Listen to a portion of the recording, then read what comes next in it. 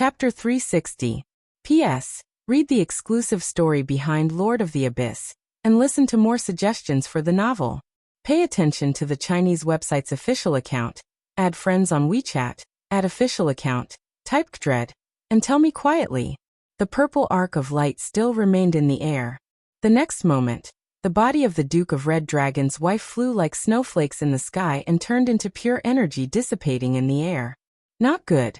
The scene in front of him made Soren frown. The fallen witch behind him also changed her expression greatly. She raised her hand and threw out a level 9 spell. Soul Trap. An invisible energy barrier shrank, and there was a faint strange whisper. This spell must be chanted with blasphemous words, because it could imprison the soul of any enemy. Unfortunately, when the fallen witch finished casting, the body of the Duke of Red Dragon's wife had turned into energy and dissipated. Only 2 or 3 pieces of equipment fell from the air with the wind. Vivian quickly reached out and caught them, and then directly fell in front of Soren. It's life hiding. The fallen witch landed on the ghost ship with a complicated expression and said in a deep voice, "I didn't expect a sorcerer to master this legendary spell.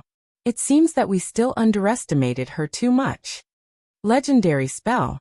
The spell that just worked on the Duke of Red Dragon's wife was a top-level spell that was comparable to Time Stop. Life-hiding legendary spell. Legendary spellcasters can isolate their own vitality to a certain part of the body, then take it down and keep it in a safe place. In this way, you can't be killed by any conventional means, and you are immune to most paralysis, near-death, and death effects. If the body is destroyed by the enemy, then a part of the preserved vitality can be resurrected through a body reconstructed by cloning. Note: life hiding can transform the body into a semi-energy state and be immune to most negative effects. Cloning level 8 spell. Create a body copy without vitality. After death, your soul will immediately be transferred to the body with the soul imprint to be resurrected. The clone body copy needs to be cultivated in the laboratory for several months. After resurrection, your level will be reduced by 1 level. There is a certain chance of failure during the cloning process, and it requires a lot of materials to cultivate. Note: cloning requires a large alchemy laboratory. Legendary wizards were the most difficult to kill. One of the reasons was the legendary spell Life Concealment. It could isolate the life force of a legendary spellcaster in a certain location, and then take it down and store it in a safe place. This was a bit like the phylactery of a lich, but as a legendary flesh spell, Life Concealment had higher requirements. This legendary spell required a huge amount of wealth to cast, as well as a certain amount of soul energy. However, its use was also very shocking. Let alone the fallen witch, even Soren didn't expect that a legend-ranked dragon warlock would be able to learn this spell. After all, the spells of a warlock were mostly based on their understanding. This spell was very difficult to master, and it required a lot of alchemy skills. Many legendary wizards might not be able to master this spell. The legendary mages were high and mighty. To a large extent, it was because of this spell that they could have an extra life, which made them much more relaxed than other legendary professions. And this was because the Arcane Empire had been destroyed. Otherwise, in the literature recorded by the wizards, the Arcanists also had an advanced version of Life Concealment. That was after the death of the body, the Arcanists could directly use the preserved part of the body to resurrect. There was no need for cloning at all. In that case, the only way to kill a legendary Arcanist was to destroy their soul. The pirate King Ashrod was killed by Soren. The Duke of Red Dragon's wife was penetrated by the crystal pulse cannon, and then dissipated into the air with the wind. The enemies who were in the middle of the battle were stunned. The Eastern pirates reacted the fastest. They almost didn't think too much and immediately turned around to escape the battlefield. The second to react was the navy of the Principality of Rossard. They clearly had the advantage on the flank, but under the command of the commander, they made a prompt decision to retreat from the battlefield. The last to react were the pirate King Ashrod's subordinates. They had been beaten so badly that they wanted to escape. Some of them even planned to escape to the raging sand island behind them. Victory! Soren glanced at the defeated enemy and reached out to stop Vivian, who was ready to chase after them. He said in a deep voice, Don't underestimate the enemy. There are still dragon disciples nearby. The power of a duchy was not that weak. If they had not caught the Duke of Red Dragon's wife off guard, they would have had to ask Gloria to open the portal to support them. There was a portal in the captain's room of the dead man's voice. It was connected to the laboratory in the outer islands. Gloria could teleport to the ghost ship at any time through the portal. This was why Soren was not afraid. There was a burst of cheers. The defeated enemy made Soren's men braver and fiercer. Many pirates raised their weapons and cheered for victory. However, the next moment, their cheers came to an abrupt end. This was because a huge wave had appeared in the distance. It was a huge wave that was as tall as a 10-story building. This huge wave was like a blue sky curtain approaching the battlefield. The huge wave that was dozens of miles long enveloped everyone within it.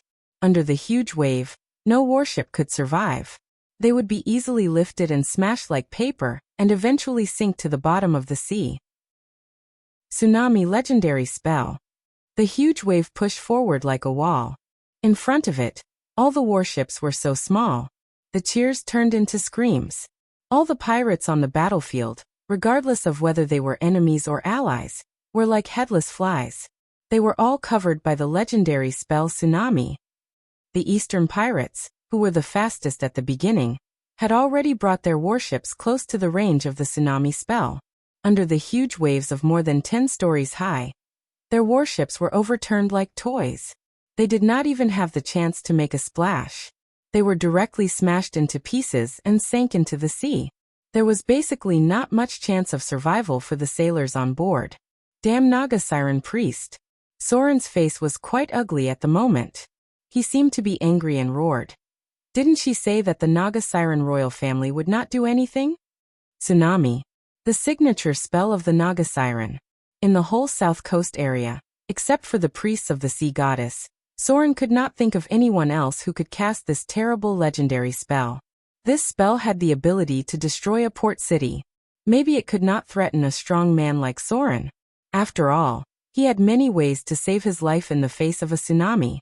But the men he brought, the fleets under his command, the defeated enemies, and the spoils of war were almost impossible to be intact under such a terrible tsunami. If the power of this tsunami broke out, even the raging sand island behind would be submerged. The huge wave of more than 10 stories high was enough to destroy everything.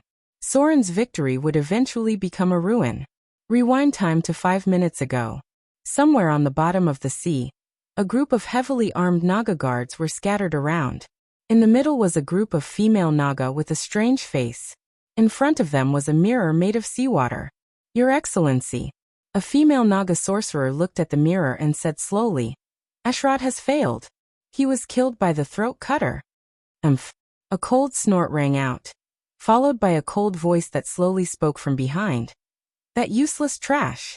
He was afraid to deal with the Swamp King, and now he is still useless against the throat cutter. Get ready to cast. Let these humans be buried in the sea. The Naga wizard next to her nodded, and then a strange chant sounded. This was the language of the sea Naga. As they chanted, a huge wave gradually rose from the sea. The height of the wave was getting more and more amazing. In the end, it almost turned into a blue sky and pushed forward. Sea Temple. In front of the Naga Siren priest was a mirror made of seawater. Her expression at the moment was quite complicated. She seemed to be hesitating and struggling. Her eyes were locked on the approaching tsunami waves in the mirror. It seemed that she was making a difficult choice. Your Excellency. A low voice came from the dark sea and said slowly, If Your Excellency is not willing to do it, it is better to let them be killed by the tsunami. Most of the elite pirates on the south coast have gathered here. If they all die in battle, even if the throat cutter survives, there will be no one to use. In this way, we can take the opportunity to gain more benefits. The Naga Siren priest shook her head gently and said, It is difficult to kill them with tsunami. At most, it can only kill the mortals present and destroy all the warships. But in that way, the forces on the south coast will become a vacuum. This may not be a good thing for us. Let the others get ready to cast. We need to pray for the incarnation of the sea goddess to come. The terrible tsunami was approaching. Many people closed their eyes in despair, and firmly grasped the hull of the ship. Under this terrible wave, they could only pray for fate because they had no way to escape within the range of tsunami. Fly! Fly! Fly! When the terrible tsunami appeared, Soren and others had already cast spells quickly. The few spell slots could not save so many people. Even if Vivian and Fallen which were present, they could only use fly to bring a few people to the sky. The terrible tsunami was getting closer and closer. The huge wave of more than 10 stories high made people feel desperate and suffocated. But when the tsunami in front of them was about to sweep them away, suddenly there was a strange sound of a conch. Then, a wave rose from the center of the battlefield, and the sea water stirred like a whirlpool.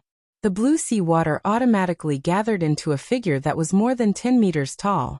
She stood in the middle of the whirlpool, holding a trident in her hand. She gently pointed at the tsunami that was sweeping toward her. Then, the huge wave in front of her gradually disappeared, as if everything that had happened just now was an illusion. The Sea Temple. There was a dull voice in the sea, and slowly said, "Your Excellency, the other sea priests have been summoned. You can cast the spell now." "Your Excellency? Your Excellency." The voice in the sea seemed to be a little anxious. A strange tentacle appeared in the dark and deep darkness. The Naga Siren priest still stood in place, but at this moment, the expression on her face was stiff, and there was a faint feeling of panic brewing. It was because in the mirror image formed by the seawater in front of her, the figure of a goddess holding a trident appeared. She stood in the middle of the whirlpool, as if she was the ruler of the sea. As she raised her hand and gently pointed forward, the shocking tsunami dissipated into nothingness. The sea goddess. The Naga Siren priest felt cold at the moment. Her heart was full of fear, because she had not yet cast the spell to pray for the incarnation of the sea goddess to come. The incarnation of the sea goddess in front of her appeared by herself. What did this mean? Just thinking about it made her tremble, and she could not help but panic. Back to a week ago, Soren was preparing for the decisive battle with the pirate King Ashrod. Because of the experience of defeating the Swamp King last time, he held a very simple sacrificial ceremony before leading the fleet to set off. This was really a very simple sacrificial ceremony. The sacrifice was to the sea goddess. Soren didn't even say a few words of prayer. In general, he was ready to give the head of the pirate King Ashrod to the sea goddess and dedicate this battle to her as a sacrifice. It was that simple. After all, Soren still needed the blessing of the sea goddess. Anyway, this battle was inevitable, so it was better to greet the sea goddess in advance. Maybe there would be additional benefits if he won. When he killed the Swamp King, Soren had the blessing of the sea goddess, so his prayer was different from ordinary believers. It was not even lighter than the prayers of the priests. If he prayed for the sacrifice, the sea goddess would definitely hear it, because the blessing and favor of the gods was equivalent to deepening the connection between the two. The sea goddess could perceive Soren's prayer, and even pay more attention to it than ordinary sea priests. As for whether the sea goddess liked his sacrifice, and whether she would listen to his prayer, no one knew. After all, the sea goddess was also known to be temperamental. The terrible tsunami gradually dissipated. The frightened pirates raised their heads and looked forward. When they saw the figure of the sea goddess standing in the whirlpool, the black heads knelt down, and some people prayed in a trembling voice. The incarnation of the gods had come to the mortal world. The sea goddess did not come in person. It was just a temporary body made of seawater. She did not care about the mortals kneeling on the deck, but turned her eyes to Soren not far away. The gaze of the gods. As if there was endless pressure, the sea goddess glanced at Soren, and then seemed to be quite satisfied and nodded gently. She raised the trident in her hand and pointed forward, and then saw the three-headed sea snake with 3 heads curled up from the bottom of the sea. It seemed to have heard something, and gradually swam to Soren, and lowered its head like a servant. The whirlpool gradually shrank. The incarnation of the sea goddess looked into the distance, and her brows seemed to be slightly frowning. Then her figure dissipated in the whirlpool, and turned back into the blue sea water. Everything just now was like an illusion. This is a good activity where a pie falls from the sky. Cool phones are waiting for you. Click on the Chinese network's public account, add friends on WeChat, add a public account, type KDRED, and participate now. Everyone has a prize. Now follow Kdred's WeChat public account. Chapter 361. P.S. Look at the exclusive story behind Lord of the Abyss. Listen to more suggestions for the novel. Pay attention to the Chinese network's public account. Add friends on WeChat. Add public account. Type Kdred. And tell me quietly. Under the dark night sky, Soren stood on the dock of Raging Sand Island and looked into the distance. This night was destined to be a happy one and a sad one. Soren certainly defeated the pirate King Ashrod and unified the pirate forces on the south coast in one fell swoop. But because of today's battle, he completely offended the Naga Siren royal family and the Principality of Rossard. The Naga Siren royal family was a little better. As long as the sea goddess did not fall, these Naga Siren royal family would at most secretly make some small moves. They would not dare to blatantly attack Soren. But the wife of the Duke of Red Dragon of the Principality of Rossard was hard to say. This woman was not only a legendary dragon disciple, but also mastered the resurrection spell Life Hiding. The difficulty of killing her was almost the same as the difficulty of challenging a saint. The Naga Siren. Soren did not know much about them in his memory. He only remembered that they were a matriarchal society and there was once a god. But this god later became an evil creature. It seemed to be something called a banshee. In Soren's original memory, the Naga Siren did trigger some legendary level quests. But there was a powerful sea goddess above them, and all their actions ended in failure. In other words, they were an existence that could not make waves, so Soren did not pay much attention to them. At the same time, just as Soren was worried about the threat of the Naga Siren royal family and the future revenge of the Principality of Rossard, the Naga Siren priest in the sea temple was not having a good time. Because when she saw the incarnation of the sea goddess appear, she realized that she had done something wrong. She had always been afraid that Soren's power would be too strong, and eventually the sea temple would not be able to control him, and it would become a situation where they could not get rid of him. But the worry in her eyes was insignificant for the gods. The sea goddess did not care whether there was a pirate king outside the temple. She only cared about whether the pirate king was useful to her. If one were to look at it from this point of view, Soren played an important role in the battle. First of all, he killed the Swamp King who worshipped the demon lord of the abyss, Dagon. This was equivalent to clearing out the enemy's pawns in the sea, and using the enemy's head to please the moody ocean goddess. After that, Soren opened up the outer islands.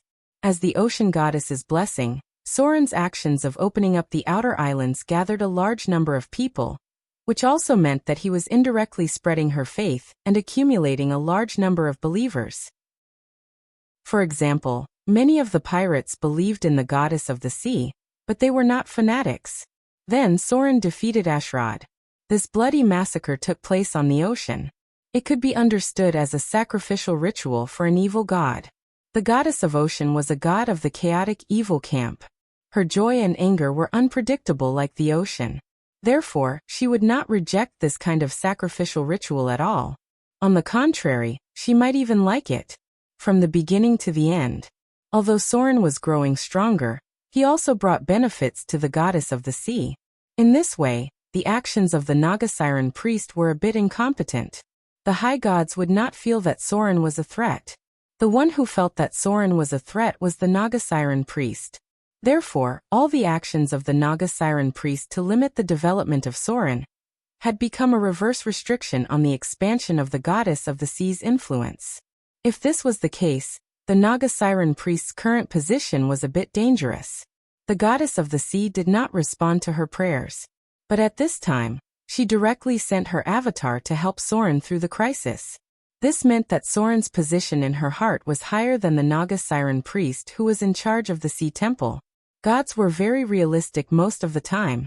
The goddess of the sea did not care how ambitious Soren was, or whether he wanted to be higher than the Naga Siren priest.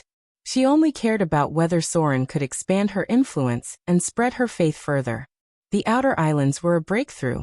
If the outer islands became a breakthrough point of faith, she would have put a nail into the territory of the storm god.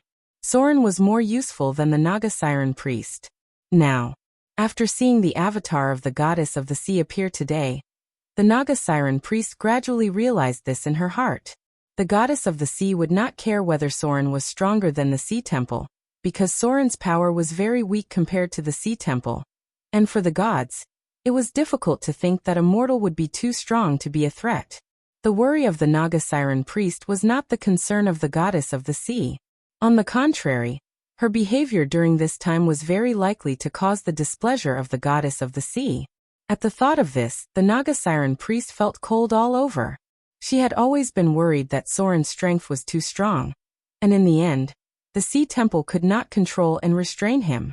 But she did not think that Soren's strength would gradually increase his status in the eyes of the goddess of the sea. He might even be on the same level as her. This was like Soren's power struggle between the half-elf first mate and the red-haired female pirate Adele. He didn't care who wanted to suppress who. What he cared about was who could do what he told them to do. So the half-elf first mate was promoted, and the red-haired female pirate who failed the mission was deprived of some of her power. Because for Soren, no matter how the two fought, they could not threaten his rule. The same was true for the goddess of the sea. A quiet night.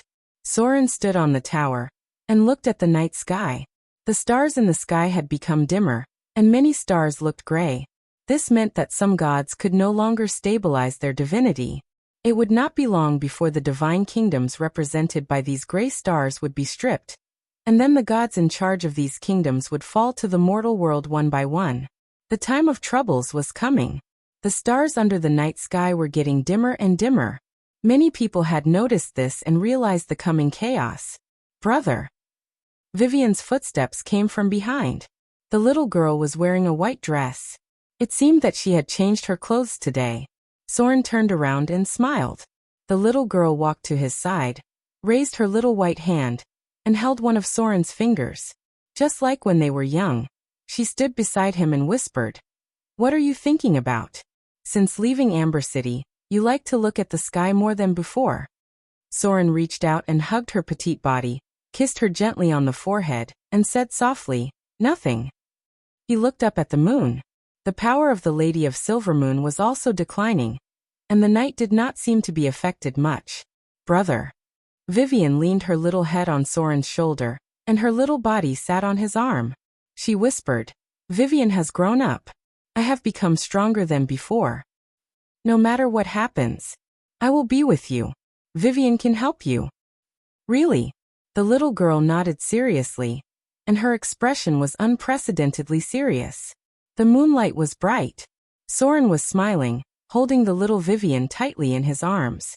He looked up at the moon and murmured in his heart, "Lady of Silvermoon, I don't know what fate will arrange. Can I avoid this battle with you?" New Moon Year 1677, September late. The Witch of Fear, Lillian, died in the hands of the Lady of Silvermoon. There were only a few sons of fear left. The time of troubles officially began, and the saints of the gods tore the earth apart. It was now New Moon Year 1676, February, the middle of the year. In about 3 months, the first batch of gods with weak divine power would fall to the mortal world as saints, and demons would frequently appear all over the world. Soren had been walking fast enough, but he still felt that time was tight. From Amber City to the outer islands, although his strength had increased by leaps and bounds, the time of troubles was getting closer and closer. When the gods with great divine power also fell to the mortal world as saints, it meant that the unprecedented time of troubles had officially begun. He used to like the moon very much. But when he knew Vivian's identity, the moonlight that represented the Lady of Silvermoon was a thorn in his heart. What a good event for a pie in the sky. Cool phones are waiting for you. Click on the Chinese network's official account, add friends on WeChat, add a public account, type KDRED, and participate now. Everyone has a prize. Follow the official account of KDRED now. Chapter 362. P.S. Read the exclusive story behind Lord of the Abyss, and listen to more suggestions for the novel. Pay attention to the Chinese website's official account, add friends on WeChat, add official account, type KDRED, and tell me secretly. The next day, the whole raging sand island was busy. Soren captured a large number of captives in this battle, and many pirates immediately surrendered when they saw that the situation was not right. In addition, the incarnation of the sea goddess appeared and eliminated the tsunami spell, so these pirates were even more in awe of Soren. However, because it was already late, Soren was worried that there would be trouble, so he could only lock them all up and block the warehouse of Raging Sand Island. Those were the materials that the pirate King Ashrod had transported.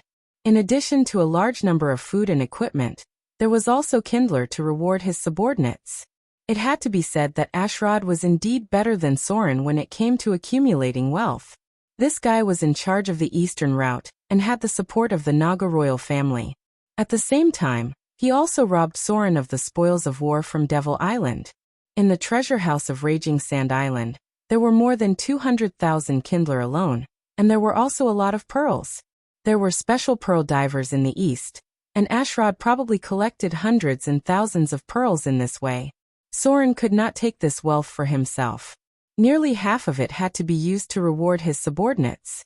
After all, his subordinates had hundreds of casualties. In a naval battle, at most half of the people on a ship could survive if it was sunk. Occupying Raging Sand Island was just the beginning. The pirate King Ashrod had died in Soren's hands, so he naturally needed to take over the other party's territory. At the same time, because of occupying the eastern route, Soren's pirate leaders also had to be transferred. Managing the eastern route was a very time-consuming and laborious task. The pirate King Ashrod had been killed, but some of his leaders had survived, so it was inevitable that there would be resistance. Therefore, after some consideration, Soren decided to let the most capable half-elf first mate manage the eastern route. This guy was ruthless and decisive. In this period, he was the fastest candidate to stabilize the situation. As for the men assigned to him, the pirates under Scarface had suffered heavy casualties, and the one-eyed man was also a ruthless character. Both of them had to stay here to guard the eastern sea route. The men Soren left behind were all very murderous. The eastern sea route had just been taken over, and only a cruel rule could make others fear it. The fighting strength of these three guys was also top-notch. As for the others, Port Tylon, Shipwreck Bay, and Motor City could not be left aside. Soren had to promote another group of elite pirates to fill the vacant positions.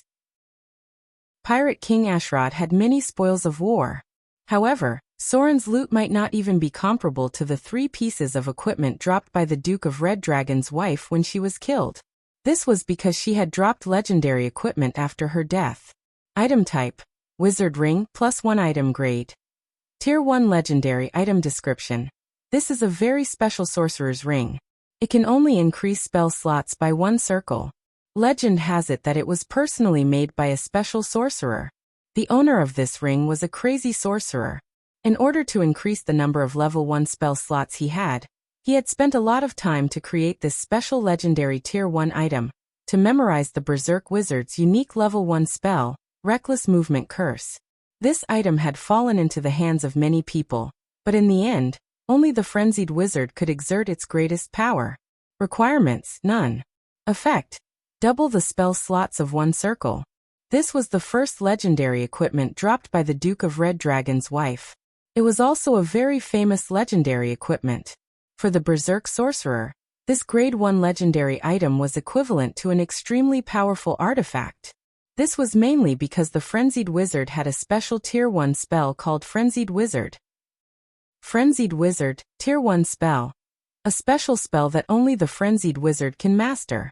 The power of chaos can cause unknown changes in magic. The Frenzied Wizard can try to use the Tier 1 spell, Frenzied Wizard, to replace any spells he can master, including the legendary spells he has mastered. However, the Frenzied Wizard must go through a difficult chaos test after casting the spell. If the chaos test is wrong, something unimaginable may happen. Note: you can use a chaos barrier to increase the success rate of the test. The Frenzied Wizard. A group of people who studied chaos magic and behaved like a lunatic. They were very few in number, and most of them died under their own spells. However, there were occasionally some terrifying Frenzied Wizards, especially after entering the realm of legends. They were a crazy existence that could single-handedly challenge a group of legendary wizards, or turn over a plane in the abyss by themselves. Chaos had already seeped into their souls, and any spells cast by the Frenzied Wizard could be mutated. They could use their unique Tier 1 spell, Frenzied Wizard, to replace any spells. As long as they successfully passed the Chaos test, they could cast as many spells as they wanted. In theory, if they were invincible, they were invincible.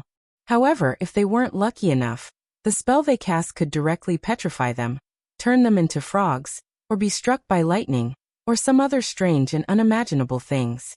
Soren had only seen a few frenzied wizards alive so far. This legendary equipment was their artifact. It could double the number of Tier 1 spells they could cast, and then use it to simulate any spells they had mastered. For now, whether it was Soren or Vivian, they could not use it to its full potential, so it did not matter who held it.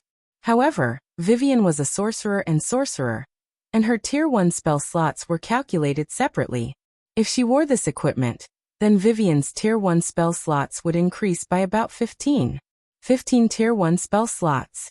Even if it was used to memorize arcane missiles, the lethality would be quite amazing. So, unsurprisingly, this equipment was given to Vivian to wear. The second equipment was a bit more amazing. It was also a ring, but it was a famous ring, because it could be said to be the closest to a divine artifact, or even better. Item type: Lich Ring +5 item grade. Tier 5 legendary item. Item description: This is a ring made by a legendary lich. It is engraved with an extremely complex magic formation. It can make the wearer immune to any poison, disease, and at the same time increase the wearer's resistance to charm spells and mind control spells. A special alchemy technique was used on this ring. It could strengthen the spellcaster's ability and increase their casting speed by 1 second when casting any spell. However, please note that this ring is shrouded in the power of the undead. There is a special curse on it that may reduce the wearer's vitality. Equipment requirements: Vitality 10 and above. Equipment special effect: Cursed item. After equipping, the wearer's vitality will be reduced by 2 points. The wearer cannot remove the ring after wearing it. Note: Undead are immune to the effects of curses. Equipment effect 1. Poison immunity. This ring has a special power that allows the wearer to be immune to any poison attack. Whether it is an alchemy poison, a natural poison, or a poison attack caused by magic, the wearer will be completely immune to the damage caused by them, as well as other negative effects such as paralysis, rigidity, and so on. Equipment effect 2. Disease immunity. This ring has a special power that allows the wearer to be immune to any disease attack.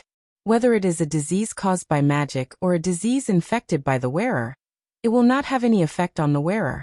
Even the most terrible plague will not be able to threaten the wearer of this ring. Any disease spells will be ineffective on the wearer. Equipment effect 3. Increase the wearer's resistance to charm spells and mind control spells by 2 points. Equipment effect 4. Increase the casting speed by 1 point.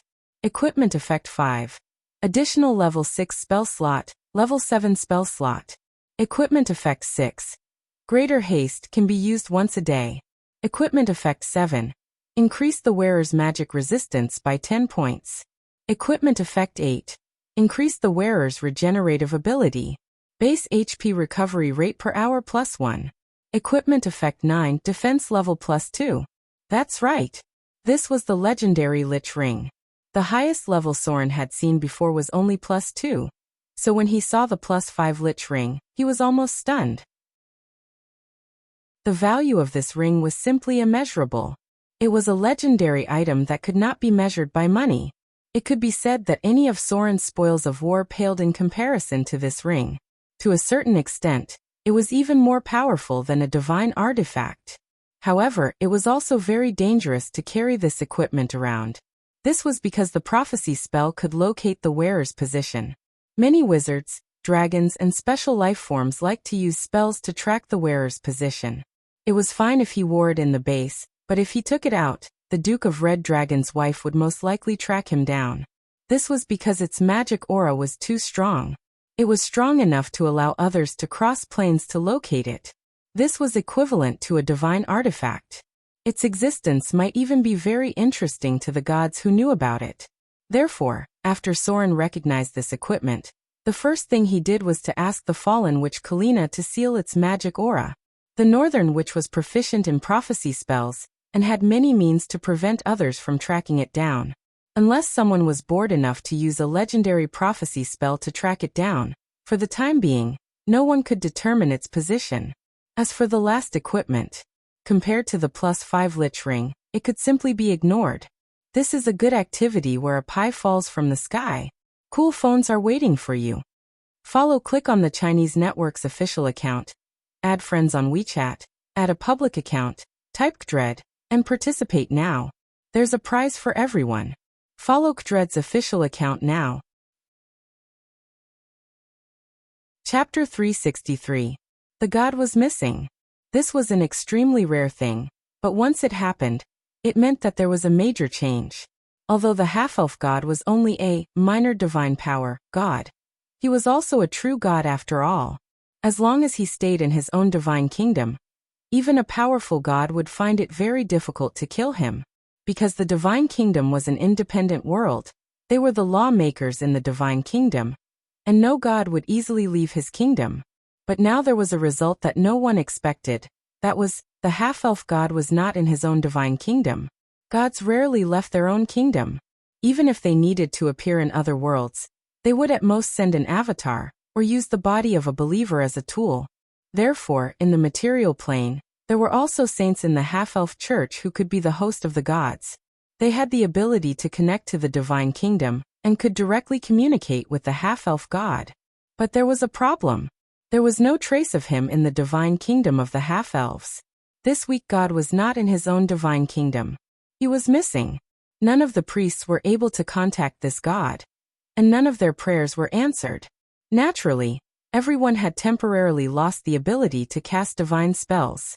This was a very serious matter.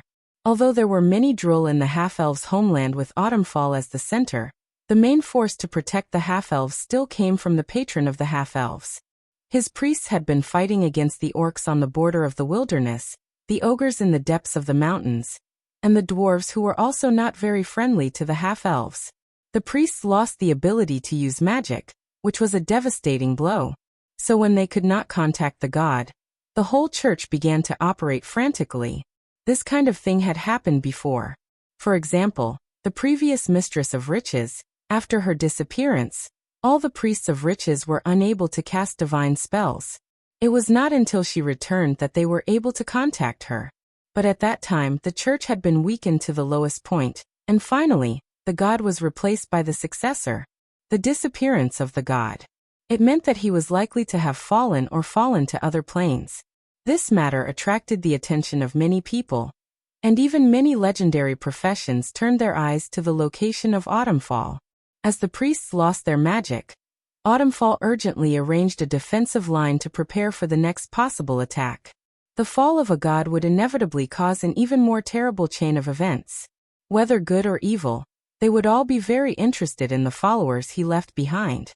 Right now, the most important thing for the half-elf church was to find traces of God's spirit. Because God's spirit's kingdom was still intact, he might not have fallen yet. Soren still had no idea what was going on in Autumnfall. In fact, he was very busy right now because swallowing the Eastern Sea route required a lot of manpower. At the same time, he also needed to supply materials to the outer islands while expanding his territory. This caused his finances to start to feel a little pressure. Pirate King Ashrod had left behind a lot of wealth, but not much of it could be converted into Kindler. Soren had close to 300 warships of various sizes under his command, and close to 5,000 pirates under his command. Their living expenses were not small at all. The Eastern Sea route was cut off, and a problem was placed in front of Soren. That was, no matter what hatred he had in the past, he must negotiate with the Eastern pirates. Otherwise, this route would be useless. His fleet could not go to the Eastern Kingdom, and the Eastern Fleet could not enter the South Coast. Dang. Dang. There was a knock on the door. Come in. Soren put down the document in his hand and said in a deep voice. Soon a middle-aged man who looked like a clerk came in. He bowed slightly and said, Your Excellency, this is the news that was recently sent. Please take a look. Soren nodded gently and said, Put it over there. Soon the middle-aged man retreated. After reading the statistics of materials and spoils, Soren reached out and picked up the stack of intelligence documents. After a little glance, he focused on the information about Whiterun and Arendelle. The south coast was a trade area, and the speed of information flow was not slow. Whiterun was still the same as before. The appearance of the red dragon had affected the trade on land, and it was now somewhat withered. Many people avoided Whiterun, so the city's business tax was reduced by more than 50%. Now that it was urgent to banish or kill the red dragon, the Parliament of Nobles also stood on the same side, hoping to attract powerful adventurers with a high reward. It would be best if it was a legendary level team, so that they could deal with the red dragon. Unfortunately, none of the adventurers who went there returned. What a joke! That was an ancient red dragon. Soren couldn't even last one round against it. Even a team of legendary professions would be useless, because its strength was comparable to that of many gods. Whiterun is done for. Soren muttered to himself, put down the document and whispered, "No one can kill the ancient red dragon at present. Before the Avatar crisis begins, that place will be its territory." But this is good. With the interruption of land trade, maritime trade will become even more important. The second was information about Arendelle. After seeing the information above, Soren couldn't help but frown and murmured, "Princess Royal is missing? She hasn't shown up for a long time? Princess Anna is now in charge of Arendelle? This is not good." Scenes of the past appeared in front of his eyes. Soren stretched out his hand and stroked the legendary curved sword, icing death, and slowly said, "Arendelle's prosperity is entirely supported by the strength of Princess Royal alone. Now that she suddenly disappeared for a long time, I'm afraid the situation of Arendelle is a little worrying. I don't know if she can handle it alone." Princess Royal's strength was unfathomable. But without the powerful Princess Royal, Arendelle's strength and wealth were not matched. She was not strong enough, but she had too much wealth. This was definitely a disaster.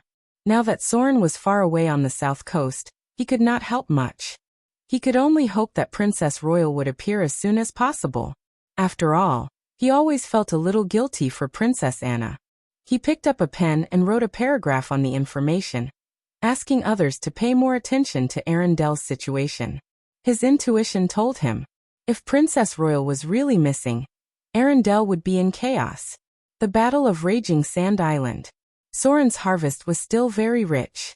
First of all, he got a lot of slaughter EXP, most of which came from himself, and a small part was provided by the mutant killer whale. Soren was also very surprised that the divine gift had such a function. Although the slaughter EXP he got was less than 10,000 points, it was an additional source. At present, he had accumulated 160,000 slaughter EXP, which was enough to upgrade the wizard profession level, but not enough to upgrade the shadow dancer level. It was a pity that he could not kill the Duke of Red Dragon's wife personally.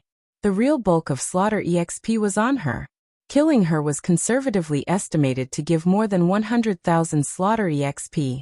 As for the Pirate King Ashrod, this guy only got less than 40,000 points. He was completely useless. No wonder he did not dare to fight the Swamp King. This guy's strength was no match for the Swamp King. The biggest gain in this battle was the legend point. After Soren defeated the Pirate King Ashrod, he got the highest legend point in history. Battle of Raging Sand Island, legendary battle. In the middle of February 1676 of the New Moon era, you had a decisive battle between the Pirate Kings on Raging Sand Island. In the battle, you killed the Pirate King Ashrod and defeated the Duke of Red Dragon's wife. Your fame has spread throughout the world's seas. Most pirates have heard of your name. At present, you have become the most powerful pirate king on the south coast. At the same time, because of the appearance of the tsunami and the incarnation of the sea goddess, people from other forces have gradually increased their attention to you. The appearance of the incarnation of the sea goddess means that your existence has attracted the attention of some gods. Therefore, some existences in the legendary realm may pay more attention to you. Legend point plus 8. 8 legend points.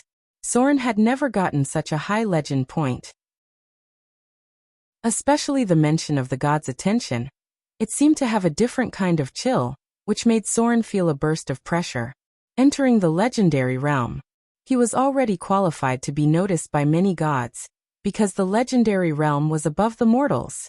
Being noticed by the gods in advance, he did not know whether it was good or bad, but he still had to go on.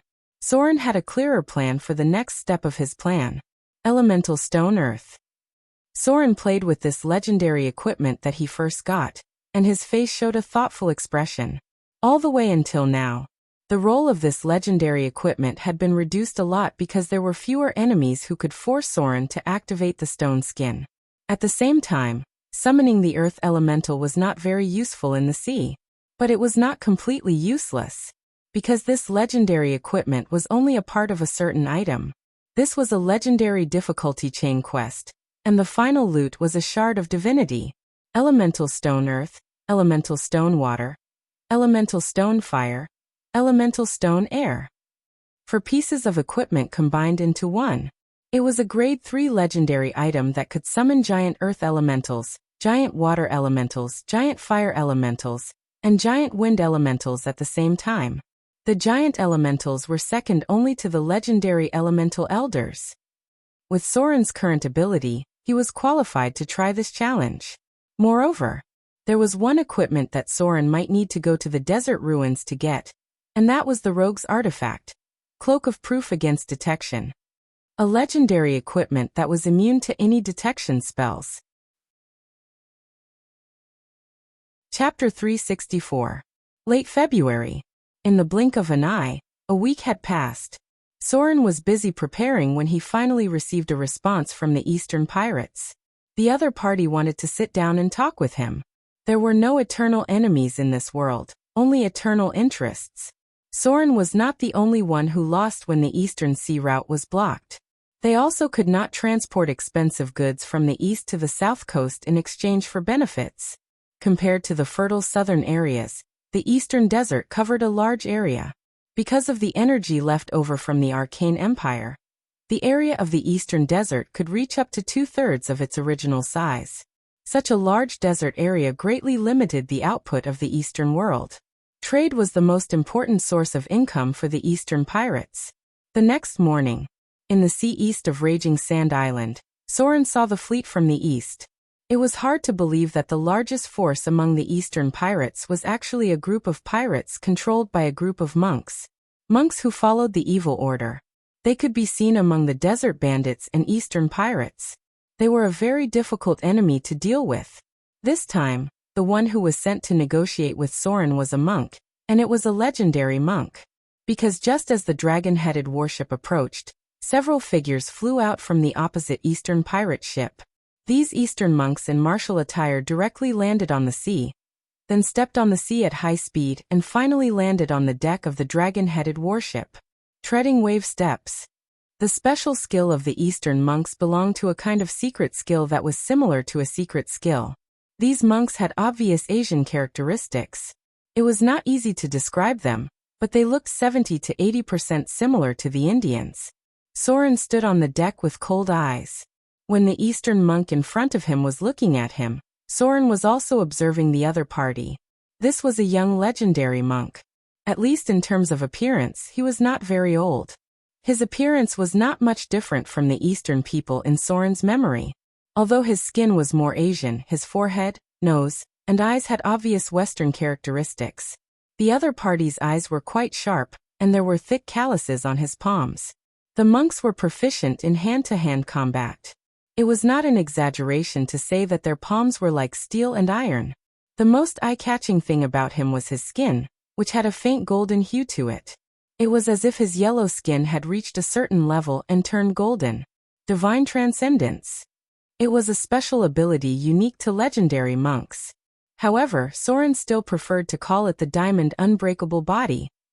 This was because once a monk reached the legendary realm, they would be immune to diseases and poisons.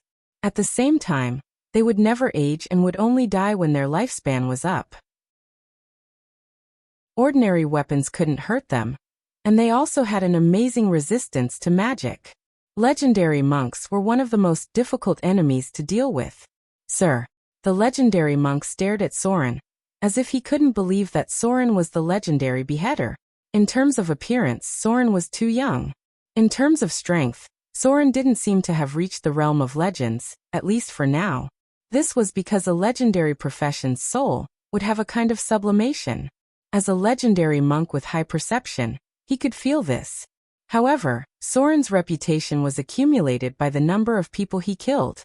Although the monk had doubts, he didn't show the slightest disrespect. Please. Soren stretched out his hand and made an inviting gesture. At the same time, he glanced at the 3 monks behind him. All of them were advanced professions. The Eastern pirates were still so strong. When he traveled to the Eastern world, he saw many legendary professions. Maybe it was because of the energy mutation during the Arcane Empire, or maybe it was because the environment was too bad. Evil creatures, evil gods, and abominations often appeared in the Eastern world. There was a monk monastery that even Soren didn't dare to break into when he was at his peak. It was built directly on top of the nest of an ancient evil creature.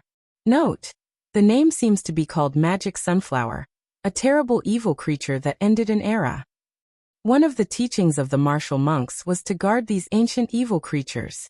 This was the same regardless of whether the monks were good, neutral, or evil. The monks of the 3 factions came from many different monasteries, but the essence of order still existed. Their mission was to prevent the chaotic and evil life forms from causing more damage. Even among the adventurers who were mainly active in the Eastern world, there were people who claimed that they had seen a legendary monk with a professional level of 40. Soren didn't believe this, because a professional level 40 monk's combat power was almost off the charts. Whether it was physical attacks or magic attacks, it was almost impossible to threaten him. Soren estimated that the most powerful monk in the Eastern world was only around professional level 30. Note: there was a legend that the massacre god's son who created Lunar Style and Sunfire Style was professional level 40. This was his limit. Raging Sand Island. Soren was in the hall talking with the legendary monk from the east. However, no matter how fierce the fight was, they still had to sit down and negotiate in the end. Because the East Coast and the South Coast were very far away, it was impossible for them to fight to the death. There seemed to be sounds of argument coming from inside. However, Vivian didn't care about these things at all. She was more interested in the 3 bald monks outside because she had met one of them before, and he had given her a small gift. Hey. The little girl was wearing a black princess dress. She tilted her head and looked at the monks outside the door and said, "I've seen people like you before, but he seems to be much stronger than you." The monks outside the door didn't say anything and just looked at the little girl with surprise. Boring. Vivian pursed her lips as she looked at them. All of a sudden, she rolled her big eyes and said in a crisp voice, "I heard that you guys have some very powerful combat skills. Do you dare to spar with my followers?" The 3 monks looked at each other, and one of them seemed to be eager to try. But when Vivian pulled out the candidate to compete with them, the monk's face immediately showed disappointment. He even looked a little bit dumbfounded. That's right. The candidate Vivian pulled out was Lulu Meow. Lulu Meow was wearing a pink dress today with a lot of sweet candies hidden in her pockets. As Vivian's little follower, she basically followed behind her all day. She was like her little tail. At this moment, Lulu Meow, who had just eaten a candy, was caught in front with a blank face and looked around doubtfully. "Don't underestimate her." Vivian snorted and curled her lips. "You might not even be able to beat her." Lulu Meow. "Fight with the bald guy in the front. If you win, I'll give you a holiday and buy you whatever you want to eat." Meow. When the feline girl heard that she could eat whatever she wanted, her eyes instantly lit up. Almost without thinking, she bent her body and turned into an afterimage as she pounced forward. Then, her sharp claws drew a cold light. Bang! Bang! In an instant, they exchanged 3 moves. Lulyamo's petite figure flew out directly, and then fell to the ground with a plop. She meowed with some grievance and looked at her dirty dress. Her eyes immediately showed a fierce light. She was angry. At the same time, the monk who had just fought with her looked at his chest with a stunned face. On his arm, chest, and abdomen there were 3 faint bloodstains. The enemy's attack was not enough to threaten his life, but the speed was so fast that it made him speechless. As a monk with strong perception, he couldn't keep up with the rhythm of the opponent's attack. In the end, although he shook off the cat girl who rushed over, He was also scratched in the chest. What kind of monster is this? The face of the high-grade monk became serious. He put his hands together and made a tiger posture. At the same time, his eyes were locked on the petite cat girl in front of him. Even the high-grade monk with the wind attack ability couldn't keep up with her attack speed. The cat girl in front of him indeed had the strength to challenge him. Vivian still had a playful expression on her face. It seemed that she was full of confidence for the next battle. It seemed that victory was in her hands. Chapter 365. Bang bang bang. What happened in front of them made the three monks feel incredible. Because among all the professions, no one could attack faster than a monk. More importantly, the monk's ultimate skill relied on continuous blows to destroy the opponent. But now the scene in front of them completely subverted their previous understanding. Because in front of them, a cat girl who looked like a little girl attacked faster than a high-grade monk. The dazzling attack was so fast that it challenged the retina's capture limit, especially the opponent's high agility and reaction ability. She could go up the 90-degree vertical wall by rubbing her hands and feet twice, and she could run directly against the wall. Even a martial monk had to master a unique lightness technique. What was this little cat girl's background? She was just another little girl's follower. So how strong was this little girl who looked very cute in a black princess dress? Bang bang bang. Lulu was once again shaken out. That's right. Although her attack speed was extremely fast, her weakness was also very obvious.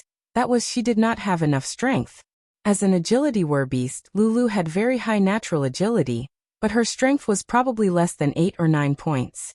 Even when she grew up, it would only be 12 or 13 points. Lack of strength naturally meant lack of lethality. It was difficult for her to fight with the high-grade monk in front of her. Even if she attacked the other party, she could only scratch the skin of the other party. With such an injury, even if she attacked dozens of times, it would be difficult to make the other party lose his fighting power. Roundhouse kick. Being forced into a corner by the little cat girl in front of him, the high-grade monk finally felt a little embarrassed.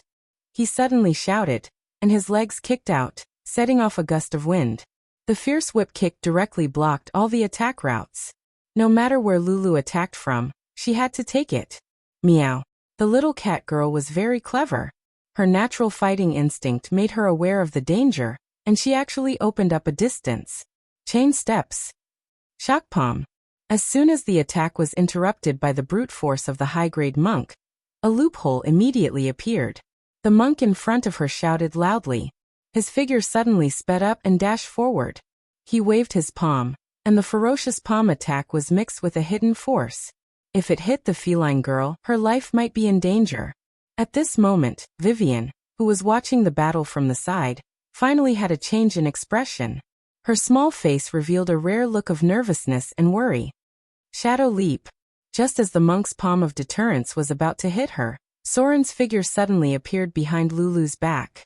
His eyes were cold as he picked up Lulu and put her behind him. With a cold snort, he swung his fist and blocked the attack in front of him head-on. Bang! Soren's figure stood motionless in the same place, only slightly stiff for a moment. The high-grade monk took 3 steps back in a row and looked at Soren in disbelief. The other party was directly immune to the hidden force of the palm of deterrence. The other party's tenacity was so high that he was not like a rogue, but more like a legendary warrior. His attack just now was like a cow sinking into the sea. The legendary pirate king in front of him definitely had a physique far beyond that of ordinary people. This was very difficult for rogues because the direction of their training was more about their skills, not their own constitution. Stop! Soren snorted coldly, looked at Vivian with a slightly reproachful look, and whispered, Nonsense! You two go back. From today on, you're not allowed to go out. I'm going to put you in confinement for 2 days. The movement outside finally alarmed the people inside. Soren just went out and saw the scene in front of him. Vivian Lawless didn't know the depth of the high-grade monk, but Soren knew that some of their unique fighting skills were quite dangerous. That was why he had just appeared to take the attack. If he hadn't appeared to take the attack, Lulu would have been seriously injured and unconscious. A 7 or 8-year-old cat girl, no matter how talented she was, without the support of a profession, It was impossible for her to be the opponent of a high-grade monk. Clap, clap, clap. There was a burst of applause. The legendary monk's figure also came out. His expression seemed a little dignified, and he suddenly said, "Your Excellency really deserves to be called the legendary beheader. Your strength is really impressive." That move just now. As a legendary profession, he could see a lot of things. First of all, Soren's tenacity was extremely high, almost comparable to a legendary warrior, and he was directly immune to the hidden force of the palm of deterrence. Then there was Sauron's strength. He could take a normal punch head-on, and force his subordinates back. His strength was not inferior to a purebred warrior. "You flatter me." Soren turned around and stared at Vivian. The little girl seemed a little scared. She grabbed Lulu and whispered, "I just want to use them to train Lulu. Besides, she still has a unique skill that she hasn't used yet." Soren frowned and said in a deep voice, "Go back to your room. I'll deal with you later." At this time, the legendary monk in front of him suddenly seemed to have made a decision and said, "Your Excellency, since we are arguing about the distribution of the Eastern Sea route, how about this? I'll compare notes with you. If you win, everything will be according to your requirements. If I win, then we will have the right to free trade on the south coast." Compare notes? Soren was stunned for a moment. Then he looked at the monk and said in a deep voice, "Okay." Sure enough, he didn't come with good intentions. This guy probably wanted to test his strength. In this case, he couldn't back down. "Please." There was a hint of belligerence in the eyes of the legendary monk. He raised his hand and made a gesture of invitation. Then his palms glowed with a faint golden color. Combat energy strike. After the monk's profession level reached level 10, the palms would be made into +1 rare weapons. When the profession level reached level 13, the palms would be regarded as +2 rare weapons. After every 3 profession levels, the monk's unarmed attack ability would be strengthened. The legendary monk's hands were equivalent to +4 rare weapons, and could reach up to +5. Some Eastern secret methods could train their hands into a metal-like structure. At that time, the monk's palms would be as strong as diamond. Combat energy strike was what adventurers called it. The original name of this ability was Kill Strike, a deadly attack ability. Shang. The legendary curved sword Icing Death appeared in Soren's palm. This level of competition didn't allow for any carelessness. Sometimes it couldn't even be done. Traceless steps. Facing the legendary pirate King Soren, the legendary monk didn't have the slightest carelessness. He started with a fierce attack and wanted to use the monk's wind attack to suppress the opponent. Penetrating shock palm. The legendary monk, who was proficient in unarmed attacks, approached at high speed and raised his hand to slap Soren's chest. Clang. The slightly golden palm hit the curved sword, and a force passed through the blade to Soren's body. He couldn't help but tremble as if he had been punched in the chest. This was a combat skill to deal with a warrior wearing full plate armor, but the monk actually used it to deal with a rogue. He was really careful. Sword form spinning strike. The curved sword in Soren's hand drew a cold light and directly slashed toward the monk's waist. The legendary monk avoided the attack with an iron bridge, and at the same time, his legs swept toward Soren's crotch. Sweeping kick. Chain strike. Whirlwind kick. The legendary monk was proficient in continuous attacks, and the speed of the wind attack was simply dazzling. Sword form beheading. In the face of the enemy's ferocious continuous attacks, Soren didn't panic at all. He was very clear about the monk's fighting style, which was to never show weakness. Once he retreated, he would be beaten until he couldn't fight back. He suddenly burst out and swung his sword toward the monk's head. As long as the monk kicked Soren's body, he would be exposed to the light of his sword. Moving step. Cloud ladder. In the face of Soren's counterattack, the legendary monk's expression became more and more serious. Although the enemy didn't use many abilities from beginning to end, it was these simplest moves that reflected the opponent's true strength. Incomparably powerful attributes, extremely high conditioned reflexes, astonishing dodging techniques, and an almost inhuman immunity. The penetrating shock palm, which could directly stun a warrior wearing plate armor, hit the monk's body like sinking into the sea. The figure of the legendary monk rose from the ground, and rose to a height of 20 meters as if he was enchanted. His expression was quite serious, and he fell from the sky like a cannonball. At the same time, his palms slammed together, and a scorching breath emerged. Sunflame form. A group of flames visible to the naked eye exploded, and the scorching heat waves raged out. When the legendary monk waved his hand, a strong force also broke out, and directly shook Soren's figure upside down. Cough. Soren retreated 7 or 8 meters in a row, and suddenly rolled to stabilize his body. At the same time he reached out and wiped the blood from the corner of his mouth and murmured, "I didn't expect to see this move again after so many years." Sunflame form. In the past many people jokingly called it Nine Suns' divine art, which showed how powerful it was. Sunflame form, lunar shadow form, traceless steps. The 3 ultimate moves of the legendary monk, who didn't know how many people died because of these moves. Evade sight. Shadow leap. Soren's eyes became cold, and his figure escaped into the shadows as if he had completely disappeared. He was serious, because it was difficult for him to defeat a legendary monk in a head-on battle. P.S. Today's first update, there is one more update. Chapter 366. Whirlwind Kick. In the face of Soren's disappearance, the legendary monk's reaction was extremely fast. He stomped his foot and inserted it into the soil. Then a whirlwind kicked up a large area of soil, and then his legs kicked up a gust of wind. The wind blew the soil away in all directions, covering a range of more than 10 meters in front of him. As expected of a legendary profession with rich combat experience. If Soren stayed in the same place after entering the shadow, the raised dust would expose his trace. However, Soren was not an ordinary rogue. He could be said to have used all his strength against the legendary monk. After his figure entered the shadow, he instantly launched Shadow Jump and left his original position. The legendary monk retracted his leg and bounced back, not daring to stay in the same place. The raised dust did not find any trace of Soren. This legendary rogue had already lurked near him. Unless the other party moved first, even he could not determine the specific location of the enemy. The legendary monk put on a defensive posture. At the same time, he moved around a circle at high speed to avoid Soren finding his weakness. In fact, without the buff spell in advance, Soren's situation was slightly disadvantageous. Fortunately, the monks were all professions with high perception. In terms of attributes, Soren was likely to have a high advantage.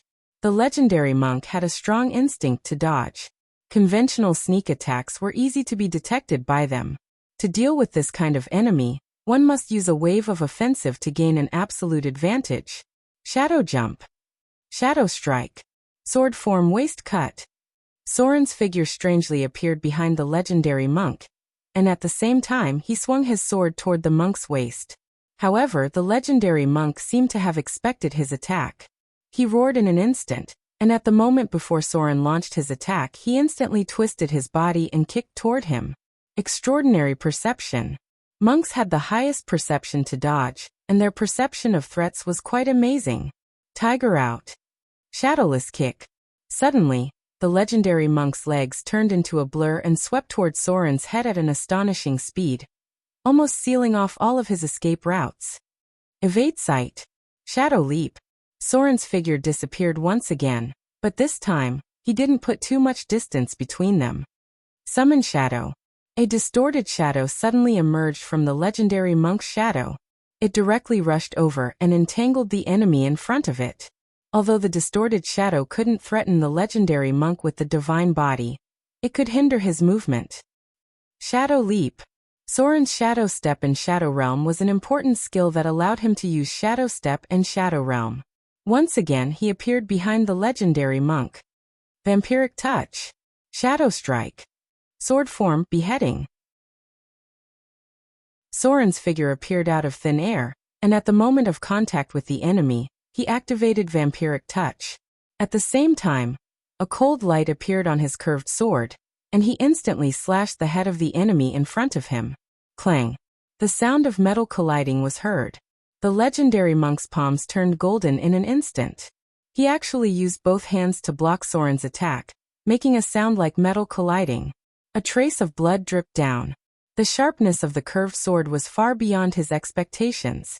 With a click, half of the palm fell to the ground. "Your Excellency is indeed extraordinary." The legendary monk immediately made a decision and jumped back. In an instant he was more than 10 meters away.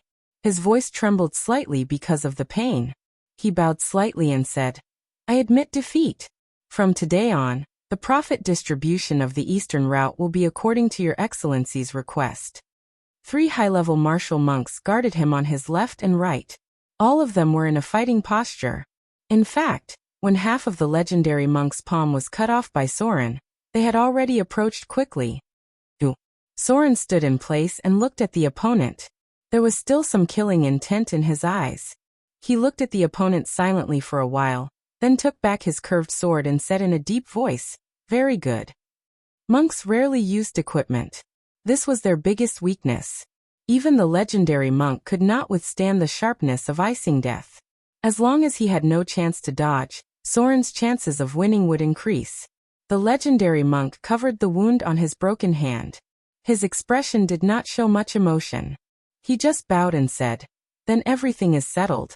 I will convey Your Excellency's request to the monastery. Goodbye." After that, the legendary monk did not look at the half of the palm cut off on the ground. He turned and left with the others. It was not until he walked out of the courtyard that he breathed a sigh of relief. At this distance, there were not many people who could stop him. It was not until this moment that he realized that his back was oozing cold sweat. If he had not immediately admitted defeat and retreated, he would have been cut down by Soren because the opponent obviously still had a trump card. The legendary rogue's shadow-crossing ability was more than that. He did not even force the opponent to use his legendary ability. In fact, Soren had not yet mastered the fighting skills of a legendary rogue. He had already used up Shadow Jump, and Shadow Summoning, but the legendary monk did not know that at this moment. He thought that Soren still had some strength left. Such an enemy was really terrible. The legendary monk secretly made up his mind. When he went back, he would tell the monastery about his danger, and try not to conflict with the rising pirate king. "Brother." Vivian, who had been standing next to him, came over with a murderous look in her beautiful big eyes. She said in a crisp voice, "Why didn't you kill him just now? He injured you just now." Soren stared at her and said in a deep voice, "Nonsense. Do you know how strong the monastery behind him is? It's an organization that has guarded the ancient evil for thousands of years. Even the Church of the Gods has no advantage against them. The mission of the monks was to guard the evil. As professionals in the lawful camp, they had a lot of strict doctrines. This group of people may not be kind, but they had always been maintaining the order of the world. Soren had no intention of going to war with them at all. There were also rogues in the Eastern world. Once a full-scale war started, Soren might not be able to win against those monks and rogues. Go back." Soren glanced at Lulu, who had a small mouth next to him, and said in a deep voice, "Don't mess around like this in the future. Lulu is still a child, and you let her fight with a high-grade monk. What if something happens? Tomorrow, Darkblade will teach her fighting skills. You go back to the outer islands this afternoon. Gloria is setting up a portal to the shadow plane. Go back and help her set up a teleportation barrier." When the little girl heard this, she suddenly felt a little wronged and pulled Lulu away. He clearly won the fight, okay? This stupid Lulu didn't know to use a big move at the beginning. Otherwise, the high-grade monk might not have had a chance to attack. Note: Drist's part-time job was Marikai, forest goddess Ronin. This was also an advanced profession from the Eastern world. Most of them were advanced by rangers or rogues. Chapter 367. In the blink of an eye, it was already March.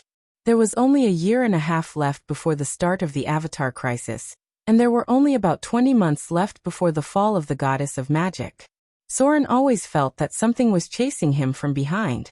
Even though he had walked fast enough, he still felt that there was not enough time.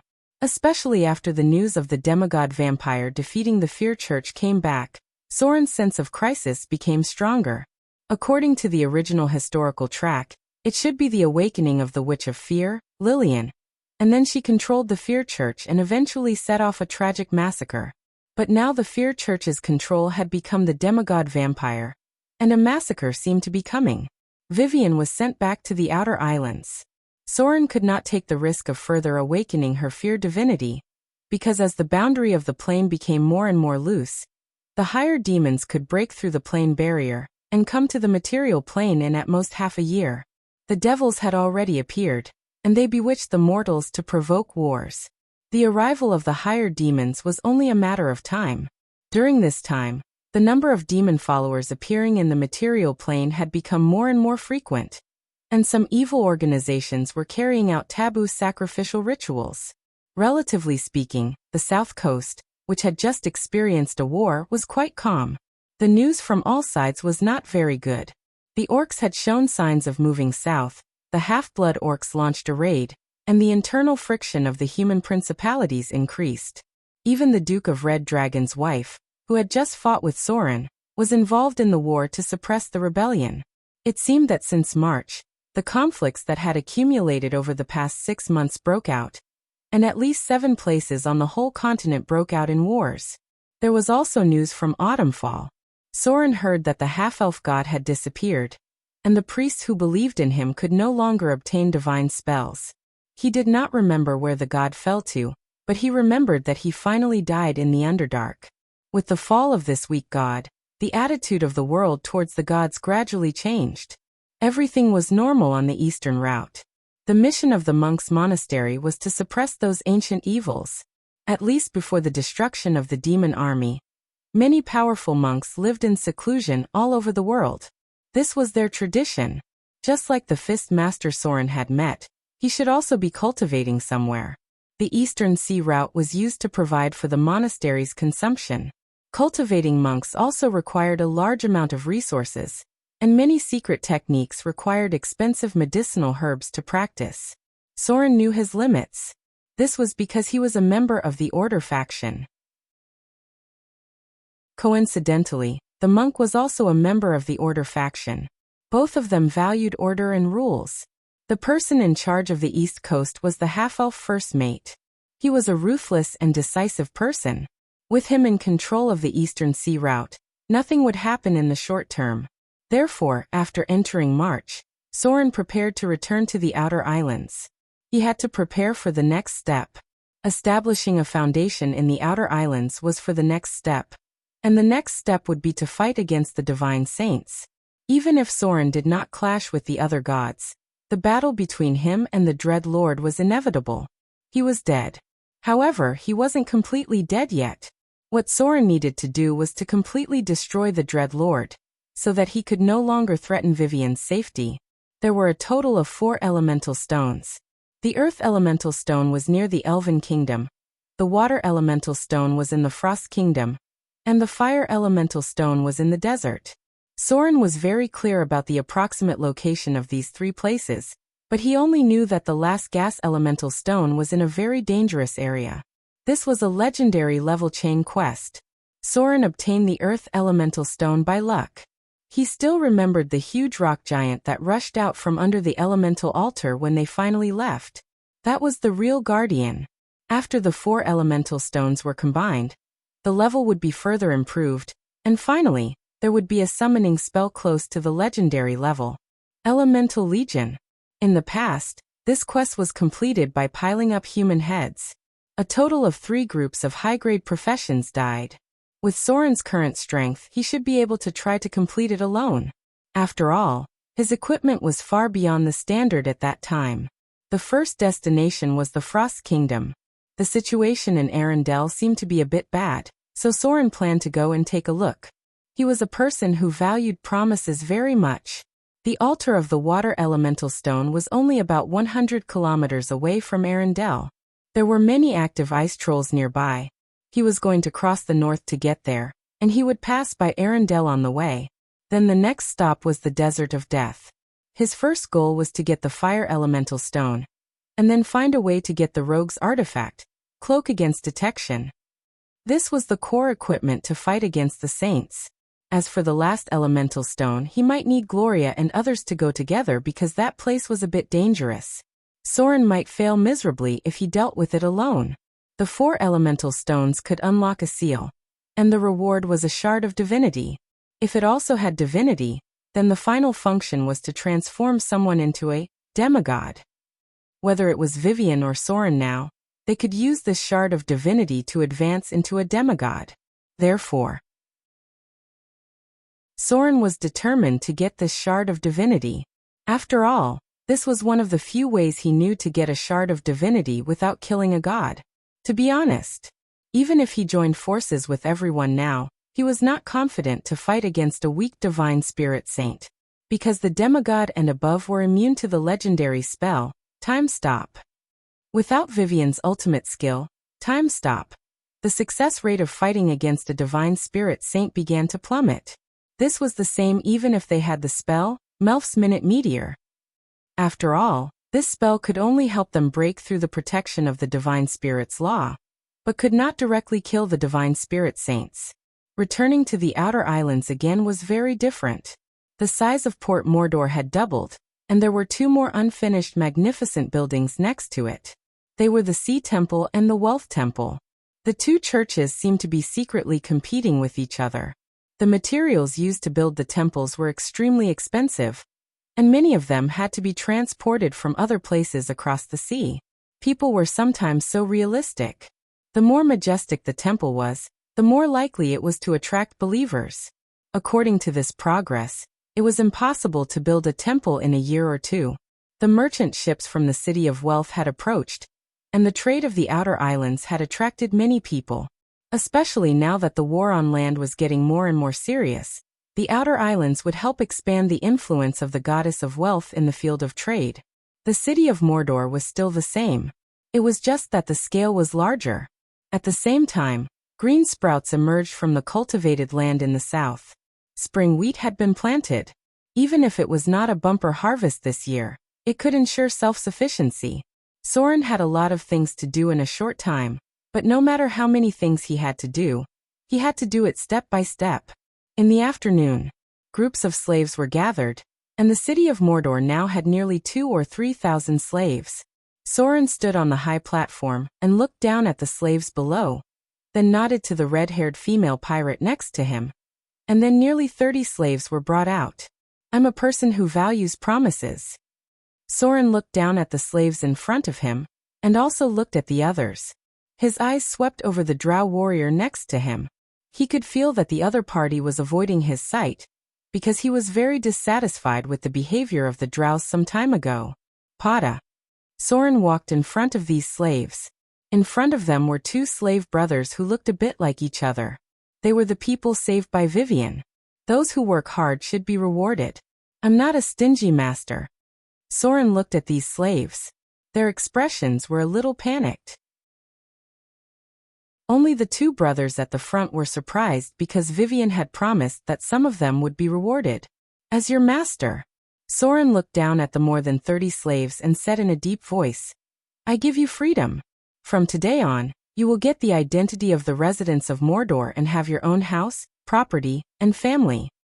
Come on. Untie their shackles. There was a cry of surprise. The slaves present could not help but raise their heads with an incredulous expression on their faces. They were free? How was this possible? But the next scene made them realize that this was not a joke, because the city guards next to them untied the shackles of more than 30 slaves, and then threw a piece of rough linen clothes to them. Except for the 2 brothers standing in front. The other slaves were still surprised because they did not expect Soren to give them freedom. These people who were given freedom were all docile slaves. Most of them were from the mainland, and only 3 of them were indigenous slaves. The so-called freedom naturally did not mean that they could come and go. They were just given the identity of the residents of Mordor, and then had the right to house, property, and form a family. These people still had to work for Soren. It was just that they did not have to squeeze in stinky cages, and they did not have to be whipped by the guards.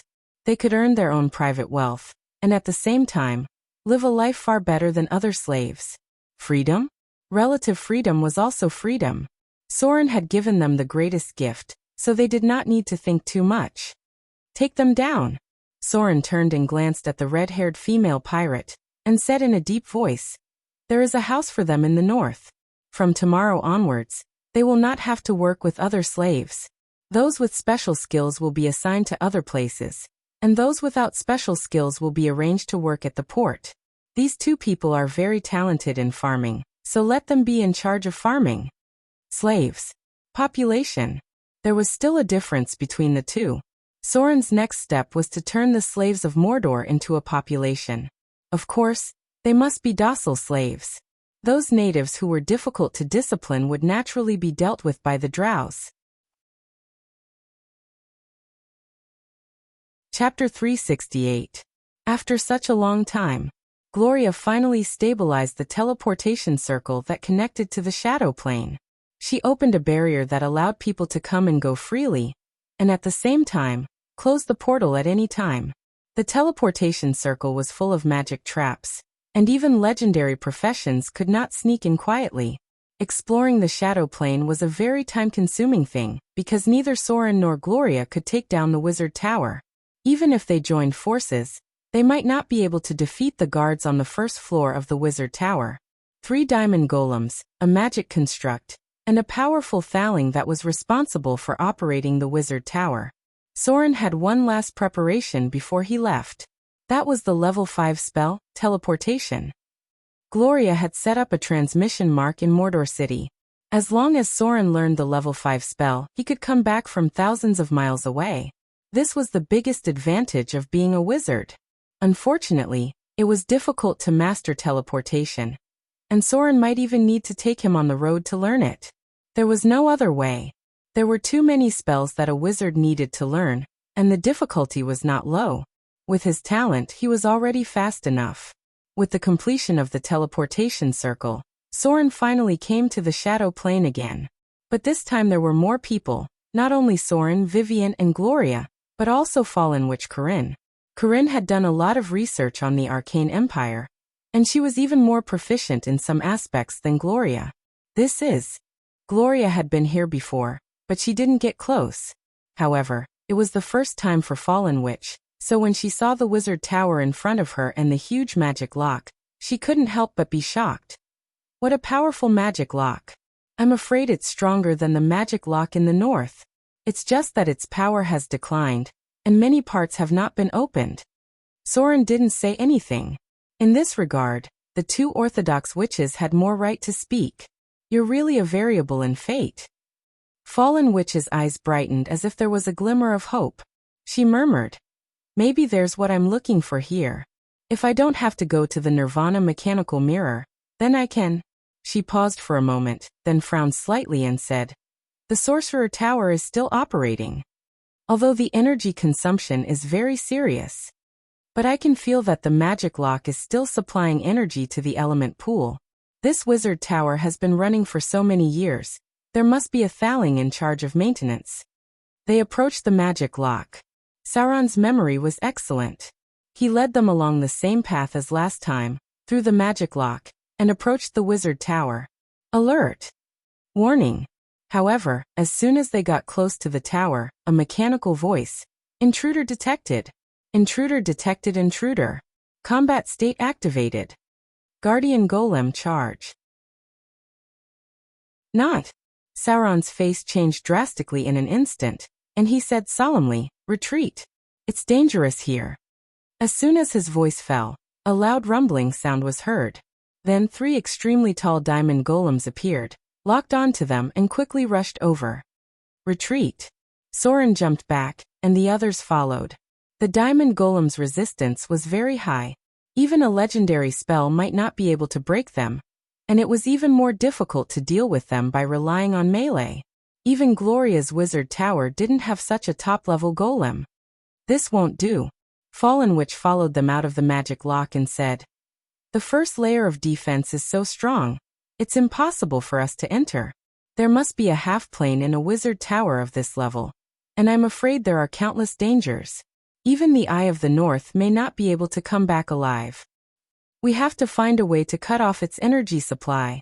Speaking of which, Gloria and her mother couldn't help but look at the location of the magic lock. The magic lock was not only a large-scale defense facility, but also a part of the energy supply. The total energy consumption of a wizard tower was very large. If converted into electricity, it would require at least a nuclear power plant to maintain the supply. Therefore, as a defense facility, the magic lock also bore a part of the energy consumption of the wizard tower. As long as the wizard tower in front of them was still operating, even a legendary team may not be able to enter alive. Is there a way to cut off its energy supply? Gloria gently lifted her long hair and turned to look at her mother. She was obsessed with the knowledge of the arcane empire, and she should be the most familiar with it among the people present. Fallen Witch slightly frowned, looked at the huge magic lock in front of them, and slowly said, "It's very difficult. But we can try, but we have to break this ancient magic lock. This may take a long time. As long as there is no wizard controlling it, the wizard tower will only operate according to the original set program. Thaling shouldn't have the authority to take over the magic lock. So we have a 50% chance of breaking this magic lock." This time, the exploration was fruitless. The diamond golem and Thaling were a solid line of defense. Soren could barely deal with one diamond golem, but if 3 diamond golems attacked at the same time, even a legendary warrior wouldn't be able to withstand a round of attacks. If they wanted to explore this wizard tower, they had to cut off its energy supply. Therefore, they had to cut off its energy supply. The adept tower that maintained its operation was too terrifying. If they rashly went in, there was only a slim chance of survival. As long as the energy supply was cut off, the guardian golems would not be able to operate. The defense system in the wizard tower would be automatically removed. It would only rely on the energy stored in the elemental pool to maintain a small part of the defense program. The technology of the Arcane Empire had a high demand for energy. This was similar to modern technology. Without electricity and fuel, many things would become decorations. At that time, the difficulty of exploration would plummet. Soren didn't have any impulsive thoughts of taking risks in this kind of legendary challenge, because his bloody experience in the past told him that anything related to the Arcane Empire couldn't be taken lightly. So everything had to be planned in the long run. Gloria and others were responsible for unlocking the magic lock and cutting off the energy attack of the wizard tower, while Soren was ready to set off to find the other 3 elemental stones. If he could collect them, not only could he get a piece of shard of divinity, but he could also summon an elemental legion to replace the warriors as expendable cannon fodder when exploring the wizard tower. Therefore, in the middle of March, Soren embarked on the road to the north. This time, he wanted to cross the north, fly over the rolling mountains and enter the Frost Kingdom. He had memorized the teleportation coordinates. As long as he mastered the 5th circle's teleportation spell, he could return to the outer islands at any time. This was the convenience of being a wizard.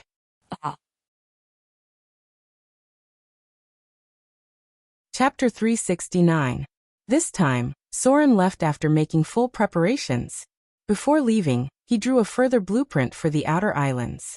According to his original layout, the population of Mordor City was about 50,000 people, which was already a large city in the current era. The port was still operated by the Church of Wealth and the Sea Church. Soren paid more attention to the land, and his future focus was also on the land. When his strength had accumulated to a certain extent, he might directly go to Treasure Island, where the wealth was enough to easily replace the overseas trade. After all, no matter how profitable the trade was, it was not as profitable as mining gold. In the future, it would be quite difficult to change from a pirate to a higher class without the support of a gold mine.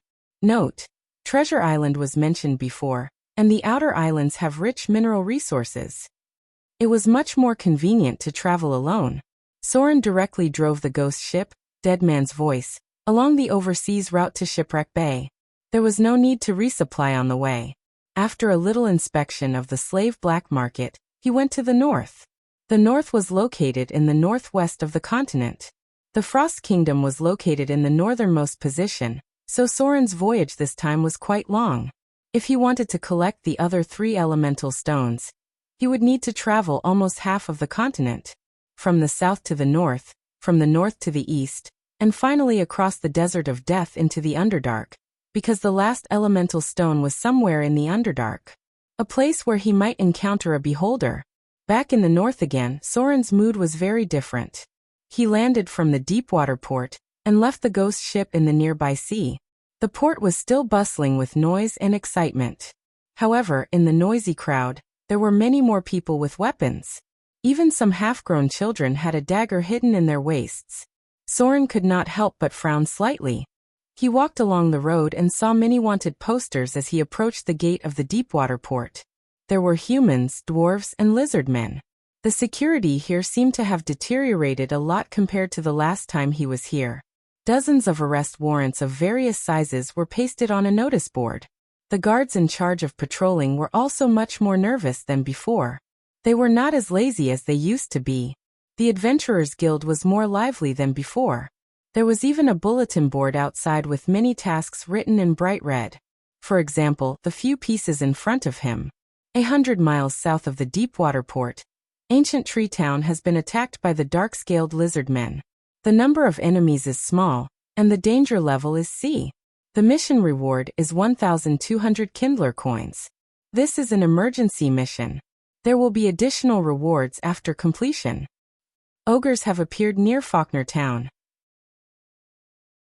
Recently, people have been disappearing one after another. The mayor wants to ask someone to investigate this matter and determine the number and traces of the ogres. The reward is 300 Kindler coins, and there will be additional rewards for assisting the town guards in killing the ogres. Yesterday, the Deepwater port found a strange fog in the nearby waters. Some merchant sailors said that they had seen traces of the ghost ship. This is a special mission. Anyone with clues will be rewarded. Mission difficulty, B rank. Perhaps it was because the timeline was getting closer and closer to the time of turmoil. The Adventurers Guild had issued more quests than before. However, what made Soren feel a little bit dumbfounded was that there were more than a dozen bulletin boards outside, and the difficulty of the missions ranged from F to C. The only B-rank mission was to investigate the strange fog that appeared in the Deepwater port yesterday. Needless to say, it must be because of Soren's arrival. Before he got close, he activated the fog summoning ability of the dead man's voice, but he didn't expect that the nearby sailors still saw a trace of it. That was why today's B-rank mission was a special investigation mission. It was really surprising to think about it. Soren also received missions from the Adventurers Guild in the past, but he didn't expect that one day, he would also receive a difficult investigation mission. There was a team gathering outside the city gate. Before Soren walked out of the town, he saw the militia training. Most of them were adult men, and there were many 15 or 16-year-old children. In previous years, the militia training would not be conducted in March, which was the busy period of farming. The training would be conducted during the slack period after the wheat harvest. Therefore, as long as someone took a look at the situation, they could guess that there was a problem with the security nearby. Something big must have happened nearby for the militia to be urgently trained. Otherwise, how could there be such a time to plant spring wheat? Soren did not stay here. In fact, he had already been mentally prepared for the arrival of chaos. A catastrophe was far more than what he saw in front of him. When the real chaos came, it would be the real outbreak of the disaster. If there were no accidents, Soren should arrive in the Frost Kingdom tomorrow, but just after he left the Deepwater port, a little accident happened. He saw a pile of corpses. Strictly speaking, it was a pile of corpses that had been dead for a while, and the corpses had basically begun to rot. The reason why Soren was alarmed was the stench that came from here. Corpses were not rare in this era. If it were just corpses, Soren would not care at all. However, these corpses had a distinct feature that made Soren stop. Their eyeballs were all dug out. Strictly speaking, their eyeballs were taken out. Bloody eye sockets, the eyeballs of all the corpses had been taken out. There were signs of battle on their bodies. Judging from the signs of struggle in some places, some of them had their eyeballs dug out while they were still alive, and then their throats were slit by the enemy. It was a very familiar killing method. Soren glanced at these corpses and could not help but murmur, "The Unseen? Has this group of people appeared?" The Unseen. A Cthulhu church that was not very powerful, but not weak either. They believed in Cthulhu without eyeballs. These people liked to dig out the eyeballs of their enemies after defeating them, or sacrifice to the Cthulhu they believed in with a massacre. Finally, they would dig out the eyeballs of the people they killed as a sacrifice. The reason why Soren knew them was very simple. He had received a mission to investigate another Cthulhu church. That Cthulhu church was called the Blind. There were certain similarities between the two fallen evil organizations. Soren had encountered the followers of the unseen when he was investigating the Blind. Evil people. When Soren looked at these corpses, he pondered for a moment and was about to leave. Suddenly, a spell that made him extremely uncomfortable appeared, and then the paladin's signature spell, Detect Evil, fell on him. It was as if a mine was triggered. Soren's body exploded with an extremely rich blood-red light in an instant. As the most powerful pirate king on the south coast, Soren's hands were now covered in blood. Although he brought order to the south coast and made the lives of ordinary merchants much more stable, but it was undeniable that he controlled the black market trade, the slave trade, and squeezed other merchants for protection money. Therefore, no matter from which point of view, the evil aura on Soren's body was very strong. In this world, there was only one kind of person who would cast Detect Evil on others without even asking. That was the paladin. Soren's body showed a trace of murderous intent. If there was anything in this world that he hated the most, it was undoubtedly the paladin who cast Detect Evil on others. So at this moment, he had the urge to kill. But what he didn't expect was that the paladin in front of him was the first one to shout die. It was a young and handsome man. He looked like a noble because he was wearing a gorgeous full body armor. After he cast Detect Evil on Soren, he had a righteous expression on his face and directly slashed at him with his sword. At first glance, this paladin didn't have much combat experience. The distance between the two hadn't closed, but he had already begun to accelerate. Soren could even see the trajectory of his attack with his eyes closed. This was a rookie who lacked experience. He estimated that his profession level was around grade 3, and if he wasn't wrong, it should be around grade 12. From the color of the magic aura, Soren didn't belong to the kind of people who committed heinous crimes. Therefore, after seeing such a rich blood-red light, the paladin didn't hesitate to attack. In his opinion, Soren belonged to the kind of sinner who should be judged directly. Don't be impulsive. Come back. You're crazy. Don't throw Detect Evil. A female voice came from behind the young paladin, and there were 2 or 3 other mixed voices. It seemed that this was a team of adventurers. The paladin seemed to have taken over the role of a warrior. They looked like a team of adventurers who had accepted a certain mission. And the paladin in front, after seeing the pile of corpses and Soren standing next to them, his first reaction was not to ask, but to throw out Detect Evil. What the F***ck? With a clang, Soren instantly pulled out his curved sword, Icing Death, and then rushed forward at high speed like a monk. After swinging his sword to block the paladin's attack, he slashed at his head. No. There was a cry of alarm. 3 figures rushed out from the side of the woods. One of the female voices sounded familiar to Soren. There were quite few people who could make him feel familiar. So after a moment of hesitation, he twisted his sword and replaced the blade with the back of the sword. Clang. Thump. The young paladin was knocked unconscious and fell to the ground like an onion. Soren turned to look at the 4 adventurers who were approaching. He glanced at them and immediately found a familiar figure. Annalyn, the young priestess who had helped them in Amber City. P.S. That's all for today. Chapter 370. Swoosh. A sharp arrow flew out from the front. Soren's ears moved slightly, and he frowned. In an instant, his hand moved as fast as lightning, and in front of the other party's incredulous expression, he directly caught the arrow with his bare hands. Catching an arrow with his bare hands. There was dead silence all around, and the thief who had just shot an arrow could not help but open his mouth wide. He had just seen the paladin being stunned by Soren, and without thinking much, he shot an arrow to avoid the enemy, but he did not expect that the other party could catch the arrow with his bare hands. It was almost instantaneous. The adventurer team in front of him realized that all of them together might not be a match for this man. Soren looked at the group in front of him. A paladin, a priest, a rogue, and a ranger. The last person was wearing a robe, so it was hard to tell, but the probability of him being a spellcaster was very high. He was either a wizard or a warlock. This was a standard adventurer team. The paladin and the ranger replaced the warrior and barbarian. The rogue looked like a veteran, and his reaction was the fastest among all of them. This kind of adventurer team configuration was enough to deal with most situations. The expression on the young priest's face changed very quickly. At first it was worry and surprise, then doubt and contemplation. And then there was a look of shock on her face, because she recognized Soren in front of her. Half a year. Soren's appearance did not change much. What really changed was his aura. From a lowly thief in Amber City to the most powerful pirate king on the south coast. The changes that happened to him made his aura completely different.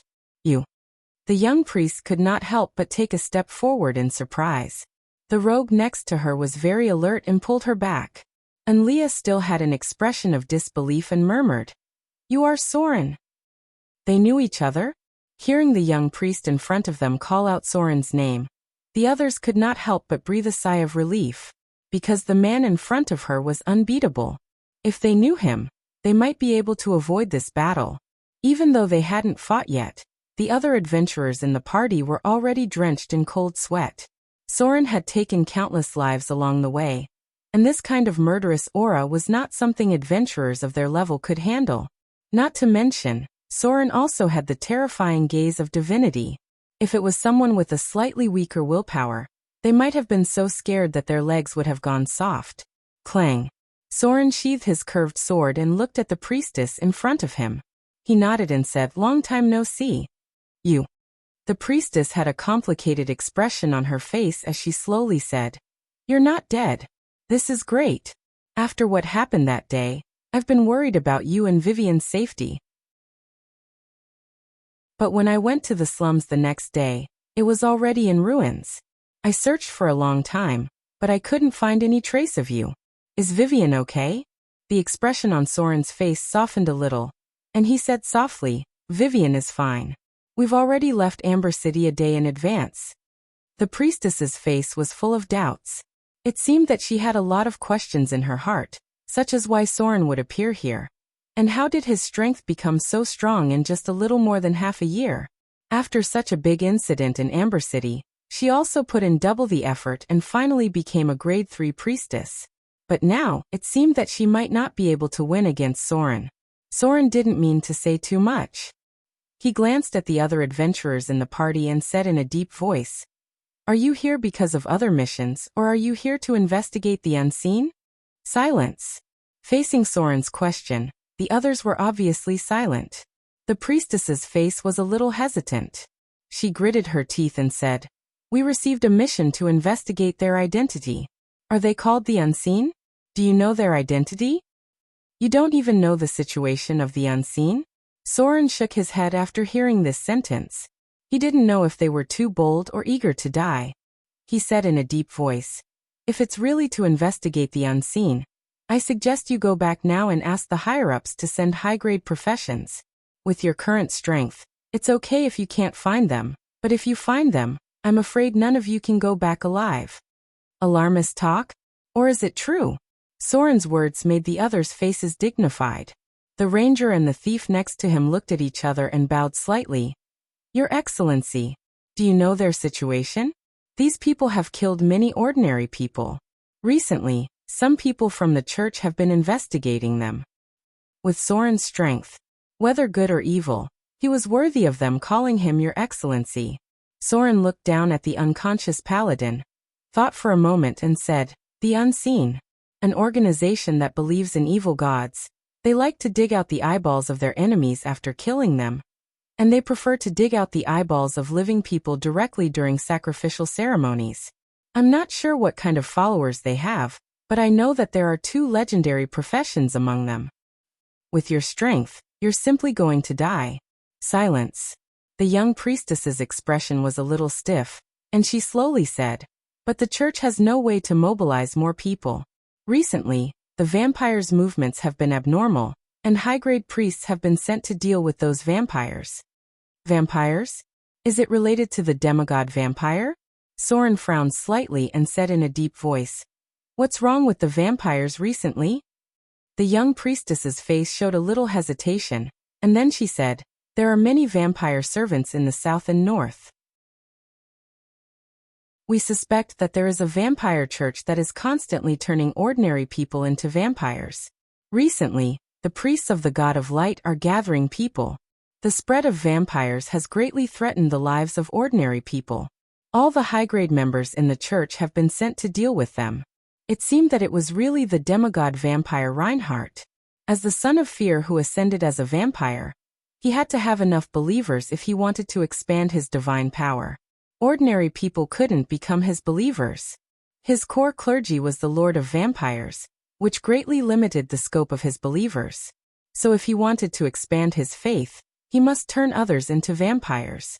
But the number of vampires was too large, and it would threaten ordinary people. After all, the source of food for vampires was needless to say. The appearance of too many vampire servants was definitely a disaster for ordinary people. This kind of thing was bound to attract the attention of the God of Light. As a follower of the Light of Dawn, the young priestess often needed to cooperate with the Church of the God of Light, because the Light of Dawn was one of the gods of the God of Light. "Do you want to help her?" Soren's heart couldn't help but fall into contemplation.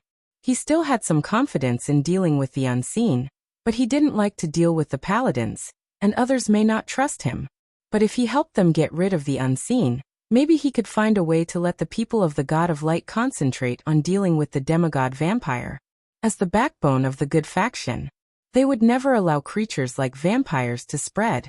That was to say, the God of Light and the demigod vampire were more antagonistic, and it was basically impossible to reconcile. The demigod vampire was Soren's biggest enemy at present, and he, as the biggest pirate king on the south coast, might not be his opponent now. After all, the other party had succeeded in becoming a god. Soren didn't like to owe others. So after thinking for a moment, he said in a deep voice, "Follow me. I'll help you track them." After that, he turned and walked in one direction. The adventurers behind him looked at each other in surprise, and finally turned their eyes to the young priestess.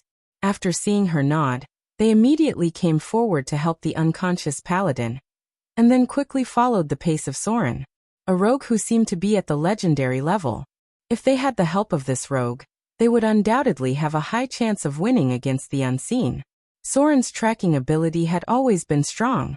Basically, his basic skills had been improved slightly after every battle, but because these improvements were relatively scattered, he didn't care much about the improvement of 1 or 2 points of basic skills. Naturally, there was no need to pay too much attention to it. Note: the increase of 1 or 2 points after each battle is not specifically listed. At present, his overall basic skills had all improved by 20 or 30 points compared to the past, and the improvement in wilderness survival, search, intimidation, and listening were even more obvious. Soren's tracking speed was very fast. The adventurers behind could only wake up the paladin, and then quickly follow up. There was a sound of argument behind him.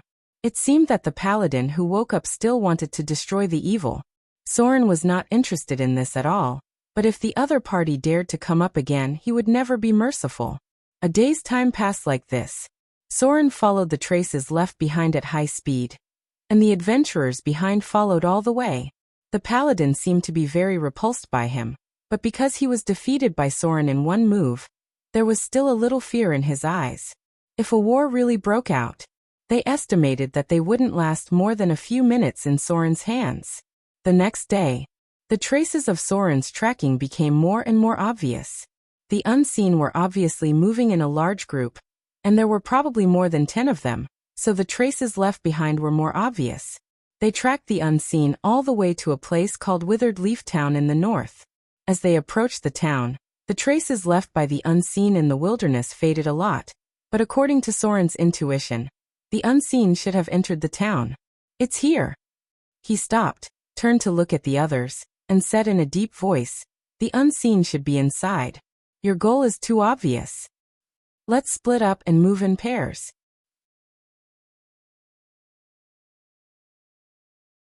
Chapter 371. As soon as he heard that they were going to split up, The young paladin immediately wanted to object. But at this time the young priestess glanced at him and said, "Okay, let's do it this way. You two go together. Dino, you follow Lancaster. I'll go with Soren." The paladin opened his mouth and wanted to say something, but he was interrupted by the veteran rogue next to him. He seemed to have guessed a little bit of Soren's identity. In fact, this veteran rogue had seen Soren's curved sword several times along the way. As a rogue, he had some understanding of the legendary figures of his profession. Yesterday, he followed Soren for a whole day. The more he looked at Soren, the more he felt that Soren was the legendary beheader, the most powerful pirate king on the south coast. For this existence, the outside world had different opinions. Some people thought that he was a formidable figure, while others thought that he was too ruthless. But there was no doubt that if anyone angered His Excellency the Beheader, they would end up in a terrible state. If the man in front of them was really Soren, the most powerful pirate king on the south coast, then they had better listen to his arrangements completely. Because compared to this rapidly rising legend, they were just a group of third-rate adventurers. This veteran rogue still believed in his own eyes. According to his judgment, there was an 80% chance that the other party was the pirate king on the south coast. In fact, he was not the only one who guessed this. The young priestess had more or less guessed this in her heart. But she did not ask, because now was not the time to ask. The group soon split up. Soren entered from the other side with the young priestess, and the others entered the town in batches. The two of them acted together, and the target was much smaller. In this era, the vigilance against foreign adventurers was still very strong. A group of more than 5 people would easily attract the attention of people with bad intentions. The two of them easily entered the town, and then came to the inn here. The young priestess was silent behind them, and her expression was a little complicated. Yes, her heart was also very complicated. Back then, she had looked down on Soren. It wasn't because she hated Soren, but because she liked Vivian very much. She also thought that a petty thief like Soren wouldn't be able to give Vivian a good life. Then, she kindly suggested that Vivian become a priestess, and find a way to help Soren find a job that was more respectable. Unfortunately, Soren rejected her without hesitation. In the eyes of the priestess at the time, Soren was unappreciative of her kindness. However, time proved that she was wrong. Looking at Soren's current strength, the equipment he had, and the aura he exuded from his every move, everything told her that the petty thief of the past was no longer the same person he used to be. Not only had he become a powerhouse in the legendary realm, he might even be a character who could shake the south coast with a stomp of his feet. Whether good or evil, right or wrong, Soren's achievements had exceeded her imagination. The young priestess thought about a lot of things in her heart. After seeing that there was no one else nearby, she finally gathered her courage and said, "Soren, is the person on the south coast really you? I always thought it was just the same name." Soren didn't answer, but nodded gently. The young priestess was shocked. She finally got the answer, but the shock in her heart was not small at all. How long has it been? From the disaster of Amber City until now, she had started a life of adventure because her original temple was destroyed. She thought her progress was fast enough, but now she had just become an official priestess, and Soren had become the legendary most powerful pirate king on the south coast. She suddenly felt that fate was unpredictable. "Come with me." Soren glanced at the people near the inn, then grabbed the young priestess behind him and took her into an alley. The young priestess was a little stunned when he grabbed her hand, but she quickly reacted and said, "You found those unseen? Where are they?" "No." Soren shook his head and said in a deep voice, "There are vampires here." "Vampires?" The young priestess looked a little stunned and murmured, "Vampires? Have they already developed to this point?" Soren's senses were very sharp. As a top rogue in the Grey Domain, he also knew a lot about dark creatures. Just glancing in the inn, he found that there were 1 or 2 people in a somewhat abnormal state. Their skin was too pale. As residents of a town of this size, these people had to work hard every day. It was difficult for people who worked for a long time to have pale skin like them. Moreover, these people looked quite strong. At the same time, their breathing was very weak, not as strong as ordinary people. Soren's powerful observation ability could find that the rise and fall of their chests was significantly lower than that of ordinary people, only about 1/3 of the strength of ordinary people when they breathed. If a normal person breathed like this, they would probably be a little short of oxygen. They're vampires. And they should be vampire servants who had just been converted not long ago. They didn't know how to disguise themselves to look more like ordinary people. The son of the vampire? Soren's brows could not help but frown, and he secretly said in his heart, his power has grown so fast? He actually developed his minions to such a remote place. No. The more prosperous the place, the more powerful the church organization. These relatively remote towns are the places where it is easy for him to enter. The prosperous areas were divided by the gods' churches, and it was not easy for the son of the vampire to enter. In other words, these more remote towns were weak in defense, and it was easy for vampires to infiltrate, and then gradually spread his faith and expand the number of followers of the son of the vampire. What do we do now? The young priestess looked at him and asked. Soren glanced around, took her and continued to walk forward, and said in a deep voice, let's find a place to stay for the night first. Vampires like to move at night. I'll follow them, and see what I can find. If the unseen are also here, there will definitely be some interaction with them. The power of the son of the vampire must be suppressed. Recently, the information collected by Soren was not very good for him in all aspects, especially the strength of the son of the vampire, which made Soren feel a deep threat. Okay. The young priestess nodded. On the other side, the group of people who acted separately were also preparing to go around to the other side to enter Withered Leaf Town. What? The paladin's face showed a hint of surprise and murmured. You said he is the legendary beheader, Soren? How could Enlia know him? When he heard his companion say the true identity of Soren, even if he was a paladin, he couldn't help but feel cold sweat on his back. That was the most ruthless pirate king in the rumors. Maybe he didn't have any cruel behavior, but his style of doing things was extremely ruthless. There were rumors that almost thousands of people died under his hands. The paladin was not an idiot. There were so many evil deeds in the world, and it was difficult for them to control them all. Therefore, the paladin's doctrine also warned them not to act blindly. If he didn't know the identity of Soren, maybe he would still dare to fight, but after knowing the identity of Soren, he had no desire to fight in his heart, because he was no match for him at all. He even knew very well what kind of disaster it would bring to the adventurer team if he angered the legendary pirate king. It should be him. The veteran rogue's attitude towards Soren was very good, and even had a bit of admiration. He said in a deep voice, worthy of being one of the strongest rogues in the legends. To be able to become the most powerful pirate king on the south coast in just a few months. His strength can be said to be unfathomable. When he first fought with you, he didn't even use much of his strength. Heroes were rarely born from rogues. The main reason was that rogues had no advantage in frontal combat, and their fighting style was used to assassination, spying, sneak attacks, and so on. Therefore, most rogues liked to hide behind the scenes, which was safer for them. Soren was definitely an accident.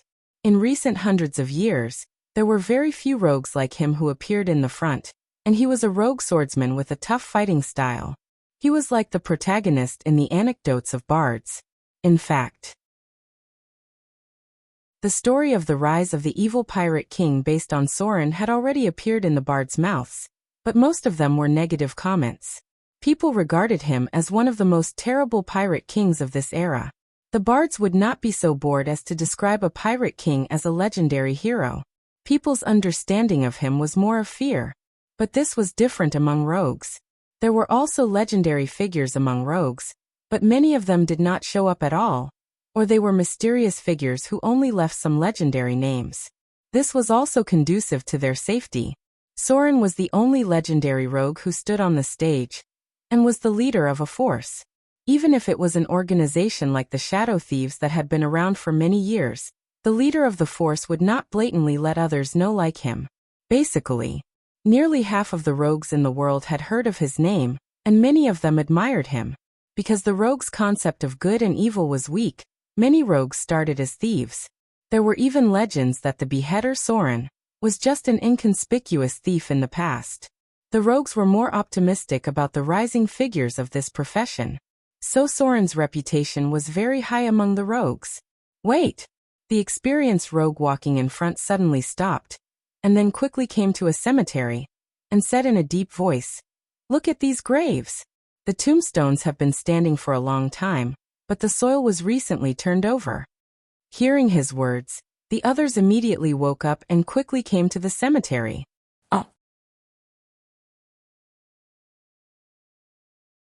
Chapter 372. On the side of Withered Leaf Town was a graveyard. In this era, the remote towns rarely placed the graveyard too far away. This was similar to the tombs in the East. The graveyards were concentrated near the gathering place. Originally, other people would not pay so much attention to the graveyard when passing by, but most of the rogues served as scouts in the adventurer team. Naturally, their observation ability was much stronger. The veteran rogue glanced around and found that some of the graves in the graveyard were not right. The soil looked like it was newly turned. It should have been a few days ago. The ranger picked up a handful of soil and looked at it. He also pulled out the weeds that originally grew on the graves. He said with a dignified expression, "At most 7 days ago, someone dug up these graves. The tombstones were re-erected later." Someone moved the graves? This discovery made the other people present look dignified. The spellcaster, who had been silent from beginning to end, looked around, then cast a spell similar to detection, and then said, "It was not done by the necromancer. There is no breath of the undead nearby. The graveyard here has been blessed by the priest, and it will not automatically give birth to the undead." The paladin's expression was a little angry, and he said in a deep voice, "Then who did it? Blaspheming the dead is a heavy sin." The secular world still respected the dead. Generally, after being buried, they should not be disturbed. Most of the laws strictly prohibited this kind of behavior. "Open it and see," the rogue said with a dignified expression. The 4 people present heard this and looked at each other. The paladin's expression was a little hesitant, but in the end they nodded. There was something strange about the graveyard. Soon, they dug up one of the graves that had been turned over, and then they found that the coffin in the grave was empty. Dark creatures. The ranger sniffed inside and said in a deep voice, "This disgusting smell is definitely from dark creatures. I remember their hatred very clearly." The rogue observed the situation of the grave and said slowly, "It may be vampires.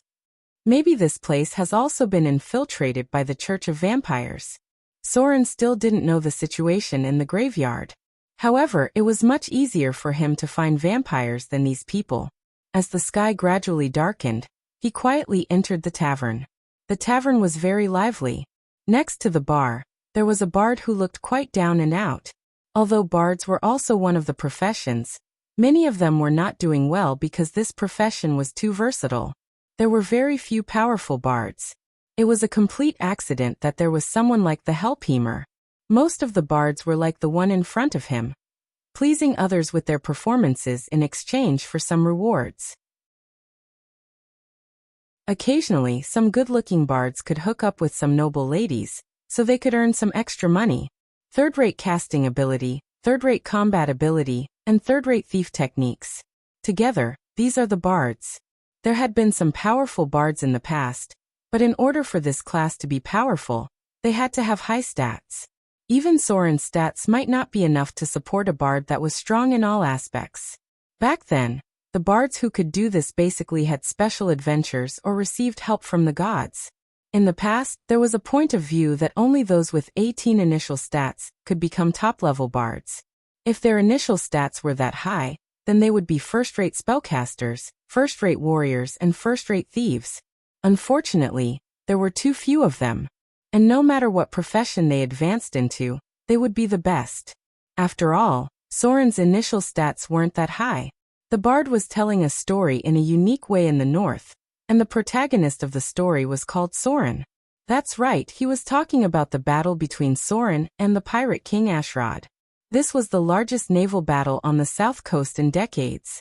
It was spreading in all directions at a very fast speed. More and more ordinary people heard about this battle. However, the bard's story had nothing to do with the battle. In his words, The battle was more like a duel between nobles. Soren and Ashrad fought for 300 rounds. In the end, the more evil decapitator Soren killed the pirate king Ashrad, and pleased the cruel sea goddess. That was the story. The main point of the story was the battle between Soren and Ashrad. How the two sides fought back and forth, and how the decapitator Soren killed the other pirate king. Most of the bard's stories were unreliable, but this artistic way of expression undoubtedly attracted the attention of others. Soren was a little surprised. He was a little unaccustomed to being the protagonist of the story, especially when the bard said that his strength was weaker than Ashrad, and that he needed to use tricks to defeat him. Soren's target soon appeared. When the sky gradually darkened, two slightly sneaky figures walked out. He quietly got up and hid in the shadows, then followed behind them. The two new vampire servants didn't find him, and it was impossible for them to find Soren's trace. They crossed the street, and came to a rather luxurious mansion. Nobles. The ruler of Withered Leaf Town seemed to be a lord whose name Soren didn't remember. The two vampires entered from the back door, and it was not convenient for Soren to follow them directly. He could only wait for them to enter, and quietly climbed into the yard. The breath of dark creatures. As soon as Soren entered, he felt the breath of dark creatures.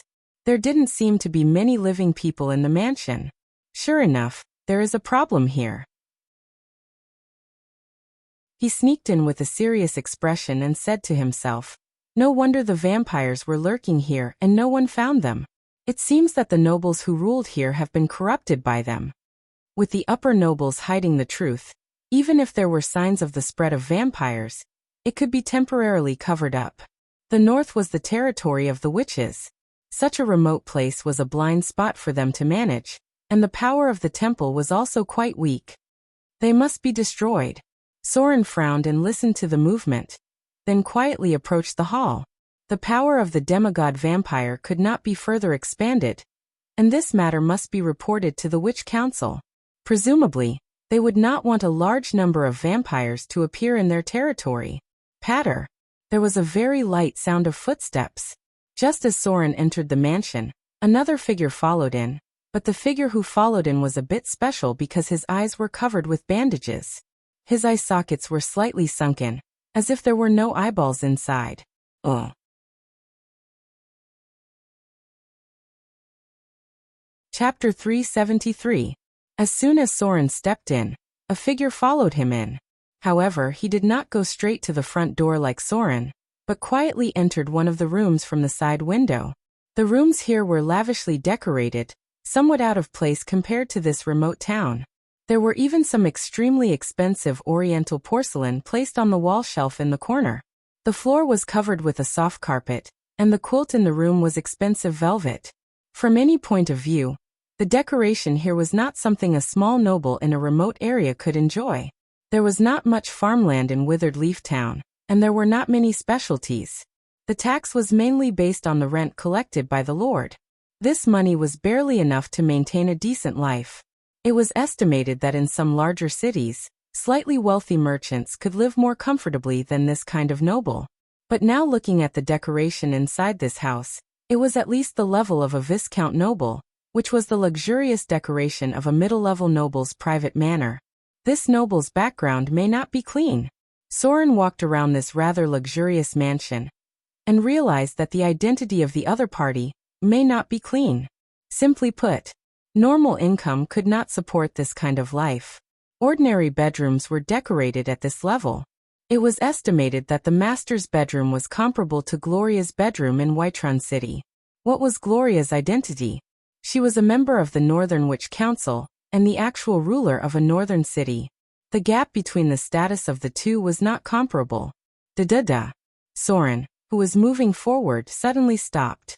He was completely invisible and sneak, so he was not worried about being discovered by others. Just now, a vampire servant walked in front of him and did not notice Soren, who was standing 1 meter in front of him. Unless Soren had an obvious smell of blood, and relied on the vampire's blood-tracking ability to find him, it was basically impossible for them to detect the existence of Soren. There was a slight noise in another room. Soren took a step back vigilantly, and then saw the door of a room with a window on the side open. but he did not see anyone. The door was gently opened and then gently closed. A rogue. There was another high-grade rogue here. The opponent's stealth ability was on par with Soren's. Soren couldn't see through the opponent's stealth, and the opponent didn't seem to notice Soren either. If it wasn't for the door suddenly opening, the two of them would have to be close enough to discover each other based on their senses and accumulated experience. But now that Soren had confirmed his opponent's location, he had the upper hand. If he wanted to, he could even kill his target within 3 seconds. But if he did that, his tracks would be exposed. Soren's curiosity was piqued, and he temporarily suppressed the thought of confirming the other party's identity. Instead, he quietly followed behind and put some distance between them. He wanted to see what the other party was trying to find out. He was definitely not a vampire. Not many people would be bored enough to sneak around in their own territory. It was obvious that he had waited for the vampire servant to leave before coming out. It was very likely that he was a lurker from another force. In such a remote town, other than Soren the Unseen, he couldn't think of any other high-level rogue. This house was relatively large. The rogue in front seemed to be familiar with it. He must have secretly come to investigate. Soren saw that he came to a door, and then opened a door that led to the basement. Creak. When the door was opened, there was an obvious sound. The rogue in front seemed to be a little nervous. After opening the door, he quietly sneaked in and then closed the door behind him. Closing the door behind him was undoubtedly not a good habit. Soren had no choice but to wait for a while, and then gently opened the door. There were torches on both sides of the basement, and there were stairs below that led to the depths. It seemed that there was also a tunnel. It seemed that this place had been here for a long time. As soon as he entered the basement, Soren smelled a faint smell of blood. At the corner of the stairs, he saw a limp corpse. The killing method was very simple. It was a very simple kill, directly hitting the enemy's heart, and then twisting the enemy's neck. It's a master. Soren glanced at the corpse, and his expression gradually became serious. The vitality of a vampire servant was very tenacious. To be able to kill it in one blow was definitely not something an ordinary rogue could do. Either he was an experienced veteran, or he was a high-level professional with a profession level of 16 or above. Soren saw a little bit of the assassin's ruthlessness from the position where the corpse was hit. This guy may have received combat training as an assassin. Along the passage, there were some strange murals. Soren didn't have time to look at them, because he found 2 more corpses in front of him. Strength close to legendary. Soren glanced at the 2 corpses lying in the corner, and his expression became more and more serious. These 2 enemies were killed in one blow, without alerting the others, and at the same time, 2 enemies were killed at the same time. Even with Soren's current ability, it wasn't that easy. The rogue in front of him might have a profession level of 18 or above. That was to say, he was at least a quasi-legendary rogue. As he went deeper and deeper, Soren's vision gradually widened. In front of him, there was a large secret room. The most eye-catching thing was an altar-like building. In the center of the altar, there was a blood pool, and there were several smaller blood pools around it. No wonder these vampires didn't find out that their companions were killed. The smell of blood here was too strong, and it was basically impossible for them to smell other blood. The altar of the demigod vampire. As a dark creature that fed on the blood of the living, Soren naturally didn't expect to see anything good near their altar. However, looking at the size of these blood pools, it seemed that the vampires had been here for some time. Without dozens or hundreds of missing people, it was impossible to fill these blood pools. There was a prayer ceremony in the altar. In the center was a priest wearing a black robe, followed by an old man who was obviously dressed like a noble. Vampires didn't age, so his current appearance undoubtedly meant that he was transformed into a vampire after his body entered the state of old age. As for the reason for becoming a vampire, it was estimated that there were only a few reasons. A fanatical prayer ceremony. Soren didn't find the first rogue, but he could be sure that the other party was hiding somewhere nearby. Bring up the sacrifice. After completing the last prayer, the black-robed priest ordered the believers kneeling under the altar. Soon, one of them was brought to the front of the altar. His body was shackled with chains. From the back, he didn't seem to be an ordinary person. To deal with ordinary people, these vampires didn't need to be shackled with steel. This was a profession. Soren couldn't see the other party's appearance from the back, and he couldn't judge his profession. He could only be sure that he should be a melee profession. However, as the man was brought up as a sacrifice, Soren immediately found that the nearby shadows were distorted. "Kneel!" The black-robed priest shouted with a cold expression, but what responded to him was thick phlegm and a fanatical voice. "The blind one is the true God. You false God believers won't be able to live for long." Boom! A heavy punch came out, and the man's words were abruptly choked back. Hearing what he said, Soren immediately figured out the ins and outs of the matter. It seemed that the blind one and the vampire church had a conflict. Both sides wanted to divide this place into their own territory, and it seemed that the blind one believer was captured by the vampire. When the man on the altar was hit by a heavy punch, Soren also saw the other party's appearance when he turned sideways. The man had only one eye, and the other eye socket was empty. A high-grade member of the unseen organization. Only a true fanatic would dig out his own eye. No wonder a high-grade rogue would come to save him. However, how could a rogue defeat these vampires? Soren just had a trace of doubt in his heart when he felt a vibration around him, followed by a violent noise from above. P.S. That's all for today.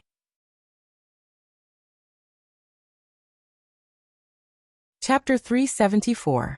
There was a loud rumbling sound.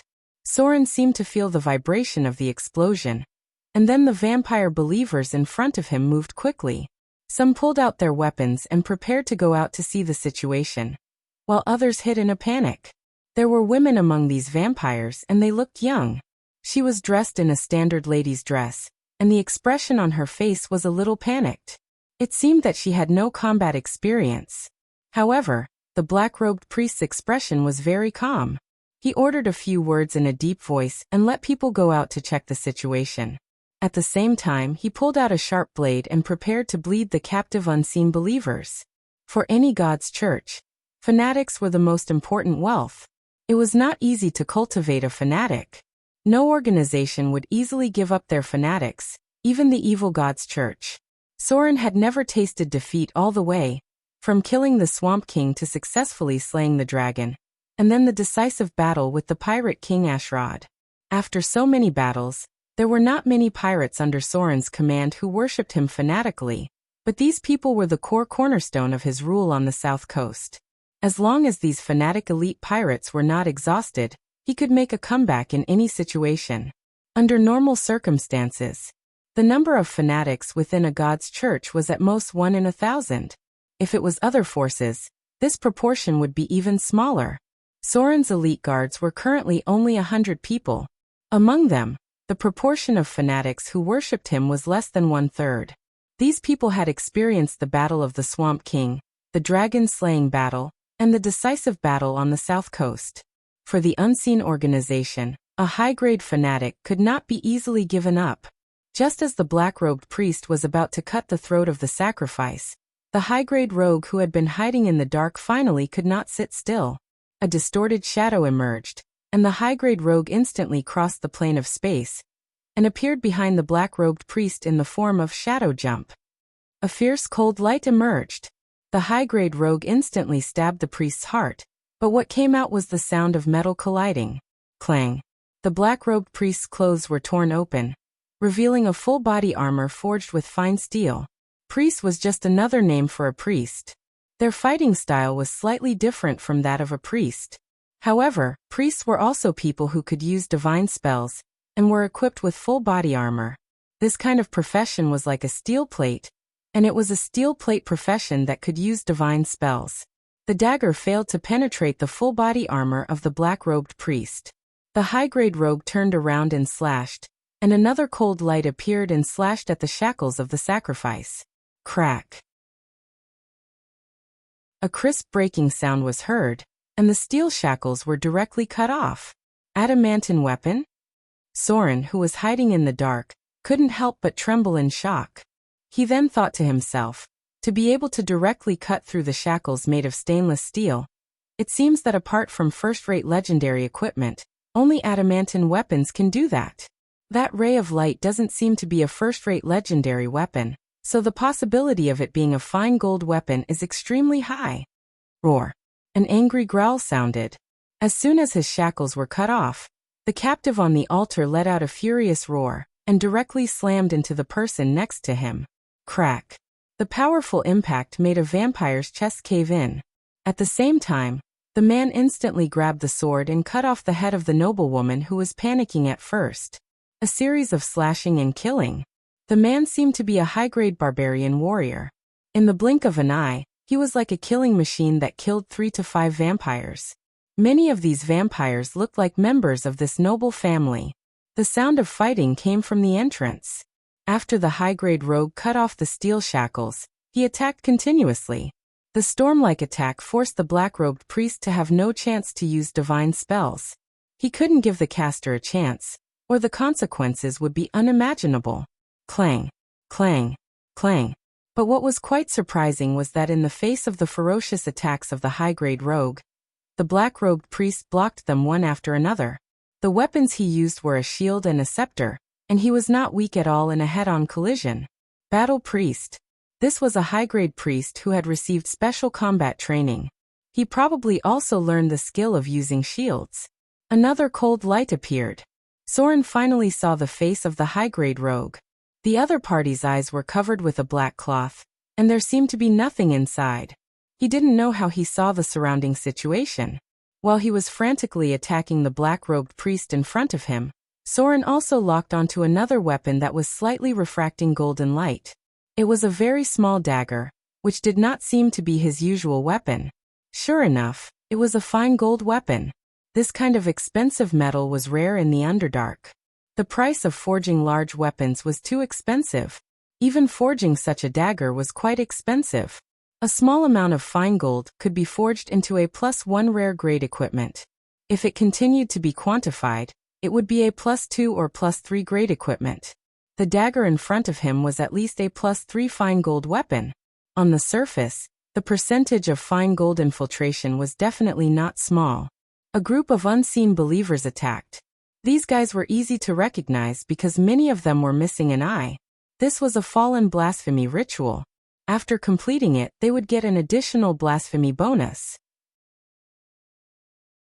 The effect was similar to Soren's God's Blessing. Many sacrificial demon rituals could also get this blasphemy bonus. The more advanced ones were the emblems on the fallen witch's body, which was the top blasphemy ritual. Soren began to move. The battle between the vampires and the unseen seemed to be a bit of a draw. Dark creatures had a natural attribute bonus, and the blasphemy bonus advantage of the unseen was not obvious. However, Soren was not interested in getting involved in this kind of melee.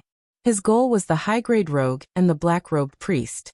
The fine gold dagger was of great value to him, and the priest was the key to spreading the faith of the gods.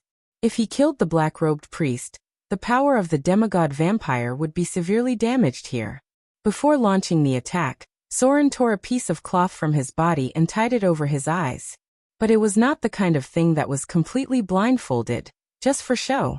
Shadow leap. Shadow strike. Sword form beheading. Soren's figure suddenly appeared behind the black-robed priest. For the black-robed priest who was resisting the attack of the unseen, Soren's sneak attack was undoubtedly worse. He couldn't even dodge or block, and he was killed under the siege of 2 high-grade rogues. The legendary curved sword in Soren's hand directly cut off the priest's head. With blood gushing out, the headless body of the black-robed priest fell to the ground. The sudden appearance of Soren surprised the unseen.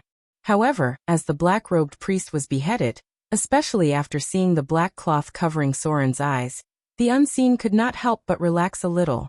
But this moment of relaxation was extremely fatal. Soren's expression was cold as he stabbed forward again. In the unseen's somewhat stunned expression, the sword instantly pierced his heart. Pada! Soren threw away the black cloth covering his eyes, and crushed the enemy's heart with a backhand twist. The unseen's incredulous expression was still on his face, but his body had lost its breath of life. Bang! The 2 corpses fell to the ground one after another. Soren quickly took out the fine gold dagger from the unseen's body. A proper strategy could kill the enemy more easily. Soren successfully killed 2 high-grade professions in one blow, and then instantly activated Evade Sight and re-entered Stealth. The scuffle continued. But now it was time for him to hunt alone. Not good. When a violent explosion came, the priestess's face immediately changed, and then she approached the place where the fire came out. Paladins, rogues, rangers, and other figures soon appeared. The movement here alarmed many people, and even the town's guards quickly approached. However, they needed time to assemble, so there was no need to expect too much from the guards of a remote town. It's the unseen. The ranger was the first to rush into the burning mansion. He glanced at the corpses nearby and said in a deep voice, "They attacked here. Something's wrong. Everyone be careful." He leaned over to look at another corpse and said in a deep voice, "It's vampires. There are vampires here. Be careful." The paladin whispered, took out a shield to protect the others, and said in a deep voice, "There may be their leader below. This place is full of evil. It's very likely to be the vampire's lair. They have corrupted the nobles here." The group quickly set up a standard battle formation, and then carefully moved inside. But the deeper they went, the more surprised they were because there were all corpses inside, and there was not a single living person at all. And the way these corpses died was very strange. They even saw the body of a vampire and a believer of the unseen die directly together. It seemed that they were killed at the same time. The killing method was quite sophisticated, and many of them were killed in one blow. "There's a master." The ranger's expression was serious, and he murmured, "I'm afraid it's a legendary master." The priestess heard this thoughtfully. The others also looked at each other and couldn't help but speed up because they guessed something. Finally, they saw Soren. He was wiping his curved sword on a corpse. After seeing the group of people, there was no surprise on his face. Instead, he reached out and groped the corpse a few times, and said in a deep voice, "It's all settled. But there should be a few fish that escaped the net. P.S. First update, there's another chapter today."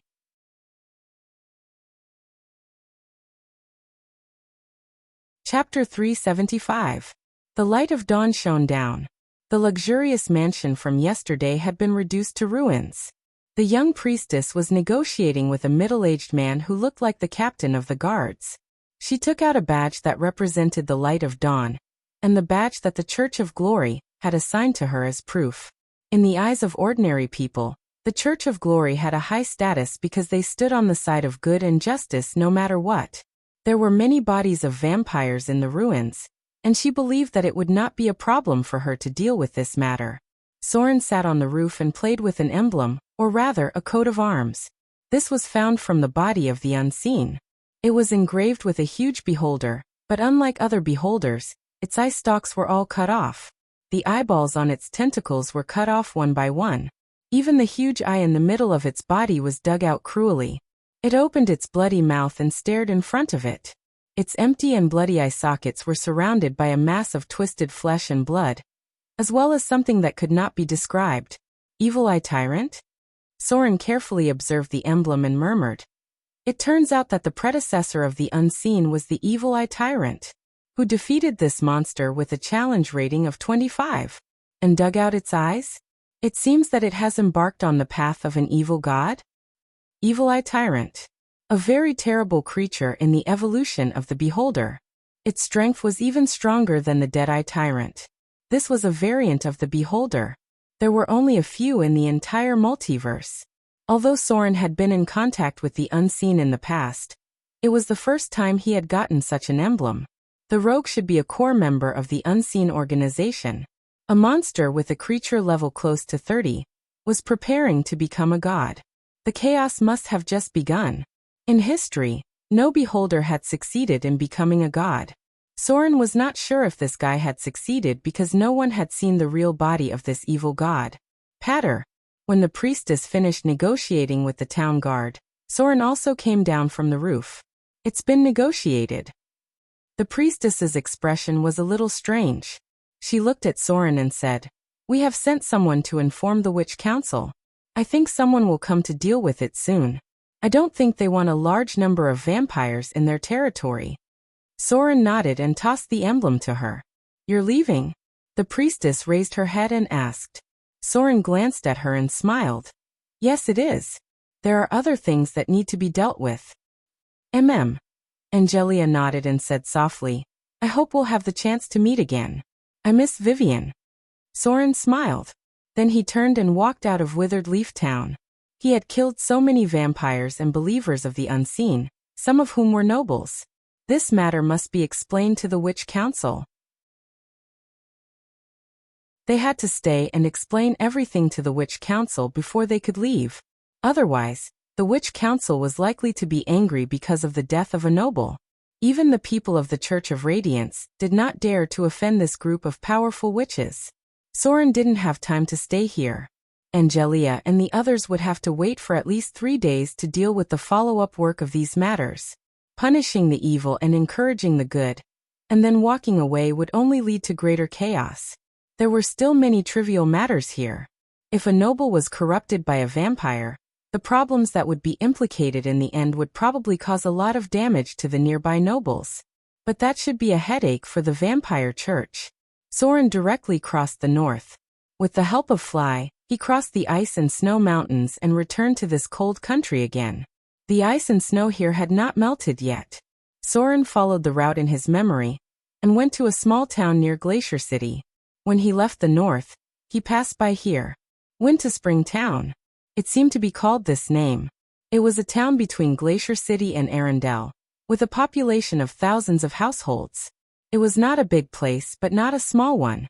After sleeping outside for a few days, Soren was ready to spend the night here, so he went directly to the hotel after entering the town. The passers-by were in a hurry. In just a few months, it seemed that panic had spread to this cold world. The town guard stopped Soren and asked a few questions, then warned him not to cause trouble and let him go.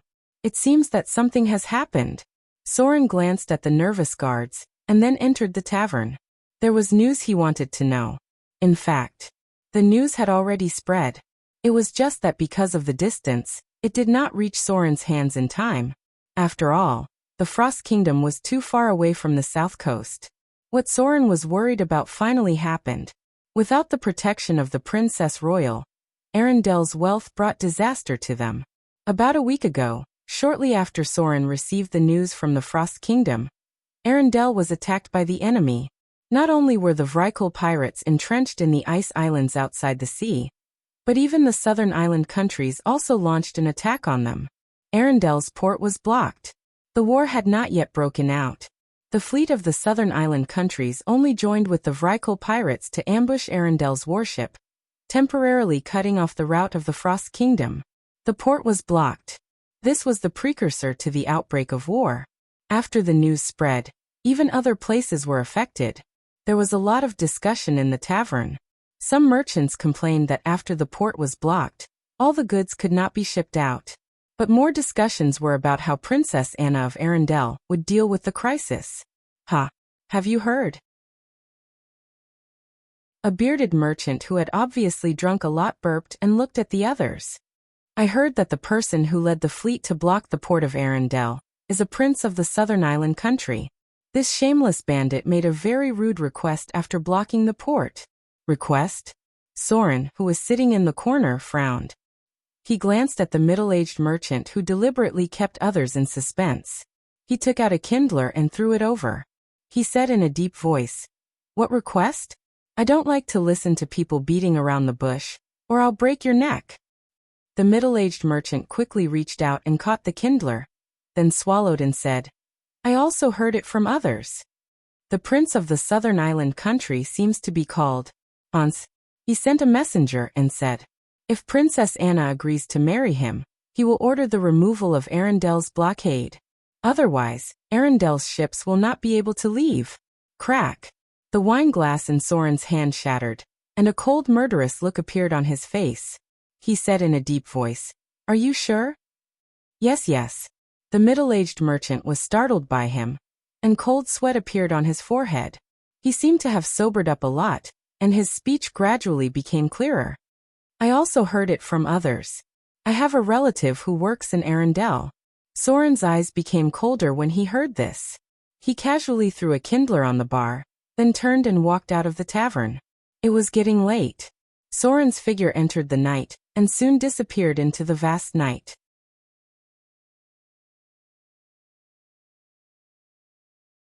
Chapter 376. Storm, looks like there's going to be a flood. There's a power outage, so I'm using my laptop's remaining power. I'll write as much as I can. It should be enough for 2 chapters. Under the dim light of dusk, a shadow stretched out on the road. Soren's body was covered in a large cloak as he once again entered this once bustling place. Arendel's prosperity was supported by trade and taxes. With the port blocked by the Southern Kingdom's navy, Arendel's trade was completely cut off. Many ordinary people lost their jobs at the port and had to find other ways to make a living. There were a lot of goods piled up near the tavern. There were hundreds of merchant ships coming and going every day. Once they were all blocked here, there was no way to transport the goods out. There were many complaints in the city, but the merchants who pursued profits naturally didn't think so much. They only hoped that the war would end as soon as possible.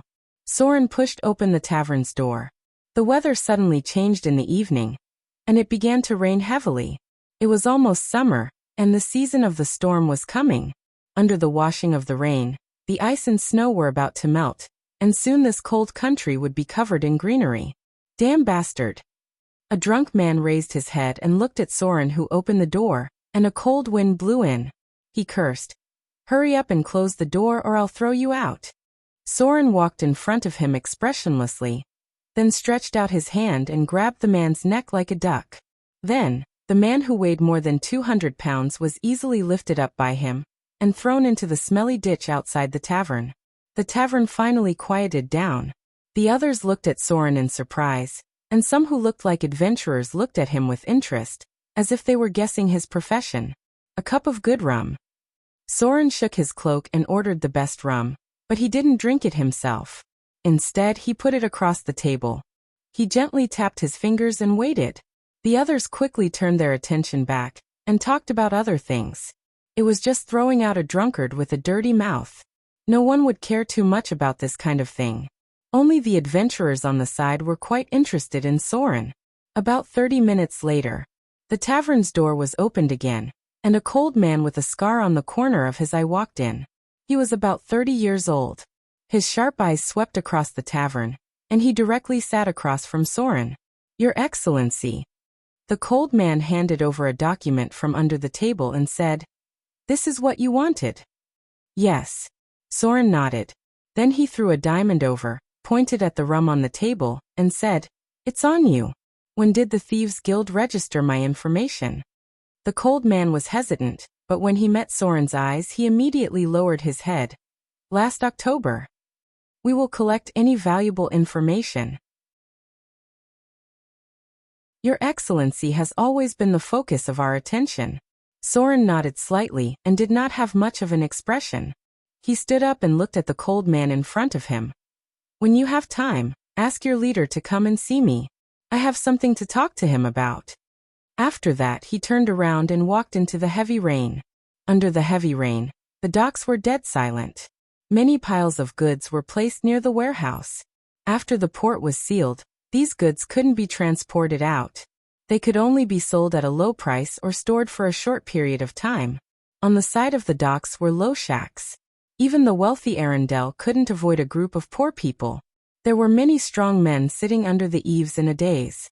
Most of them were coolies at the docks, relying on their strength to support their families. Now that there was no work at the docks, they could only sit here and do nothing. Soren, who was walking alone in the heavy rain, was a little eye-catching. People looked at him curiously, wanting to know what this man who looked like an adventurer was going to do. Because the rain was too heavy, the patrolling guards were hiding from the rain, so under the dark night, no one disturbed Soren's work. He walked step by step to the edge of the docks, then stood in the sea. Soren pulled out a dagger that reflected a faint golden light. Then he cut his palm. Drops of blood fell into the sea. When Soren put his palm into the sea, an invisible magic light spread out. What happened over there? A boy who looked at most 15 or 16 years old shook his head, then rubbed the corner of his eyes and said, Did you see that? It seems like a light spread out. The other people around him didn't seem to see anything. Did I see it wrong again? The boy's expression was a little depressed.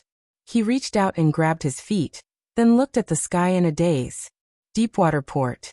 On the sea dozens of kilometers away from the port, there was a sudden wave. Then the sea separated to the left and right, and a black mast rushed out from the bottom of the sea. The ghost ship's sail quickly opened, and the hull of the ship broke through the waves. The drowned undead began to work. With the cold night, a fog spread out from the nearby sea. Then the ghost ship sailed at a very fast speed in the direction of Arendelle. It felt Soren's call. As a quasi-legendary undead, the ghost ship had the ability to sail automatically. Snake Island. The base camp that was once destroyed had been rebuilt, but it was obviously not as large as before. Now it was just a transit station, a supply point for the overseas route. On the calm sea, a huge shadow gradually floated up. The first thing that came out of the sea was a hideous sharp bone spur, then a piece of black scales. The gigantic sea monster appeared on the surface of the sea and stayed in the same place for a moment. Then, as if it felt some kind of call, it swam towards the northern sea. Its huge body dived into the sea once again and moved forward at a speed far faster than any warship. Its master was calling it. The blood told it the location of its master. Even if it was thousands of miles away, it could track the location. Arendelle's dock. Soren slowly retracted his palm. The wound on his palm had almost healed. He looked at the vast sea under the night, then turned to look at Arendelle's palace and murmured, 3 more days.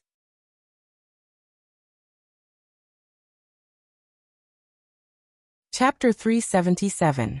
The rainstorm continued. With the approach of the Avatar crisis, even the climate in various places was much worse. The storm in the outer islands had been raining for many days, and now the Frost Kingdom seemed to be the same. It was estimated that it would not stop for a day or two. Soren stood in the rainstorm and moved forward. With a loud rumbling sound, a flash of lightning crossed the sky. He leaped and landed on the roof, and then his figure flew across the night sky. His toes gently tapped on the roof, and he was more than 10 meters away, just like a top master of lightness skill. Pada. Soren's figure landed on the top of a bell tower. He looked up at the dark sky, and lightning flashed in the storm. Dang, dang, dang. The crisp sound spread in all directions. He sat on a high place and looked at Arendelle's palace, and then gradually fell into contemplation. Soren was a person who valued promises very much, but it was not suitable for him to see Princess Anna. Not only because the time was not right, but also because he could not have too many ties now. Soren was in danger. People related to him would also be in danger. If Princess Royal had not disappeared, even the incarnation of the gods would not necessarily be a threat to her. But now the Princess Royal had mysteriously disappeared. If the relationship between Soren and Princess Anna was known, especially in the near future when Soren might go to war with the Church of the Gods, the threat of Princess Anna being too close to him would increase exponentially. She was not Gloria. Gloria was a powerful northern witch and a spellcaster, who was about to advance into the realm of legends. Princess Anna was just an ordinary person. Even if she was the successor of Arendelle, and her status was equivalent to that of a queen, her own strength was still too weak. Soren could not show up. He might not even be able to see her again. Soren's plan had already reached the realm of the gods, and it was best not to let the outside world know that he was too close to Princess Anna. He didn't believe that Princess Royal would die like this. Perhaps when Princess Royal returned and Princess Anna's safety was guaranteed, Soren could rest assured that she wouldn't be involved in a god-level battle. He was a very cautious person. Soren had always known what he would face in the future. Thump. He stood at the top of the clock tower, and took one last look at Arendelle's palace before disappearing into the night. Just let everything end quietly. She might be able to guess who did all this, but she definitely couldn't bring it to the table. In the hotel room, Soren spread out a roll of documents, which recorded a lot of information about the Vrykul pirates and the situation of Prince Hans, who blocked the port of Arendelle. He was the successor of the Southern Isles, a coastal country in the southwest. Its wealth and strength were not as good as Arendelle, but it was equivalent to a small principality. Soren spread out a brief map of the continent. He first picked up a quill and drew a circle in Arendelle, then found the south coast and drew a circle in Port Thailand. The outer islands, Port Thailand, Snake Island, Shipwreck Sea. These 4 locations were connected by Soren into a line, and then he drew the deepwater port in the north. The north was actually in the northwest of the continent, and the Frost Kingdom was really north. The west coast was the principality that rebelled. This route was not of much value because it was the territory of the Dark Tide fishmen, and the power of the pirates was mainly concentrated in the northwest. Soren connected Shipwreck Sea with the deepwater port in the north with a line, and then from the north-south to the Southern Isles. The location of the Southern Isles was gradually approaching the South Pole. Although the material plane was not a planet-like world, the coordinates of the North and South Poles were still a bit similar, and they were all very cold countries. The Southern Isles was a bit like the outer islands, but more like the Indonesian region on Earth. It was similar to a small continental plate country near the Pacific Ocean. It used to be part of the continent, but then there was a land deviation due to great destruction. Continuing south from the Southern Isles, there was an endless cold country. It used to be a vast continent, but now it was covered with blue ice. There weren't too many living people in this land, but there were quite a few living undead. They were an intelligent species with blue eyes that were similar to undead creatures, but lived in a different way. They were the products of terrible disasters caused by the destruction of the Arcane Empire. Soren had not been near the polar regions, but he had read about them. Shipwreck Sea, Deepwater Port, Southern Isles. Soren drew a line with his pen, and then drew a line from the southern island countries, all the way along the west coast to Arendelle. There was a slight cold light in his eyes, and he said in a deep voice, "The supplies can keep up. We can get supplies from the Deepwater Port through Gloria's authority, and then directly attack the Southern Isles from the west coast." Soren was definitely not a soft-hearted person. Since Prince Hans of the Southern Isles dared to attack Arendelle, then he must pay a painful price. Soren stared at the map in front of him. Finally, he drew a cross near the capital of the Southern Isles, and then drew a symbol of a sword under a skull. A transoceanic expedition.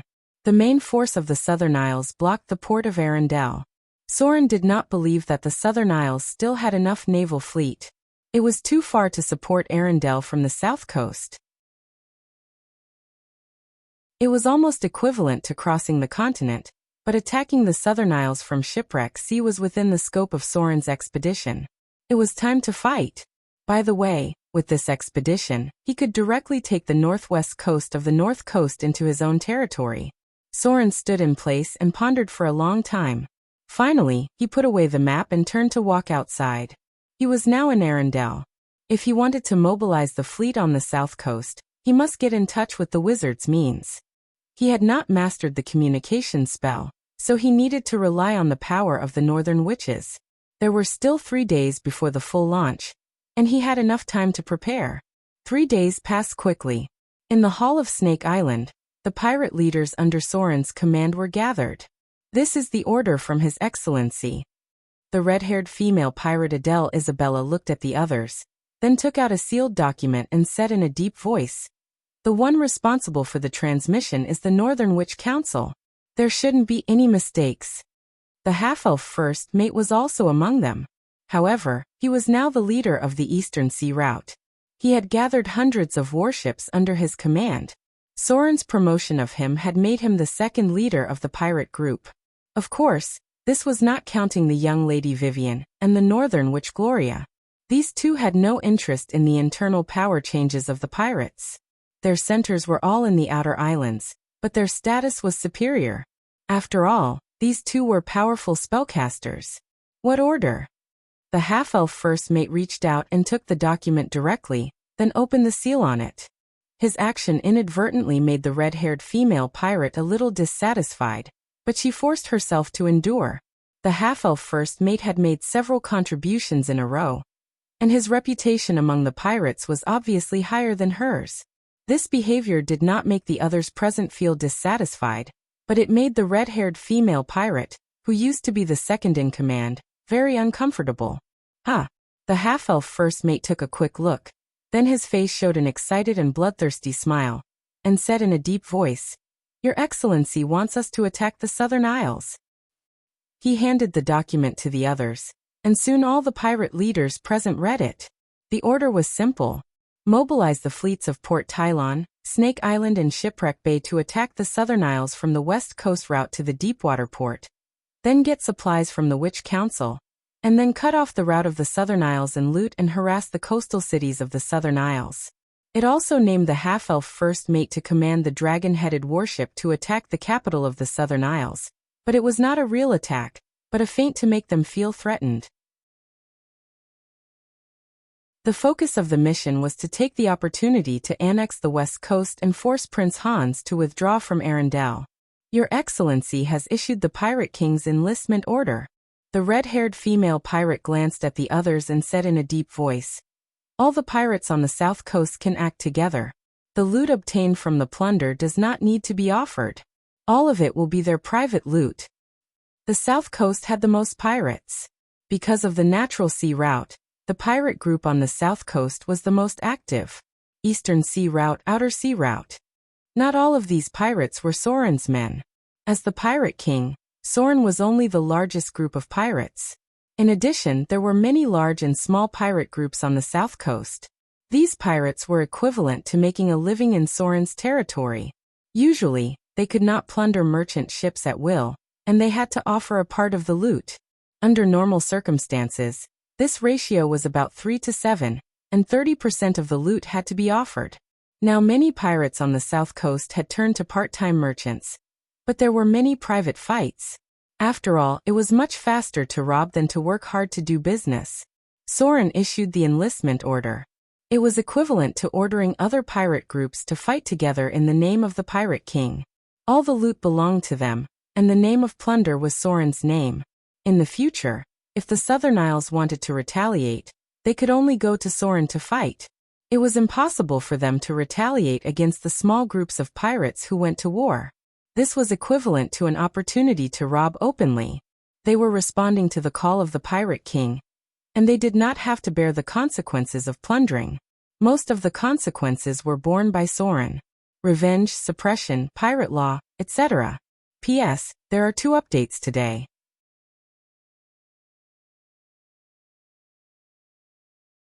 Chapter 378. Snake Island. With Soren's enlistment order, all the pirates on the south coast began to move. The southern island country was a coastal principality. Although it was not as rich as Arendelle, it was still much better than other places. In addition, after Soren unified the south coast, private plundering was strictly prohibited. Many small and medium-sized pirates had no business recently. They could only follow the fleet controlled by Soren behind the scenes. Although the overseas route and the eastern route were quite profitable, it was also very time-consuming to go back and forth. Especially the eastern route, it took at least half a year to go back and forth. The profits earned by sailing for half a year were not as comfortable as plundering a merchant ship. Some people liked a stable life. But there were also people who liked excitement and adventure. Many pirates were still eager to reap without sowing. The Pirate King's enlistment order quickly received a lot of responses. Even those who were not interested in it planned to send some people to fight out of fear, and to curry favor with Soren. Anyway, the navy of the southern island country was still in Arendelle. It was not their turn to deal with the regular army. Their task was to harass the coast. At worst, when the navy of the southern island country came back, they could sneak away. Most of the pirates were fast ships. They were not afraid of being caught by the navy. However, for this order, there were other people who had other ideas. The next night, in a certain stronghold of the shipwreck port, several other pirate leaders under Soren's command gathered here. Adele Isabella. Scarface frowned and looked at the other pirate leaders present. He said in a deep voice, "Why did you secretly call us here?" He was not the only pirate leader present. In addition to Scarface, there was Cyclops, Giant, Knight, Butler, and so on. Basically, except for the half-elf first mate, nearly half of the other pirate leaders were present. For the red-haired female pirate's invitation, the others did not seem to understand her meaning. At this moment, they were also looking at her with a puzzled face. "This time I invited everyone here, because I have something to discuss with you." The red-haired female pirate Adele Isabella looked at the pirate leaders present and said, His Excellency Soren issued an order to attack the southern island country. In the order, he told us to act according to the situation. The focus is to harass the coast of the southern island countries, and then find a way to weaken their strength. So, I have a bold idea. The red-haired female pirate waved her hand and asked someone to take out a map. Then she pointed to a mark on it and said to the other pirate leaders, "This is the capital of the southern island country. This is their coastline. This is the west coast route. From here to here, unless we barge into the Dark Tide Fishman's territory, we will definitely pass by the Dark Tide Canyon." At this point, she turned to look at the others. To be able to be promoted by Soren all the way to the level of a pirate leader, most of the people present weren't simple. Very quickly, some of them guessed her thoughts, and even if they didn't, they understood something. If we attack the southern island countries, Arendel's navy will definitely return to defend. The red-haired female pirate's expression was calm, and she said in a firm voice, "Sir Soren's order is very firm. It seems that he has reached an important strategic cooperation with Arendelle. So, if we can expand the results of the battle, maybe His Excellency will be very satisfied." One Eye has been listening quietly, playing with the dagger in his hand. When she stopped, he slowly said, "What do you mean? We ambush Arendel's navy in the Dark Tide Canyon? Our chances of winning against the regular navy are not so high." The red-haired female pirate turned to look at him and slowly said, "We have at least a 60% chance of winning. In terms of equipment, we are not weaker than the regular army. In terms of combat power, all of our men are elites who grew up in killing. The navy of the southern island countries only trains a few times a month, and we are drifting on the sea all year round. Our chances of winning are higher.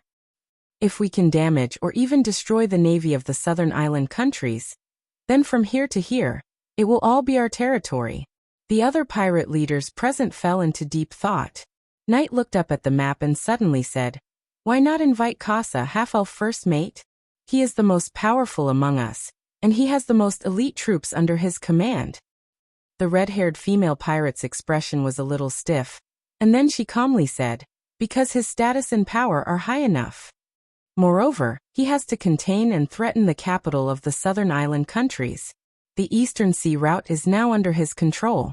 If this mission is completed, as the commander of the Dragonhead warship, his contribution will definitely be greater than any of us present. If this operation is successful, then the route from Shipwreck Bay to the west coast, and then to the southern island countries, and maybe even the route to Arendelle will be included in our territory. I think these territories should be handed over to other meritorious people to manage. What do you think?"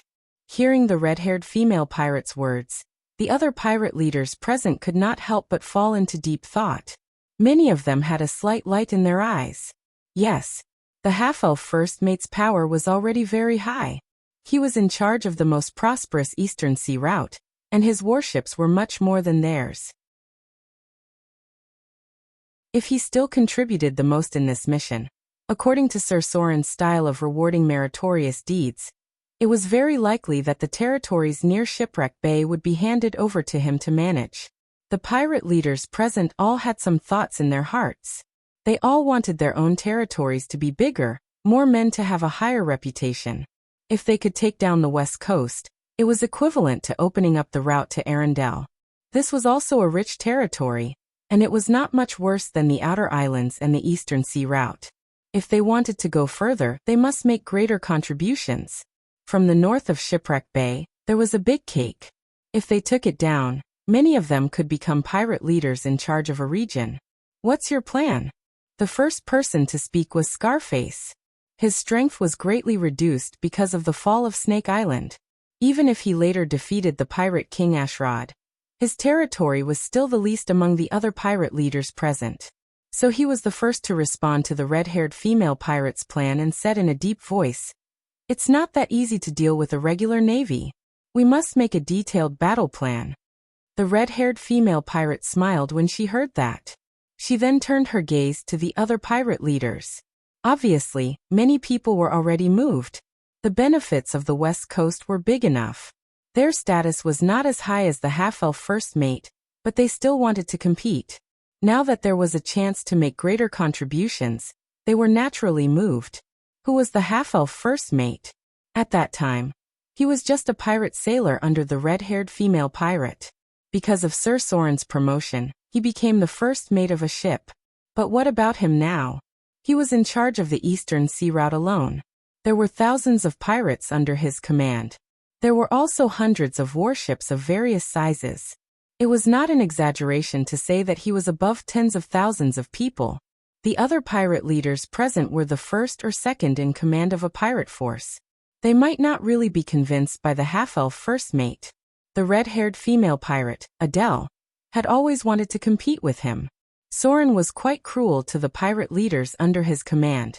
If they wanted to suppress the half-elf first mate, they had to make greater contributions. Arendelle. 3 days passed quickly, and Soren's figure once again came to the port. On this day, Arendelle seemed a little different because there was a strange fog near the port. This made others a little surprised and even alarmed some of the witches in the palace. However, they did not find anything.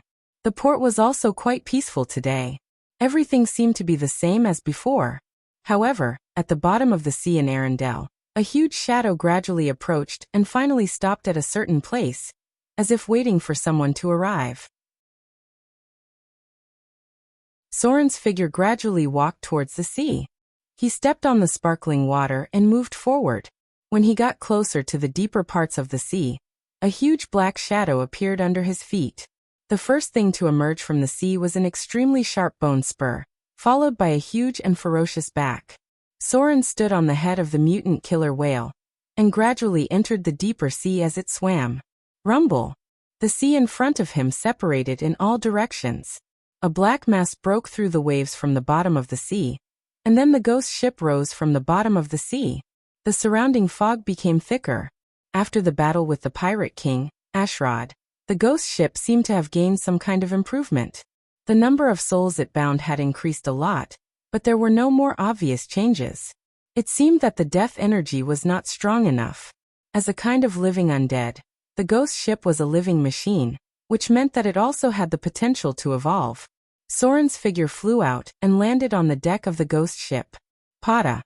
He gently landed on the cabin, then raised his hand to take off the black cloak on his body and said, "Full speed ahead." Haha. The ghost ship moved, and the ghost ship's sail opened automatically. The ghost ship broke through the waves at a very fast speed. Strange howls sounded, and the souls bound on the ghost ship seemed to have a hazy shadow. They moved around the ship like ghosts, making the ghost ship's speed even more amazing. This was a battle that belonged to one person. Soren was ready to fight the navy of the southern island country, and the Vrykul pirates of Iceland alone. P.S. That's all for today.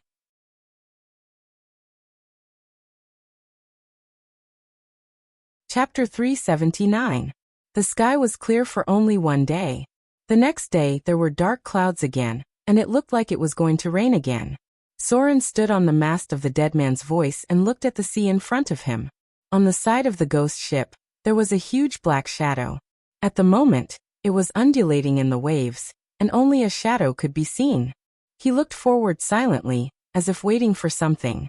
Soren had always been a very patient person, so he waited very calmly, but his eyes occasionally looked up at the sky. Rumble! A bolt of lightning flashed across the sky. Accompanied by the rumbling sound of thunder, drops of rain fell. At first it was just a light rain, but soon it became a rainstorm. Deep sea diving. Soren finally showed a smile, but it was cold and cruel. He gently waved his hand, and the undead on the deck quickly moved.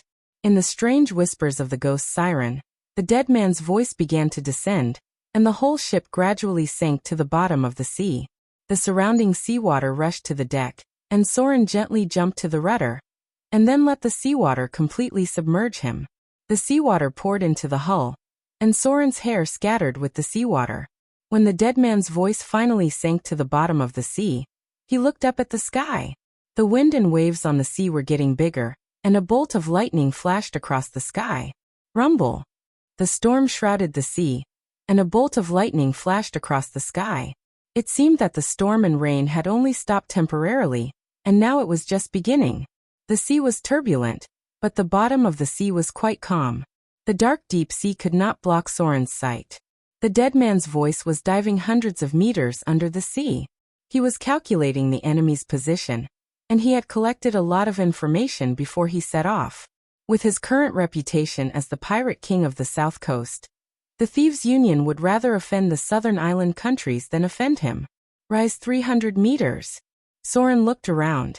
There was a reef in front of him, and some fish in the sea, but because of the death energy, almost none of them wanted to get close to the dead man's voice.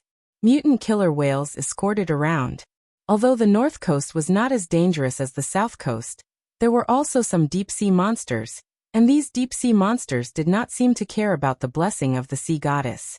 There were other gods in the world involved in the sea domain. For example, the god of the Vrykul people was involved in the sea domain from the pirate domain. The Vrykul people believed in a barbarian god, should be the only god of pirate, but one of his clergy was Vrykul of pirates, and few other pirates believed in him.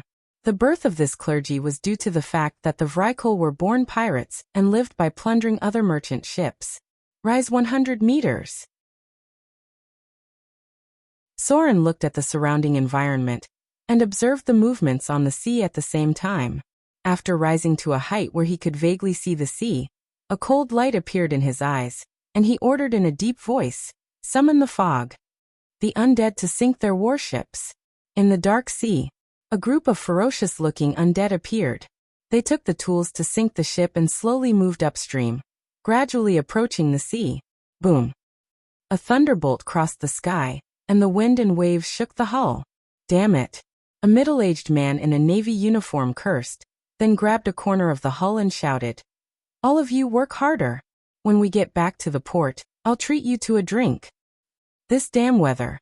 I said the storm wouldn't end so soon. In this weather, how can a fleet go out to sea? There's no need to send us out to patrol." A wave came crashing over. The hull of the warship shook, and the sea rushed to the deck. A Navy sailor stood unsteadily and hit the barrel, but he was not seriously injured. He just frowned and trembled in pain. "What about the South Sea?" The middle-aged man looked around. He didn't know when the fog had appeared around him. He couldn't help but curse again. "This damn weather. How can it dance in a storm? Come on. Light the torches. Don't get separated from the escort fleet." It was a very strange weather. Logically speaking, it was impossible for fog to appear in such a storm. So the middle-aged officer, who had been at sea all year round, intuitively felt that something was wrong. He shouted, "Everyone be alert. This fog is strange. Maybe we've encountered a sea monster." As soon as his voice fell, a Navy sailor screamed in fear. Hearing his voice, the others were suddenly frightened. The middle-aged officer immediately shouted, "What are you screaming for? What did you see?" Boom! The hull suddenly shook. Many people on the deck lost their balance and fell. There was also a sailor who almost fell from the ship into the sea. Fortunately, his ankle was entangled by a cable. Black shadow." The sailor who shouted at first said with a frightened face, "What a big black shadow. It's bigger than the ship. It's there. Under the water. I didn't see what it was. But there's something under the sea." The middle-aged officer's heart thumped, and his expression was a little scared. He murmured, "Don't tell me we're so unlucky to encounter a sea monster?" Boom! The hull shook again. Now, everyone could see that there was indeed a huge shadow wandering in the fog. The ship was shaking because it had bumped into it. No. Not good. Another exclamation sounded. A sailor who was drenched ran out and shouted, "The cabin! Water is coming in from below the cabin." Boom! The hull shook again. A sailor was directly thrown into the sea. He only had time to let out a mournful cry before he disappeared in the rolling waves. Buzz. Boom. The storm seemed to be getting bigger. The warship was still shaking in the waves. The waves made it look like a small boat that could capsize and sink at any time. Gotcha! The sound of the keel breaking came from the hull. Then the warship shook violently. Finally, it turned over in a huge wave and sank to the bottom of the sea little by little. On the sea, incomparably sharp bone spikes appeared one after another, and an incomparably huge shadow swam in the sea. Vaguely, One could see the blurry shadow of a pitch-black warship in the sea. Help! Help! Someone help me! The sinking warship did not immediately kill these sailors. In fact, many of them were low-grade professions. Their tenacious vitality allowed them to still swim up after sinking into the sea. But at this time, a black cable flew out of the sea. The black hull on the bottom of the sea became clearer and clearer. The cable entangled the sailors who fell into the sea, and then dragged them deeper into the sea. Faintly, some humanoid monsters with seaweed-like bodies appeared nearby. They rushed over with a hideous smile, and mercilessly slaughtered those who escaped the net. Dragonone Island. This was an island occupied by the Vrykul pirates. It was said that a dragon was buried here, so it was called Dragonbone Island. The area of the island was not very large. It was estimated that it was not the size of Snake Island, but it had a semi-natural port because a steep mountain wall blocked the whistling sea breeze. There was a lighthouse built on this island. Basically, any port city would have a landmark lighthouse, which could guide the sailing ships. Even lighthouses in some places could guide ships to avoid reefs, greatly improving the safety of the fleet at night. Why haven't they come back yet? Above the lighthouse, a young man dressed in standard aristocratic attire frowned and looked into the distance. He said in a deep voice, "According to the time, they should have come back long ago." Rumble. A bolt of lightning flashed across the sky. The lightning illuminated the sea in the distance, and the waves on the sea were getting bigger and bigger. "Your Royal Highness." Behind the young man was an old man with a white beard. He was wearing a delicate robe. He said in a deep voice, "They haven't come back yet. I'm afraid they are in trouble." Prince Hans's expression suddenly turned ugly. He said with a pale face, "A standard patrol fleet, a large warship and 3 guard warships. Even if they are in trouble, how can they not come back? Could it be that Arendel's fleet attacked them?" "No. We joined forces with the Vrykul pirates last time to hit Arendel's navy. I'm afraid they don't even have the ability to go to sea now." This was the battle he was extremely proud of. First, he let the Vrykul pirates attract the attention of Arendel's navy. Let them think that it was just pirates who came out to plunder, and then he mobilized a fleet to deal with these Vrykul pirates. But what he didn't expect was that near the Dragonbone Island, they also encountered the main navy of the southern island countries, which was the fleet led by Prince Hans. The result of the battle was naturally needless to say. Facing nearly twice the number of enemies on their side, Arendel's navy was almost completely wiped out.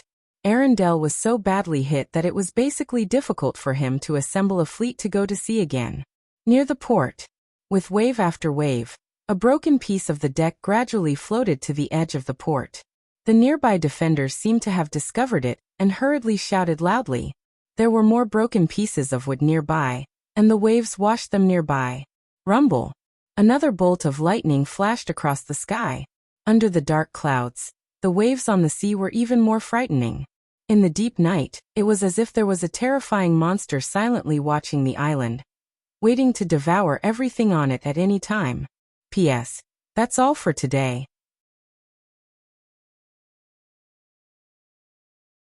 Chapter 380. Dawn came after the storm. Prince Hans stood at the port with a pale face, which made him look a little gloomy. No matter who it was, they would be in a terrible mood if they didn't receive any news of their patrol fleet after they left. It could even be said that they had disappeared without a trace, dead or alive. A whole day has passed, and the patrol fleet has completely disappeared since yesterday morning. No one knew if it was sunk by Arendel's navy, or if it sank in the storm last night. Logically speaking, a storm of this level could not threaten a large warship. Last night's storm at most overturned some fishing boats. Your Highness. A heavily armed young man quickly walked over, knelt on one knee and said, "There's no news. The warships sent out to search have no clues." Time passed little by little. Soon, the warships sent out to search today returned to the port one by one. Prince Hans, who was waiting at the port, glanced at them, and his face immediately turned ugly. He frowned and said, "Where's the Orion? Didn't the Orion go out to sea together today?" Hearing his question, the others also looked around in surprise. Sure enough, the Orion warship was not found. However, the warships sent out to search had just returned. So someone comforted the prince. Your Highness, don't worry, the Orion may still be behind. I've told them not to leave the nearby sea area today, so as not to be attacked by Arendel's warships. If there's any movement, they will immediately send a signal flare, and we can see it directly from here. Prince Hans nodded, but his expression was still ugly because his intuition told him that things were not good. On the calm sea, a broken hull was sinking little by little.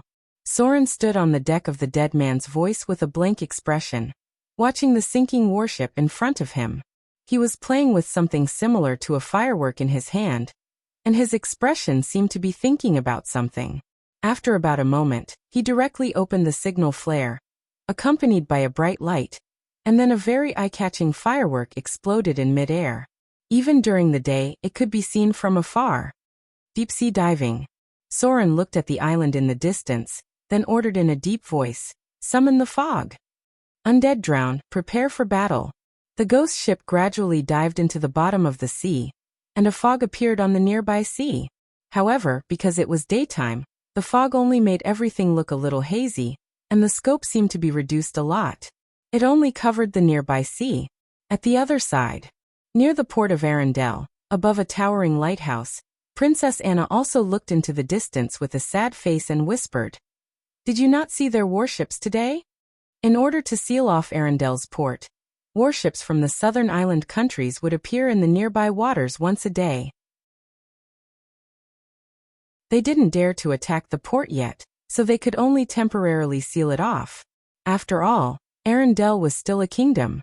No matter how badly damaged their navy was, they still had the basic ability to defend themselves. Your Highness. Standing next to her was a bearded general. He put down the monocular in his hand and said in a deep voice, "I didn't see any enemy patrol warships today, not even the Vrykul warships." Princess Anna frowned slightly and whispered, "Could it be that they withdrew their troops?" "It's unlikely." The bearded general shook his head and said, "I'm more worried that they want to attack the port.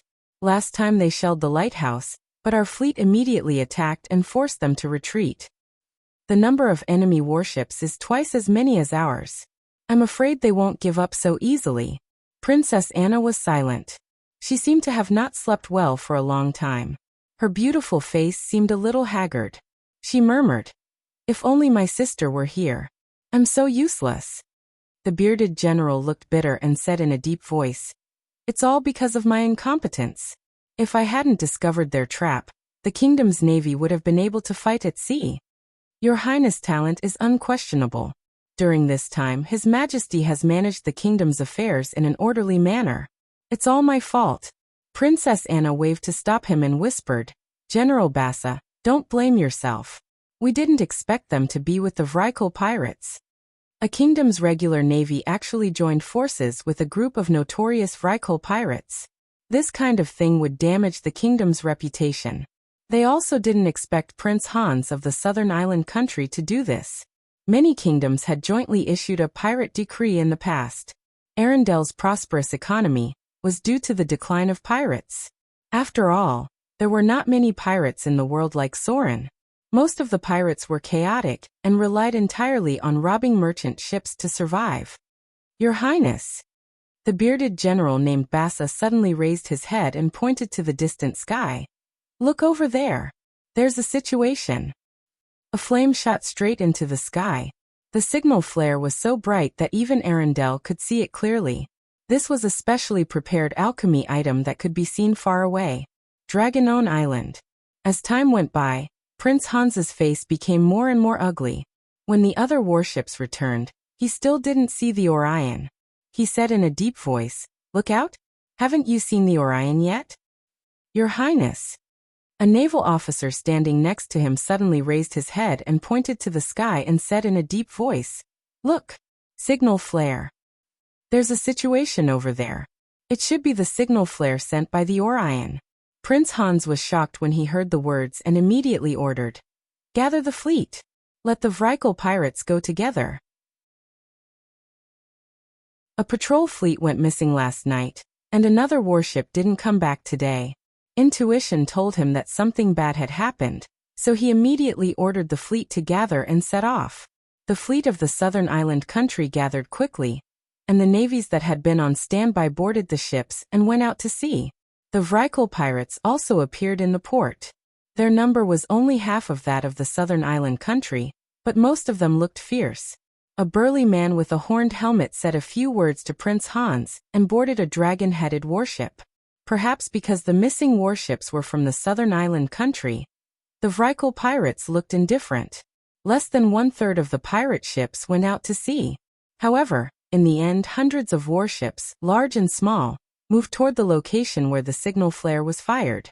In the blue sea, Soren's hair fluttered with the current. He quietly watched the sea, waiting for the enemy to appear. Harvesting heads was undoubtedly the fastest way to gain slaughter EXP, especially since many of the navies of the southern island country were advanced professions. Just last night's battle he gained nearly 50,000 slaughter EXP, and this was because many enemies died in the hands of the undead and the mutant killer whales. At this rate, he was afraid that he didn't need to complete the chain quest of the 4 elemental stones. As long as he defeated Prince Hans's navy, he might enter the legendary realm. Soren's slaughter EXP had now reached a total of 230,000, and he could upgrade the Shadow Dancer profession level at any time. This time, he didn't save the slaughter EXP, but directly upgraded the Shadow Dancer to level 6. The Shadow Dancer profession has been upgraded to level 6. Received 32 DX26 plus, INT 22 to 10, *0. 5 skill points HP increased by 14 profession HP 8 plus, con 22 to 10, *0. 5. At this stage, Soren's speed of improvement was slow because he had entered a bottleneck period, which was the realm of the half-legendary. Only when his strength broke through the legendary realm would he receive a greater improvement. At that time, he would be able to master Danger Sense, Reflex Evasion, and Flexible Mind as rewards. The legendary realm was a huge watershed. After entering the legendary realm, Soren could further master the legendary combat skill, Shadow Step, as well as the legendary ability Shadow Realm. Warriors and barbarians who had just entered the legendary realm would receive the most obvious improvement because at this time, they would receive the ability, Epic Strengthening. After this ability appeared, they would become quite inhuman. Under normal circumstances, the incarnation of the gods had more than 500 HP. Among all professions, only warriors and barbarians could reach this level. Epic Strengthening, if raised to the limit, could increase the HP by more than 300. They were able to bathe in the magma because of their abnormal vitality. As for the other professions, they would probably need a long time to learn and train after entering the legendary realm, especially spellcasters, who needed a lot of time to learn and master legendary spells. After entering the legendary realm, the rogue's ability to fight head-on would be pulled apart by the traditional melee professions, so mastering Shadow Realm was the key to deal with them. Soren had received a message prompt. 2 more times and he would be able to master Shadow Realm. At that time, no matter how strong the enemy was, he could try to escape across the plain. As he got closer and closer to the legendary realm, Soren's slaughter EXP needed to level up his professions also doubled. His current professions were level 10 Commoner, level 7 Rogue, 018-6500, level 6 Shadow Dancer, 021-5000, level 10 Wizard, 014-8500, grade 4. 2 more professions, and he would enter the ranks of the legendary professions. However, the last 2 professions were also the most difficult because he might need close to 450,000 slaughter EXP. After deducting the current slaughter EXP, there was still a gap of nearly 400,000. According to the gains from last night's battle, he would need to do at least 9 more times. In other words, he would need to sink at least 50 warships from the southern island nation. P.S. That's all for today. I'll start adding more tomorrow. This lunar foota's performance was terrible, sorry.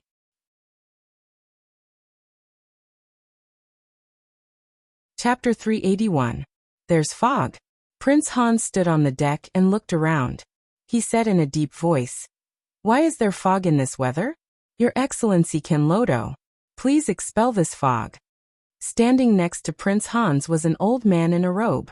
He nodded and said, "Okay. This fog is a bit strange." The light of a spell appeared. As the old man in front of them cast the spell, a gust of wind blew in all directions, blowing away the fog on the sea. However, a new fog soon appeared, blocking their vision, but it didn't seem as dense as before. The old man standing next to Prince Hans frowned. He raised his hand and cast another spell. It seemed that he was a high-grade warlock, so he didn't need to memorize spells in advance. Under normal circumstances, sorcerers rarely memorize spells like this. This fog isn't formed naturally. The high-grade warlock named Kinlodo had a dignified expression and said in a deep voice, "It seems that something is summoning the fog. Your Highness, we may have encountered a sea monster." Normal fog would not appear on the sea so strangely, and it was only in this area. There was no geographical environment nearby that could form fog, so according to the high-grade warlock's speculation, the most likely possibility was that there was a sea monster here that could summon fog. Damn it. Prince Hans hammered the deck of the ship and said slowly, "Why did a deep-sea monster suddenly appear here? So the missing battleship yesterday, and the missing Orion today were all done by it?" The high-grade warlock nodded gently and said, "It's very likely. If it was a sea monster that attacked them, I'm afraid they are all dead." Prince Hans nodded with a gloomy expression and said in a deep voice, "Can we kill it?" The high-grade warlock next to him pondered for a moment, then turned to the naval officer on the side. After asking a few questions, he said, "Yes. The Vrykul pirates have some whaling cannons on their ship, and we also have some equipment on our ship to deal with large sea creatures. If we can find it, we should be able to kill it." Prince Hans showed a smile on his face and said in a deep voice, "But how do we find it? This is the sea. If it hides at the bottom of the sea, I'm afraid we can't do anything. Lord Kinlodo, please take care of this sea monster. Otherwise, I'm afraid our warships will be attacked again. If this happens, it will be a great blow to our morale." The high-grade warlock hesitated for a moment and then said, "I'll try." A faint light of magic appeared. Then, something that looked like an eye appeared in front of him, and the situation around the fog gradually became clear. "Found it." A trace of excitement suddenly appeared on the face of the high-ranking warlock, and he said in a deep voice, "It's in front. It really is a deep-sea monster." It was a huge shadow. Through the light produced by the spell, the other people present also saw a trace. It was a very large black shadow, wandering on the seabed in front of them. Its body was probably much larger than the largest blue whale. With such a huge body, it was obvious that it was a deep-sea monster. After seeing this huge shadow, a smile appeared on Prince Hans's face, but soon it became serious again because such a monster was not so easy to deal with. "Prepare for battle." The admiral next to him quickly gave an order and shouted, "Load the whaling cannons. Everyone, prepare for battle." The fog in front of them became a little thinner. With the order of the admiral, the fleet was scattered a lot, so as to avoid being affected in the battle. The fleet sailed forward in a fan shape. To deal with this kind of giant sea monster, only by opening up space could they cause tons of damage. Because of some unknown energy mutation in this world, possibly related to the energy radiation of the Arcane Empire, some mutant creatures often appeared in the sea. The most common of them was the giant octopus, so the navies of these southern island countries had experience in dealing with sea monsters. The calm sea seemed to be brewing a terrible storm. The vague huge shadow was locked by the warlock's spell. Even Prince Hans, who was standing on the deck, was a little nervous. After all, it was not easy to deal with such a monster in the sea. Warning! The scattered warships in front of them suddenly exclaimed, and then someone shouted, "Enemy found! It's Arendel's navy! Prepare for battle! Prepare for battle!" "What?" Prince Hans looked up in surprise, and then saw a fleet with Arendel's flag in front of them. The number of the other side was obviously less than theirs. It seemed that because of the fog in the sea, they did not discover each other until they were closer. When they saw so many warships of the southern island countries in front of them, Arendel's fleet also seemed a little flustered, and seemed to be planning to turn around and retreat. "Kill them!" Prince Hans's expression was obviously excited, and he said in a deep voice, "Don't worry about that sea monster for the time being. As long as we don't provoke it, it shouldn't dare to attack so many people. Order the warships to move forward at full speed. We'll destroy this Arendel's fleet." On the other side, a bearded general was also standing on a large warship. When the nearby fog gradually thinned, his face suddenly changed and he said in a deep voice, "Not good. It's the fleet of the southern island countries. Damn it. We've fallen into their trap." The signal flare that rose into the air today was too obvious. Even Arendelle saw it. Although he suspected that it might be a trap, in the end he decided to lead his fleet to see the situation. In order to avoid being intercepted by the enemy, all the ships he brought out this time were fast ships. If it wasn't for this strange fog, he should have seen the enemy's tracks from afar, but because of the fog obstructing their vision, they only discovered the enemy when they got closer. Therefore, the first reaction in his mind was that he had fallen into the enemy's trap. Rumble. The roar of cannons sounded. The warships that first entered the range fired continuously, and the leading warships of the Vrykul pirates quickly rushed over, wanting to board the enemy's deck. Only the pirates' fast ships can catch up with them. Many of the fleets of the southern island countries are medium-sized warships with fierce firepower. However, Arendel's fleet also reacted very quickly. Following the general's order, they immediately turned around and retreated. It seemed that they had no intention of fighting with them. In fact, they didn't have the ability to fight at all. If the warships want to increase their speed, they must give up their firepower. Most of the fast ships don't even have half of the firepower of a medium-sized warship. A large warship like the Dragonhead warship can be equipped with hundreds of cannons. It can be said that even the dead man's voice may be blown up in a head-on naval battle. Of the warships sent by Arendelle, the strongest was only 24 cannons. Shooting at each other was simply a matter of life and death. However, Arendelle also has their advantage, that is, Arendelle has a group of ice witches. The fog became even thicker. The ice witches seemed to have cast a spell to strengthen the fog on the sea, making it gray 50 meters away. Many of the gunfire hit the sea, and Arendel's fleet could only see a vague shadow. The Vrykul pirates screamed and rushed into the fog. When the distance was 100 meters away, the navy of the southern island countries couldn't even see their pirate ships clearly. "Don't fire." A naval officer stopped the gunners from loading and said with an ugly expression, "Those idiots rushed up. It's easy to accidentally hurt them if we fire now." The field of vision in front of them was very small. The possibility of accidentally hurting allies like this was too high, and it was difficult to aim at the enemy, unless the distance was reduced to a certain extent. At the same time, just as the navy of the southern island countries was about to annihilate Arendel's fleet, a huge shadow slowly rose from the dark bottom of the sea. Near this huge shadow, a ghost ship gradually floated up. The undead of the drowned had a grim smile on his face, and he swam up little by little under the cover of the fog. The battle had just begun. The unexpected appearance of Arendel's fleet did not affect Soren's plan. P.S. Today's third update. Love you.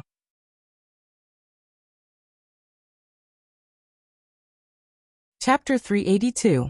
Boom. Boom. The sound of continuous artillery bombardment could be heard. No one noticed that under the calm sea, there were already some hazy shadows approaching these warships. With a muffled creak, a southern island warship suddenly shook, and then a huge black shadow slammed into it.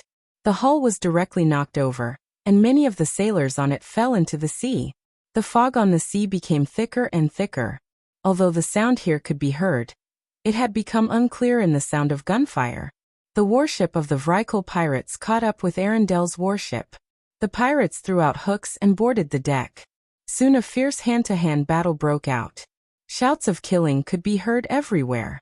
The sky was covered by fog, and it was difficult for the ship to navigate in it. At this time, Prince Hans found that he had completely lost control of the fleet. He could only mobilize the 20 or 30 warships around him. As long as the distance was more than 500 meters, not to mention giving orders to fight, even the shadow of the warship could not be seen.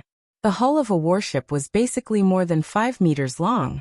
Unless they sailed close together, It was easy to pull away and disappear without a trace. This damned fog. Prince Hans slammed the deck and said in a deep voice, "Can't you disperse it? The other warships have lost contact, and they can't see the flags hanging up." The visibility of the fog was at most 10 meters. Beyond this distance it was all hazy. There were faint screams nearby, but it was not known whether it was Arendel's navy or Prince Han's own men. Not good. The high-grade warlock standing next to him suddenly changed his face slightly and said in a deep voice, "The deep-sea monster floated up." Boom. There was a sound of impact in front, mixed with the excited howls of the Vrykul pirates. It seemed that they had caught up with one of Arendel's warships. Gotcha! There was the sound of the deck breaking. The undrowned undead with wet seaweed appeared. They rushed over with a grin, waving their sharp blades to harvest the enemies who fell into the sea. In the ocean, even people with higher profession levels might not necessarily be able to defeat these undead that did not need to breathe. The sea was their main battlefield, and the advantage of these undead that did not drown was too obvious. Animated ropes shot out from the pitch-black seawater, entangling the enemy's body and dragging them to the bottom of the sea. It was like a bloody mouth devouring everything. Blood spread out. There was a slight change on the body of the ghost ship, Dead Man's voice. There were many dead souls on the ghost ship's sail, and a faint dark red line appeared on the ghost ship's sail. Those were naturally formed lines, just like blood vessels. They were not enchanted by someone else. Soren's expression was cold. He concentrated on controlling the rope on the dead man's voice. After harvesting the enemies on the battleship, he paused for a moment, and then turned his target to another group of enemies. However, at this moment, he discovered that one of Arendel's battleships seemed to be on the verge of collapse. The Vrykul pirates were more ferocious than the pirates on the south coast. If it weren't for their small number, they would be the real overlords. In terms of combat power, the Vrykul pirates should be the most ferocious of all the pirates. Soren frowned and thought for a moment, then ordered the undrowned to board the ship, and at the same time, controlled the mutant killer whale to rush over. Arendel's navy was still useful. With them, the fleet of the southern island countries could not react so quickly. These battleships could at least confuse the enemy's line of sight, and temporarily divert their attention to facilitate Soren's actions. On the sea, sharp bone spikes appeared one after another. The huge body of the mutant killer whale floated to the surface of the sea, and then directly crashed into the battleship of the Vrykul pirates. The ship shook violently. Many of the Vrykul pirates who intended to land on the enemy's battleship all fell into the sea, and what greeted them was a bloody mouth. The mutant killer whale opened its huge mouth and swallowed a group of people. 5 layers of sharp teeth cut the enemy into pieces, and almost no one was left alive. "Rise." Soren glanced at the surrounding pirate ships and immediately ordered, "Prepare the cannons of the dead man's voice. Load the heavy boomerangs." After so many battles, the number of undrowned didn't increase much, but the number of resentful sea monsters working on the ghost ship increased a lot. The undead trapped on the ship moved quickly. As a black mass broke through the surface of the sea and rose, the cannons of the undead's voice were loaded. The surrounding waves separated. In the thick fog, the dead's voice broke through the waves, followed by a dull sound of gunfire. 24 cannons fired continuously, and in an instant, the pirate ships on both sides were riddled with holes. At the same time, the heavy boomerangs at the bow of the ship fired continuously, penetrating the hull of a dragonhead battleship on the spot. Then a large amount of seawater poured in, and the dragonhead battleship in front of them was almost sinking. What is this? The Vrykul pirates, who were besieging the Arendelle navy, were instantly stunned. No one expected that a warship would suddenly emerge from the bottom of the sea. At the same time, the firepower was so fierce that they didn't even have a chance to react. Ghost ship. With the appearance of the dead's voice, some people also saw its true appearance through the fog. The broken hull, the dark ghost sails, and the rich death energy spread in all directions. As long as people were close to it, they would feel a chill from the soul. Twisted souls danced in the air, and indistinct cries of agony could be heard. Standing on the deck were the vengeful spirits of the sirens. and the undead of the Sawajan grinned as they boarded the enemy warship. Ghost ship. Even the Vrykul pirates, who ranked at the forefront of the pirates in terms of ferocity, felt cold at this moment. After all, the undead were not living people. The terrifying legend of the Spectre ship had long spread throughout the world. They might not be afraid of powerful living enemies, but it was inevitable that they would be a little frightened when they fought with these ferocious undead. Sea monsters attack.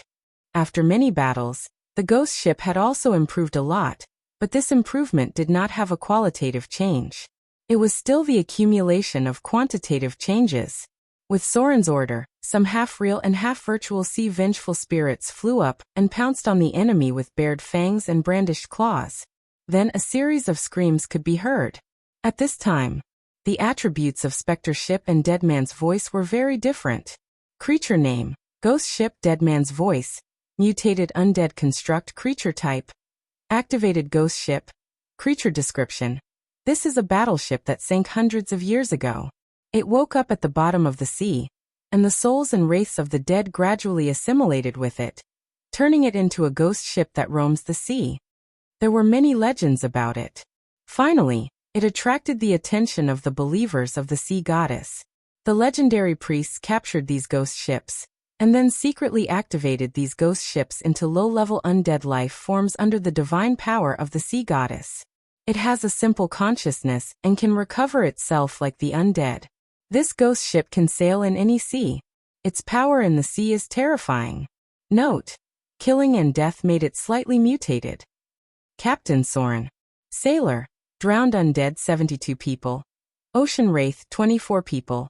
Ocean Spectre 108 people. Naga Banshee 12 people. Undead Sharkman 11 people. Bound Spirit of the Dead Speaker 1105 people. Equipment: Drowning Howl Ram. Cannon of the Dead 24 pieces. Ghost Sail mutated. Heavy Revolving Cannon 2 pieces. Basic skills: Summon Fog. Ghost ship's characteristics: Deep sea diving. Activate life. Activate ropes. Curse ship hull. Dead voices characteristics. Special skills: Soul Eater characteristics. The change of the ghost ship happened after the number of bound spirits of the dead exceeded 1,000. Soren only noticed it recently. In the original ghost ship's characteristics, it had an additional special form: mutated undead construct life. At the same time, the number of undead sailors on the ship gradually increased due to the increase of bound spirits. The most obvious ones were the sea monsters and sea ghosts. And the original underwater navigation ability had become deep sea diving.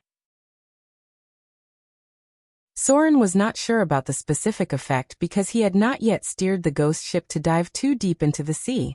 Finally, the ghost ship had an additional special Soul Eater characteristic. Even Soren did not understand this characteristic, but with the appearance of this Soul Eater characteristic, the ghost ship's spirit binding characteristic disappeared.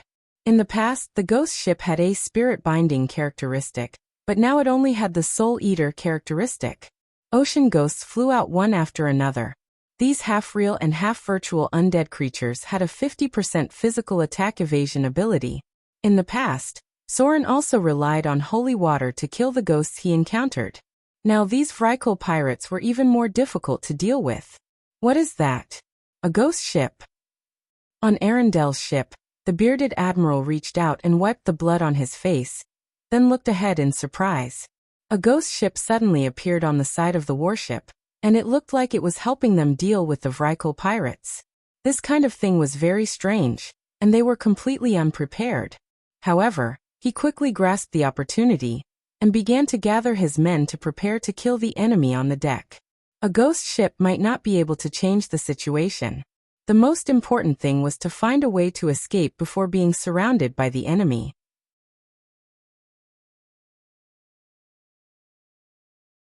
Chapter 383. The undead did not feel tired. Accompanied by the sound of gunfire, the undead on the dead man's voice moved quickly and poured firepower to the left and right at an astonishing speed. Very soon, 3 enemy warships were sunk by the cannon fire. The animated ropes that danced in the air swept out like venomous snakes, entangling the approaching enemies one by one. Soren stood on the deck with the elven bow in his hand. He was not in a hurry to kill the enemy, but he shot arrows to kill the targets entangled by the animated ropes. Boom! The ghost ship, Deadman's voice shook a bit. After a round of fierce gunfire, the enemy finally reacted and began to turn the muzzle to fight back at the ghost ship. Even though the ghost ship was an activated undead construct and could automatically dodge the attacks, it was still hit by the dense barrage of cannon fire.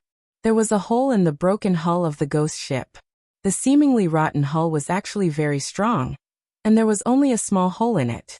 But the next scene subverted the knowledge of all the pirates. They only saw the wailing souls flying out of the ghost ship's sail.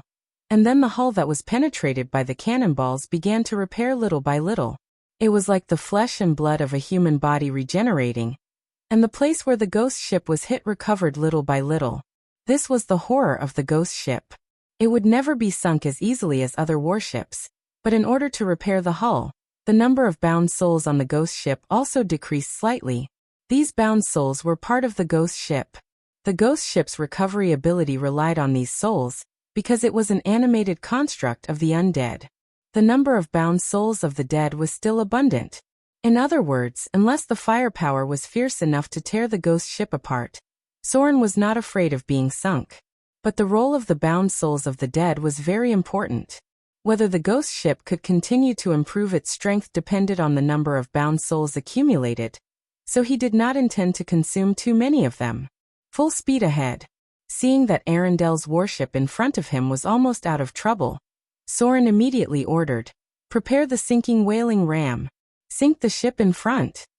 The ship began to accelerate.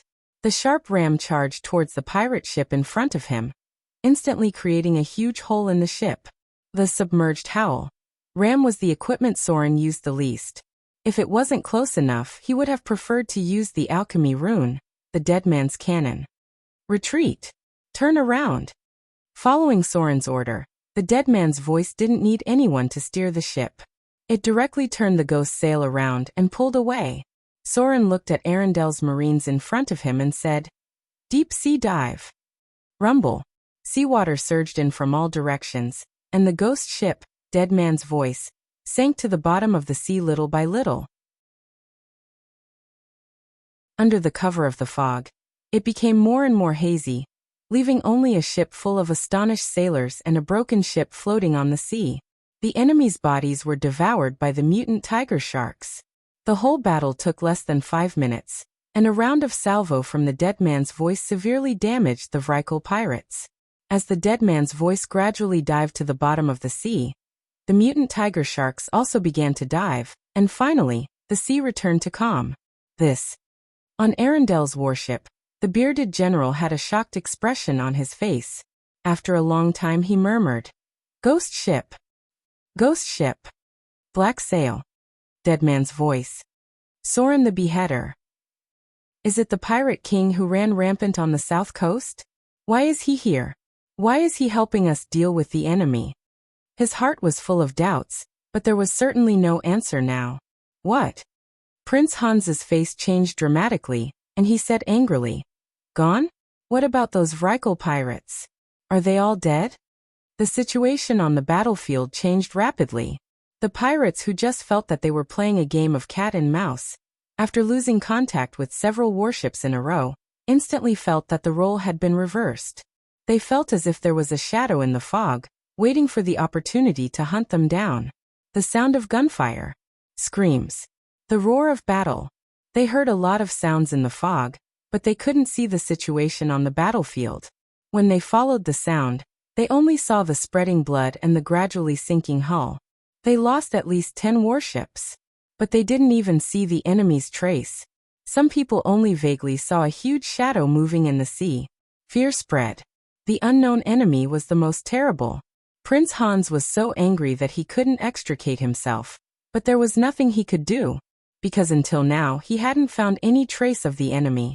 This damn fog covered everything. Even Arendel's warship was gone. "Look." The high-grade sorcerer standing next to him suddenly said, "Your Highness, there's a living person there." There was a wooden barrel floating in front of them. There was a bloody pirate sailor holding it. After all, Soren was not a god. It was difficult to guarantee that no one would escape from such a battle. "Hurry up." Hearing this, Prince Hans's spirits were lifted and he immediately shouted, "Pick him up! Hurry up and get him up!" The sailors on the deck moved quickly. Soon someone rescued the pirate. His breath was very weak. His chest was penetrated by a wooden plank, and he wouldn't live long. What happened? Prince Hans grabbed him and shook him hard, saying, "Hurry up and tell me, what happened in front of us?" The pirate sailor gradually regained consciousness. He opened his eyes with difficulty, and then his face showed a look of fear. He trembled and shouted, "Undead! Black sail! Ghost ship! Monster! Dead! Dead! All dead! All dead!" The words were a little incoherent. However, the words that came out of his mouth shocked everyone nearby, and they felt a chill run down their spines. It was as if there was a cold gaze watching them in the fog. Undead? Prince Hans's mouth was a little dry. Ghost ship? Black sail? How could it be? Where is the ghost ship here? How could it be? When did a ghost ship appear near Arendelle? As a person who lived in a coastal country, he certainly knew the terrible legend of the ghost ship. This kind of thing was more terrible than the monsters in the deep sea. Until now, there were very few people who had really seen it. "Your Highness." A naval officer next to him swallowed and lowered his voice.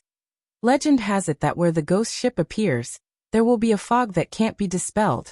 I'm afraid there are really undead here. How about, let's retreat first?" He was afraid. Not only him, but the other sailors on the deck could not help but feel a little fear after hearing the news about the ghost ship.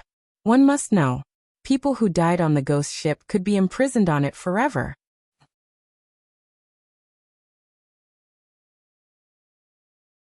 Chapter 384. Retreat. Prince Hans's expression was uncertain, but in the end he gritted his teeth and said, "Let's retreat to Dragonbone Island first. The current situation is very unfavorable to us. Wait until we figure out the enemy's situation before we deal with them." Damned fog. This strange fog completely crippled them. They couldn't find the enemy's trace, and there was no way to command the battle. Everyone was like a headless fly in the fog.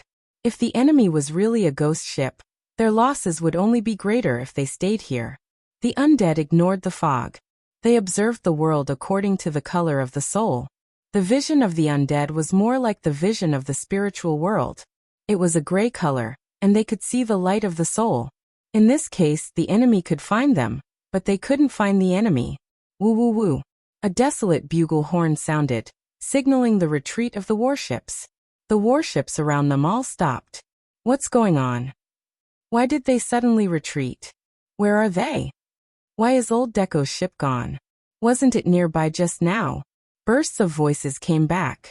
Those targets targeted by the dead man's voice were naturally doomed, but those warships that were not targeted by the dead man's voice had been running around until now and had not encountered any enemies at all.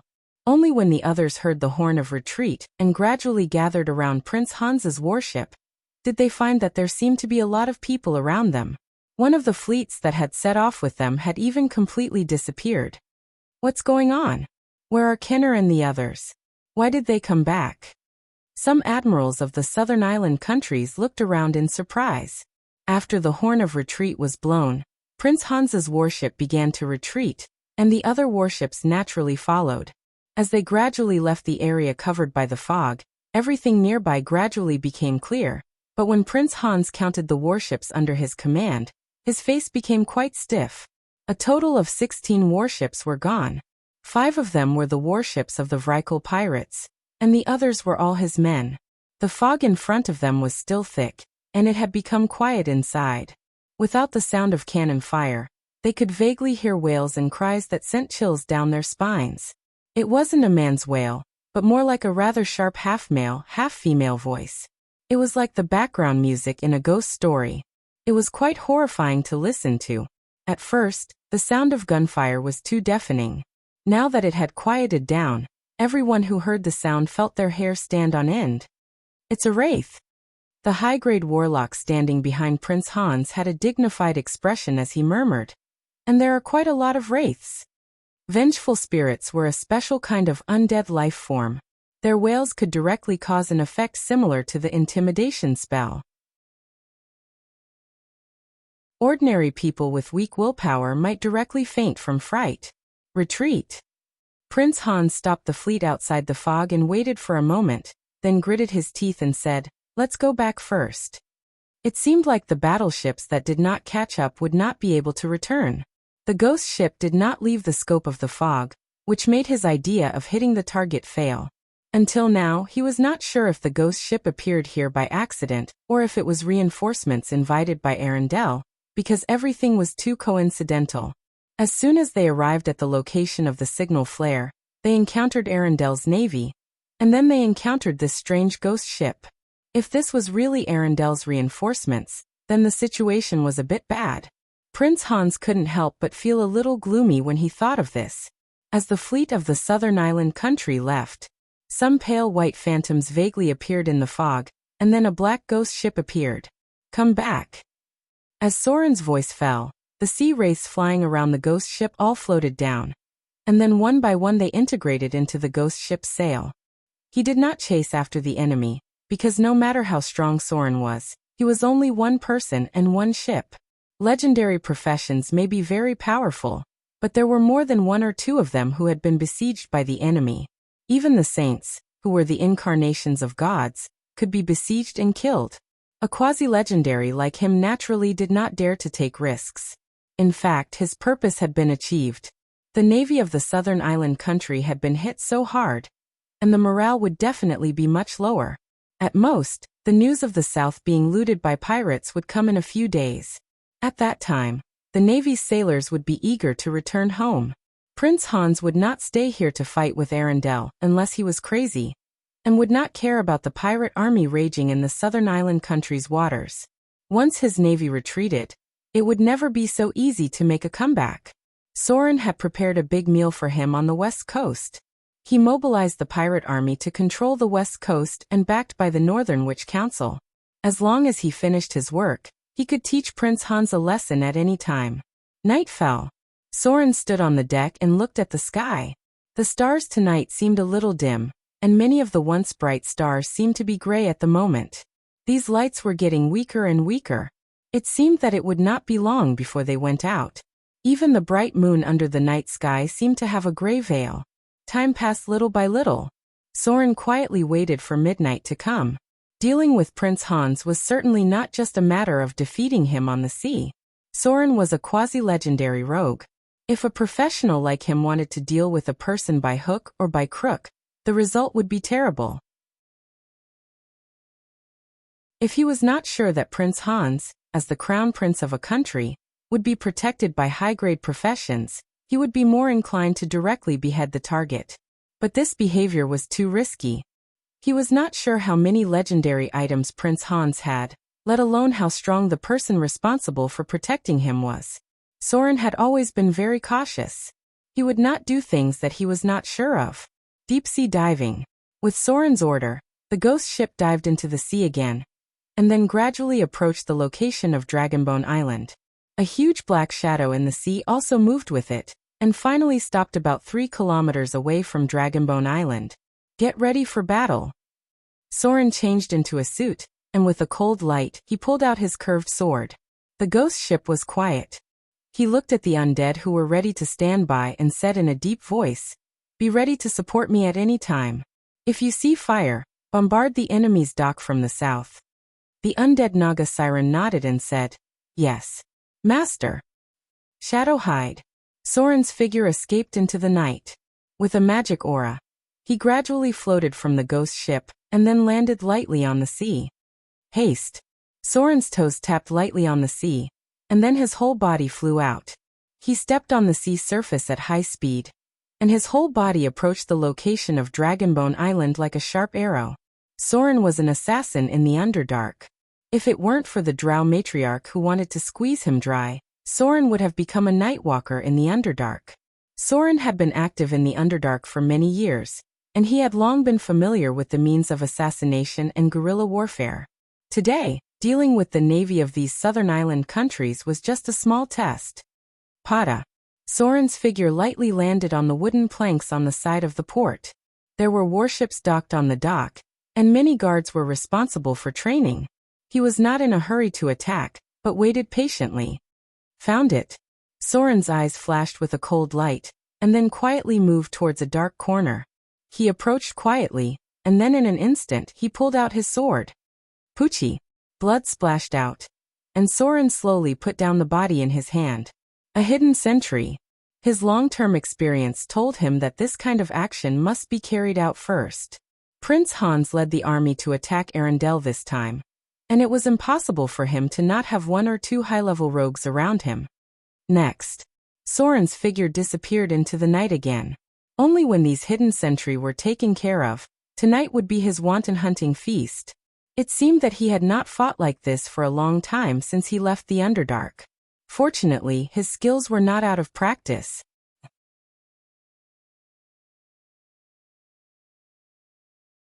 Chapter 385. A cold light flashed. The guard who was patrolling slowly fell to the ground, covering his neck.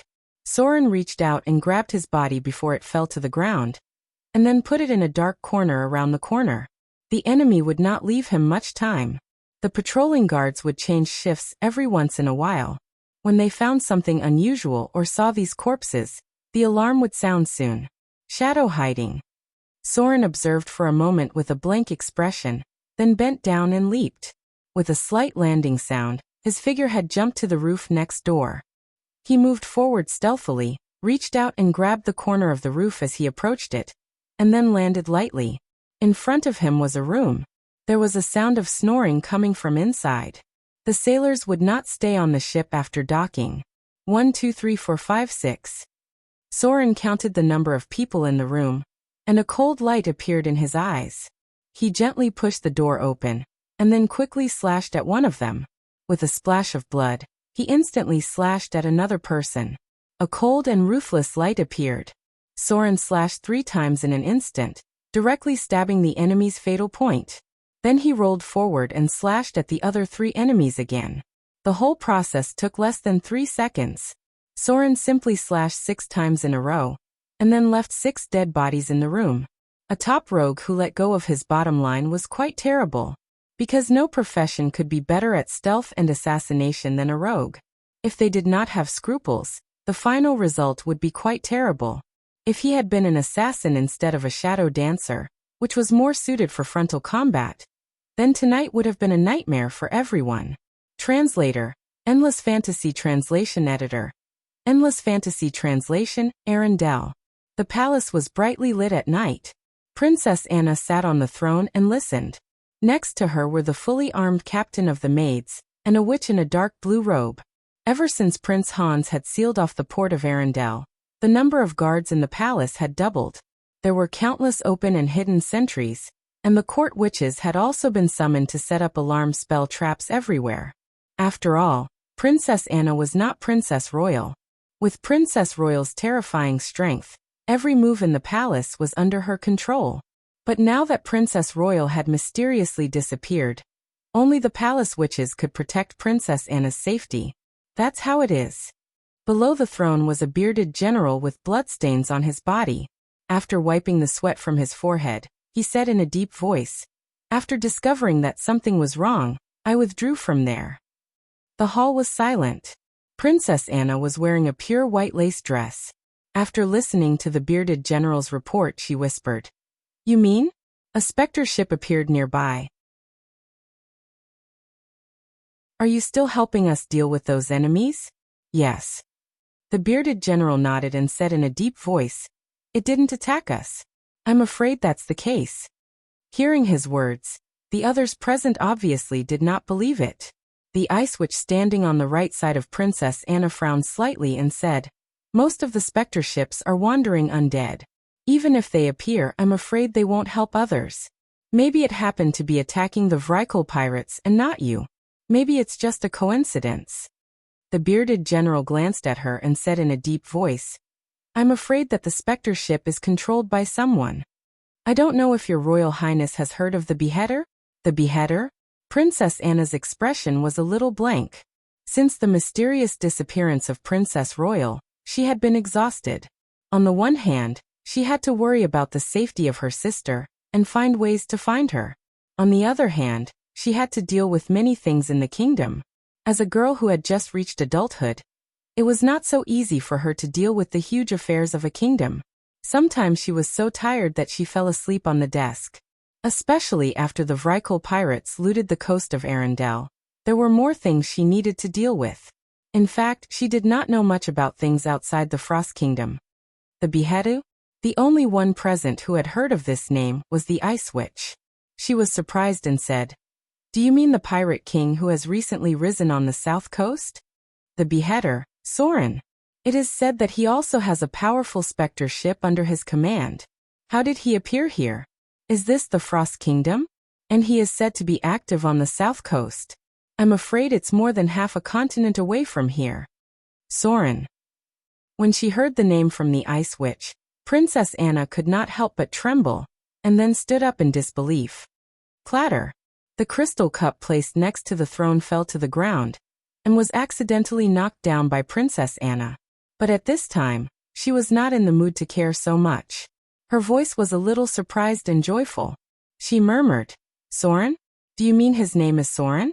Did he appear? Did he really appear? Did he come back?" Hearing Princess Anna's somewhat incoherent words, the others present were puzzled. Only the captain standing next to her was surprised. Perhaps she did not know who the beheader was, let alone the pirate king who rose on the south coast half a continent away. But she knew the name Soren. She was even familiar with this name, because this name was mentioned more than once in Princess Anna's mouth. Is it really him? Princess Anna seemed to suddenly remember something and said anxiously, "No. It's too dangerous. He's alone. Summon the army immediately. I'm going to help him. How can he deal with so many enemies alone?" The captain looked at the emotional Princess Anna and immediately reached out to hold her down. She said in a deep voice, "Your Majesty, don't worry. Maybe it's just the same name. Moreover, if it's really him, with his cautious character, he shouldn't act rashly. I'm afraid we have to figure it out first." Princess Anna gradually calmed down, but her expression became firm. She said seriously, "It's him. It must be him. He said that when I need him, he will come back, and he will stand behind me." Dragonone Island. Under the pitch-black night, the massacre was carried out silently. After an unknown amount of time, a patrolling guard finally noticed that something was wrong. Then he saw the corpses that were dragged to the corner. A sharp alarm sounded. In an instant, the whole island was alarmed, and the shouting spread everywhere, waking up those who were still asleep. Enemy attack. Enemy. Assassin. There was a burst of panic, but it was eventually drowned out by a series of explosions. Rumble. There was a series of explosions near the port. It seemed that the place where gunpowder was stored was ignited. The explosions turned the entire port into a sea of fire. But this was just the beginning. Boom, boom, boom, boom. The sound of artillery fire came. In the dark night, a fog appeared in front of the port, and then a black warship appeared from the fog. The intense firepower poured down on the warships docked near the port. Oh.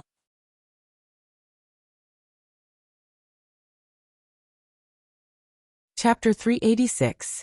A raging fire was ignited. As the gunpowder barrels in the warehouse were detonated, the entire port had turned into a sea of fire, and as the fire spread, the sails of some warships were directly ignited. It seemed that the wind was fanning the fire, and more than a dozen warships were on fire. Although the hull was made of wood, it was not so easy to ignite it.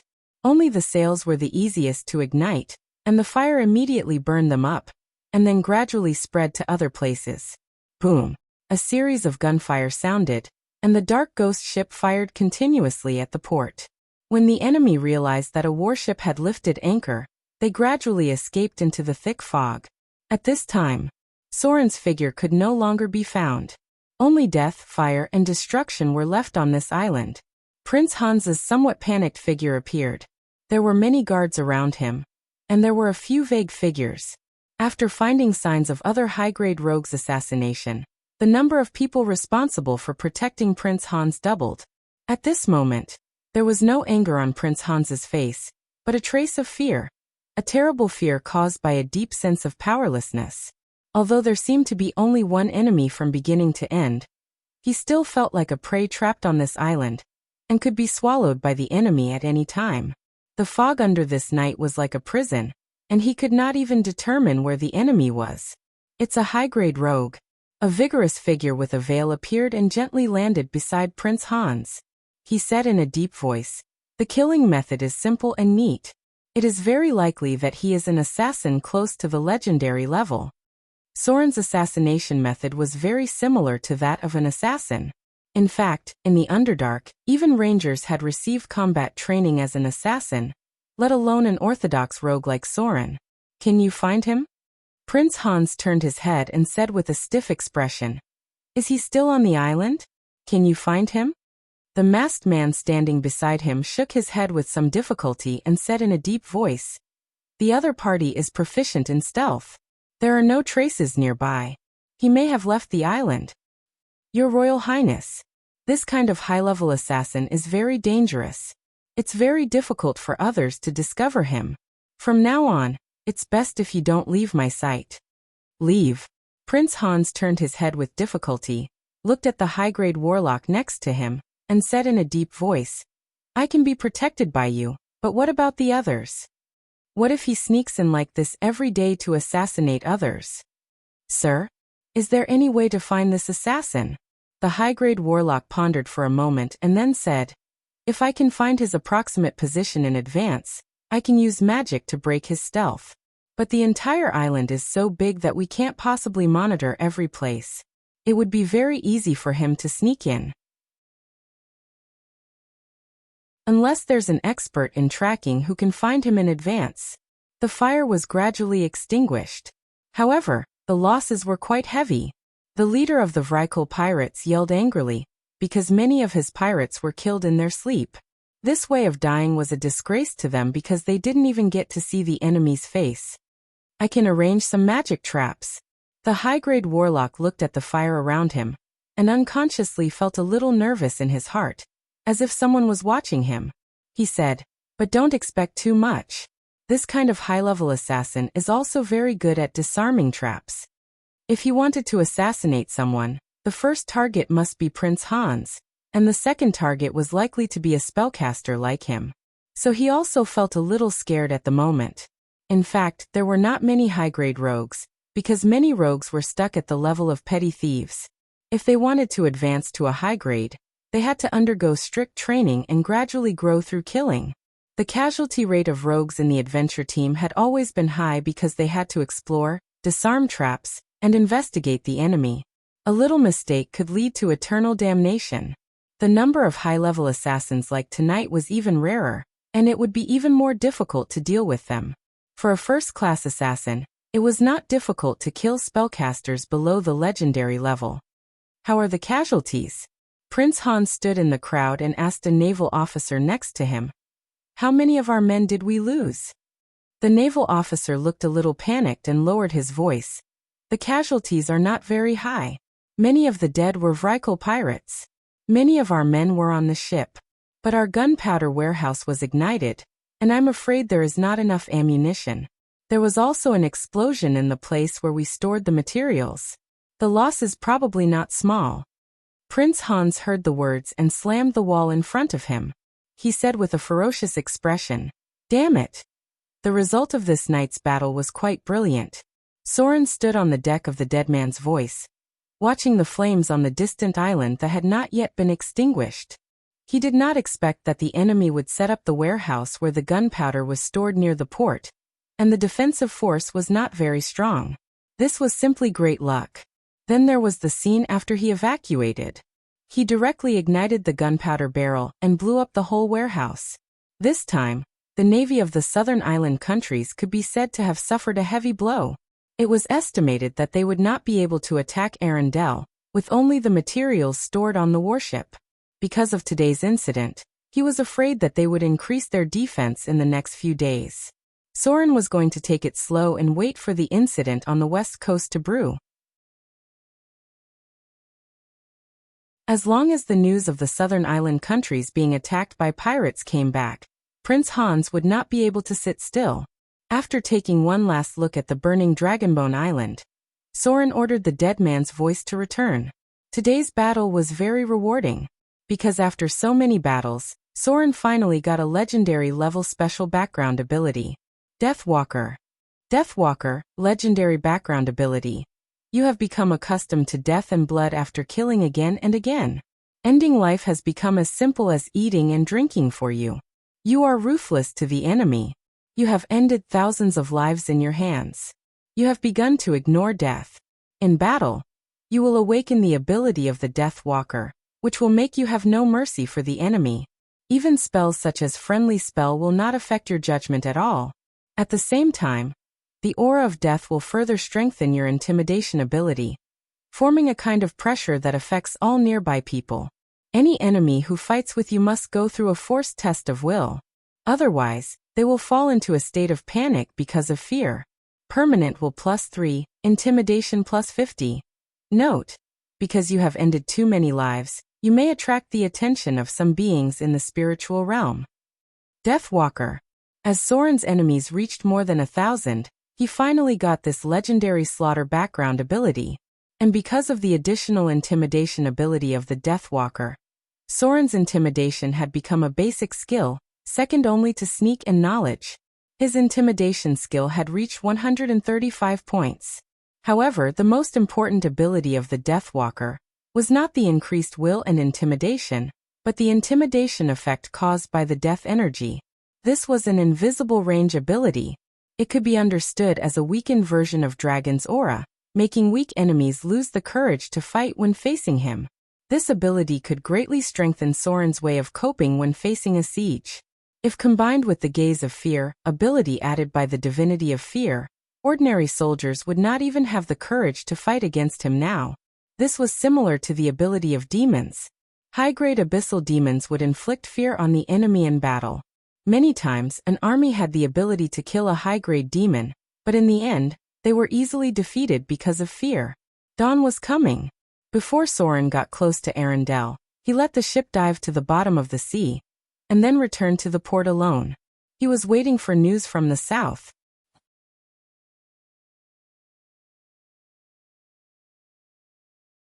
Chapter 387. Rumble. Bursts of gunfire resounded over the town of this southern island. Pirate ships with black sails could be seen near the port in the distance. Hundreds of cannons fired at the city wall at the same time, and a gap was blasted out in just one round of fire. The fierce vitality suppressed the defenders on the city wall, and they could only find ways to hide in the corner. There were cries and shouts everywhere in the town. This sudden attack frightened the civilians who usually lived a comfortable life. Damn it! A man dressed in noble attire shouted, "Return fire! Fight back quickly! Why are there pirates here? Black flag! Aren't they the beheader's men? Why are they attacking us? Aren't they afraid of the kingdom's revenge?" Rumble. What answered him was a second round of gunfire. With the suppression of firepower, speedboats were released from the pirate ship in front. Groups of ferocious-looking pirates began to disembark with weapons in their hands. Some jumped directly into the sea, and then rushed towards the town ahead. Bursts of strange cries sounded, and the pirates waved their weapons and rushed towards the town's defenders, launching an almost one-sided massacre. Attack! All of you charge! A cold light appeared in the one-eyed man's eyes, and he shouted in a deep voice, "Don't worry about those ordinary people. Break through the governor's mansion. What can those civilians do? Let's end this quickly. There are troops from the southern island countries stationed nearby.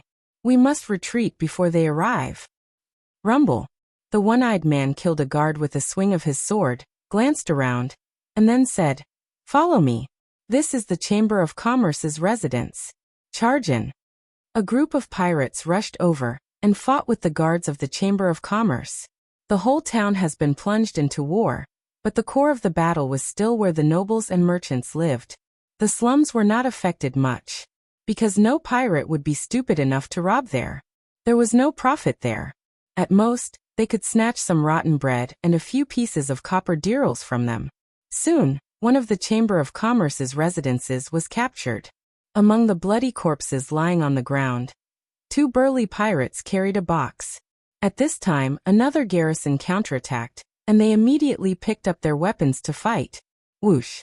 The box he was carrying fell to the ground, and kindler and silver dirhams immediately spilled out. The shiny gold coins attracted the attention of many people. Then a few guys who looked a little different from the pirates rushed over and grabbed a handful of gold coins, ready to stuff them into their pockets. Clang! A cold light flashed. One-eyed pirate swung his sword and beheaded the pirates who were trying to rob him. He then looked around coldly. His gaze stopped on the leader of another group of pirates and roared, "Have you forgotten the rules set by Sir Soren? Whoever dares to act recklessly will end up like him." There were clearly two groups of pirates attacking. One group was well-organized and ferocious, attacking the warehouses and mansions in a planned and arranged manner. The other group was looting wherever they went. Some pirates wanted to retreat after getting something. Needless to say, they were just a small group of pirates that fought alongside him. Broken. The storehouse has been breached. Cheers came from the front, followed by shouts of killing. One-eyed dragon looked around and said to his confidants, "Follow me." Boom. The door of the storehouse was smashed open, and the wealth inside was immediately revealed to the others. There were boxes of kindler and silver dirhams, a variety of other goods, as well as food that was collected as taxes. The southern island countries were quite rich. The entire storehouse was filled to the brim, and there were also many swords and weapons. "Take it away! Take it all away! Hurry up and take it away!" One-eyed dragon smiled with satisfaction, then shouted, "Has the governor's mansion been breached?" "No," a young pirate replied. "There's a magus there. We've suffered a lot of casualties. Kanadu and his men have retreated. Let those guys go and waste their time with them." Wizard. One-eyed dragon heard this and narrowed his eyes, then said, "Then let them have it. Hurry up and take it away.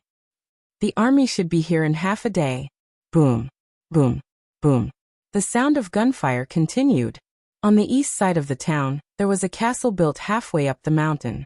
The mansion at the foot of the mountain had been breached, but the nobles who ruled here had retreated to the castle.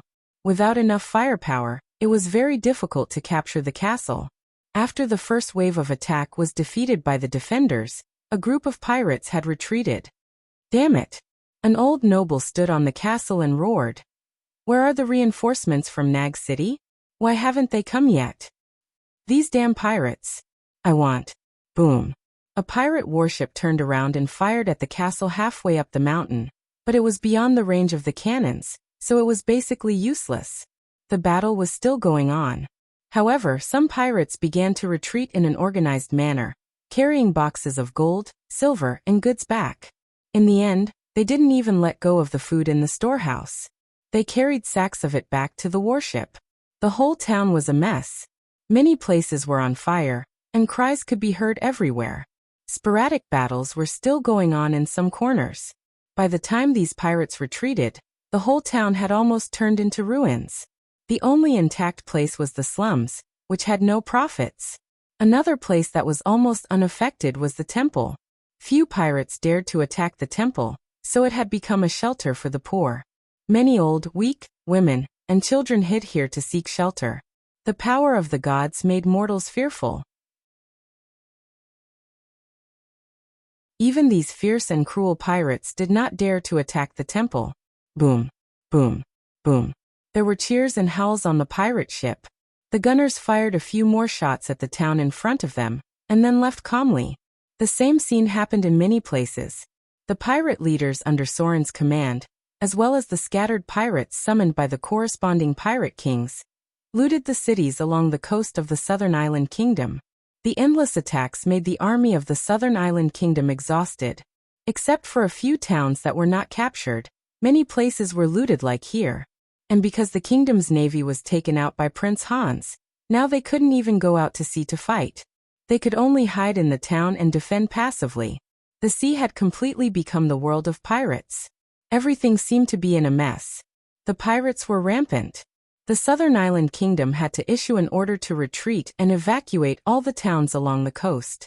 As long as they were far away from the coastline, the pirates had to go ashore to attack. Once they went ashore, they would be no match for the regular army.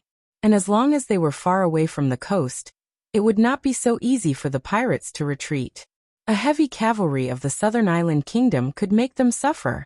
But it seemed that all the pirates had no intention of going ashore to fight.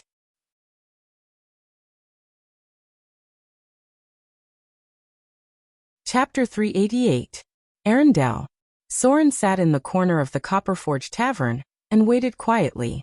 About half an hour later, the gloomy man he had seen before appeared here. Compared to the last meeting, this time his expression was more respectful, and there was even a trace of panic and fear. It seemed that he didn't dare to look directly into Soren's eyes. "Your Excellency." He bowed slightly and handed a sealed document to Soren, and said in a deep voice, "This is what you want." Soren nodded and reached out to take it, then opened it and quickly glanced at it. He slowly said, "Has the attack begun? It seems that Prince Hans will retreat soon. Help me pass on another order. The fleet of the southern island countries has been hit hard. I need them to gather the enemy in the Dark Tide Strait and hit the fleet of the southern island countries." The gloomy man immediately nodded, then glanced at Soren. Seeing that he had no other orders, he quickly left. No matter what, the order from above was to try to be on good terms with the Pirate King. The Thieves' Union was also optimistic about his ability. The next day, Dragonon Island was in a mess. Half of the port was destroyed, and many warships needed to be repaired. Prince Hans stood near the port and watched all this. There was a deep sense of frustration on his face. Just a ghost ship made him so embarrassed, which made him feel weak and powerless. Hurried footsteps sounded. The figure of the high-grade sorcerer appeared behind him. Before he got close, he anxiously said, "Your Highness, something bad has happened. This is the news sent by the kingdom." Hearing the words of the high-grade sorcerer, Prince Hans's heart skipped a beat. The spellcaster had a fifth circle communication skill, so he had always been in close contact with the southern kingdom. He anxiously reached out and took the document. After a brief glance, his face turned pale. He seemed to have suffered a great blow. He murmured, "The behead of Soren? So it was him who attacked us. Why did he attack us? Why did he help Arendelle?" The high-grade warlock looked at Prince Hans's pale face and reached out to touch him. He said anxiously, "Your Highness, the most important thing right now is not why Soren the beheader attacked us. Instead, it was because the situation in the kingdom was already very bad. Our coastline has been completely lost, and the enemy is running amok in our sea region. Every place along the coastline may be attacked. His Majesty ordered us to retreat immediately. Without the ability to go out to sea, the pirates' warships could directly bombard the cities along the coast. Now, the entire southern island nation was in a state of panic, especially when many gods began to fall silent. After the priests did not get any response, they could not even pray for help from the temple. The pirates from the south coast were just like the Viking pirates that invaded Europe. They were like locusts that plundered any place that could be attacked. Retreat. Prince Hans's face was pale as he muttered, "Order the army to retreat." The attack on Arendelle had ended in failure. All the plans had become a dream. The original purpose of blocking the northern sea route to the west coast had also completely failed. Prince Hans could imagine how much blame he would receive when he returned home. The nobles would blame him, and the kingdom would blame him. And the brothers that he had worked so hard to defeat might have already begun to plan a comeback. In the end, he might not even be able to keep the throne that he inherited. Go back. Prince Hans's expression gradually recovered, and his eyes were dignified as he said, "I must go back first. As long as I inherit the throne, I can still make a comeback. The army is still in my hands. Everything still has a chance." Speaking of this, his expression was slightly distorted, as if he was planning something. He looked at the high-grade warlock behind him and said with a ferocious expression, "I want to see the Sea Witch. I have completed the agreement, and she must help me take the throne according to the agreement." Hearing Prince Hans's words, the high-grade warlock's face changed slightly, and then he lowered his voice and said, "Your Highness, let's go back and talk about this. Arendelle Royal Palace." Princess Anna looked at the bearded general in front of her with surprise and said in disbelief, "What? You mean the enemy has retreated?" "Yes." The Ice Witch standing next to her nodded and said, We have been monitoring the nearby waters and can be sure that they are retreating. Great. Princess Anna stood up happily. Then a trace of worry and sadness appeared on her face and she murmured, "Is it him? Why didn't he come to see me? Does he hate me that much? He came here, but he won't even see me?" Hearing Princess Anna's sad words, the others next to her looked at each other. Finally, the Ice Witch said, "Your Highness, there is news that the pirates on the south coast have attacked the southern island countries.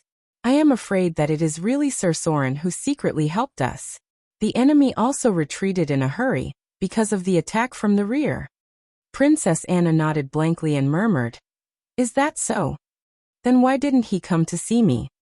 There was a burst of hurried footsteps. At this moment, a guard suddenly rushed up and shouted, "Not good. Ghost ship. A ghost ship has appeared in the port." Everyone raised their heads in surprise. Princess Anna rushed out and ran toward the port. "Let's go." The captain glanced at the others and quickly followed. Soon they caught up with Her Highness, who was trotting in front. The port of Arendelle was filled with fog. Through the fog, a black warship docked in the distance could be seen. The black hull, the black sails and the black flagpole made people feel deep pressure at a glance. A huge black shadow wandered around the Spectre ship. None of the nearby ships dared to approach. Everyone was looking at them with awe and fear. Soren. Princess Anna looked at the black warship in the distance. She didn't know why tears fell down. She put her little hand to her mouth and shouted, "Is it you?" There was no response. The dark ghost ship seemed to be empty. It stayed for a moment near the port of Arendelle, and then gradually disappeared into the fog. The dark clouds dispersed. The bright sun shone on this rich and beautiful city in the Frost Kingdom, and everything seemed to have returned to normal. The clouds of war were fading. The mysterious disappearance of Princess Royal did not make this rich country decline, because they knew that there was another person, another figure guarding here. Guarding the mistress of this place. Maybe he didn't show up, but she believed that he would appear again when she needed him. Because this was his promise.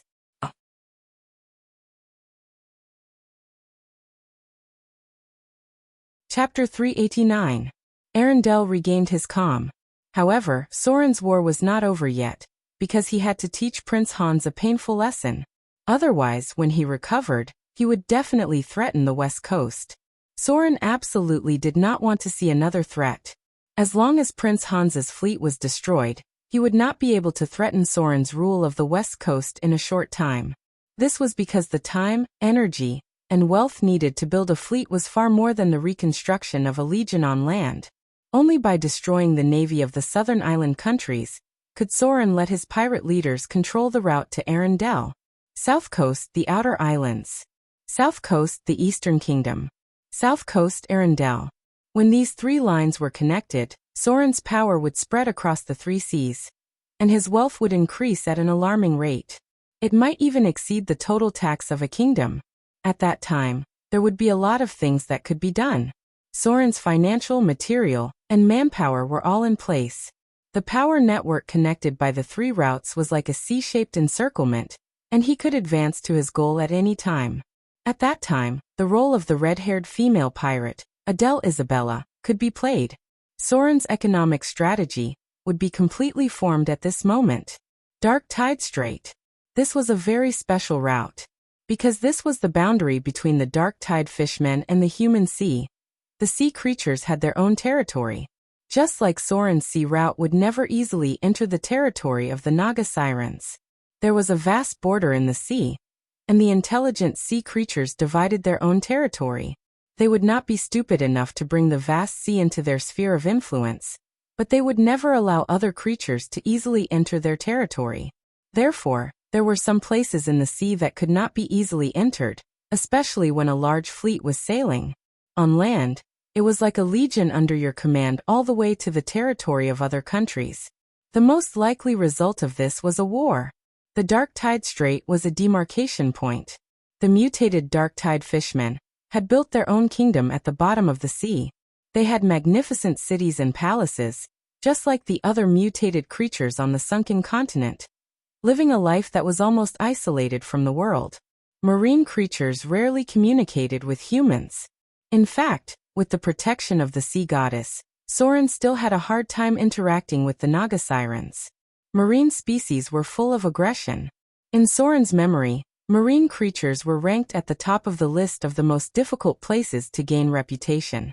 It was even easier to gain friendliness with the ogres. Just send more meat. The ghost ship approached. On the side of the strait, there were densely packed pirate ships that were ready to set off.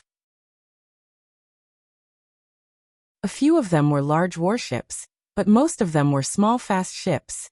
Due to the narrow terrain of the strait, fast ships could fight more flexibly, and it was convenient for the pirates to land and fight.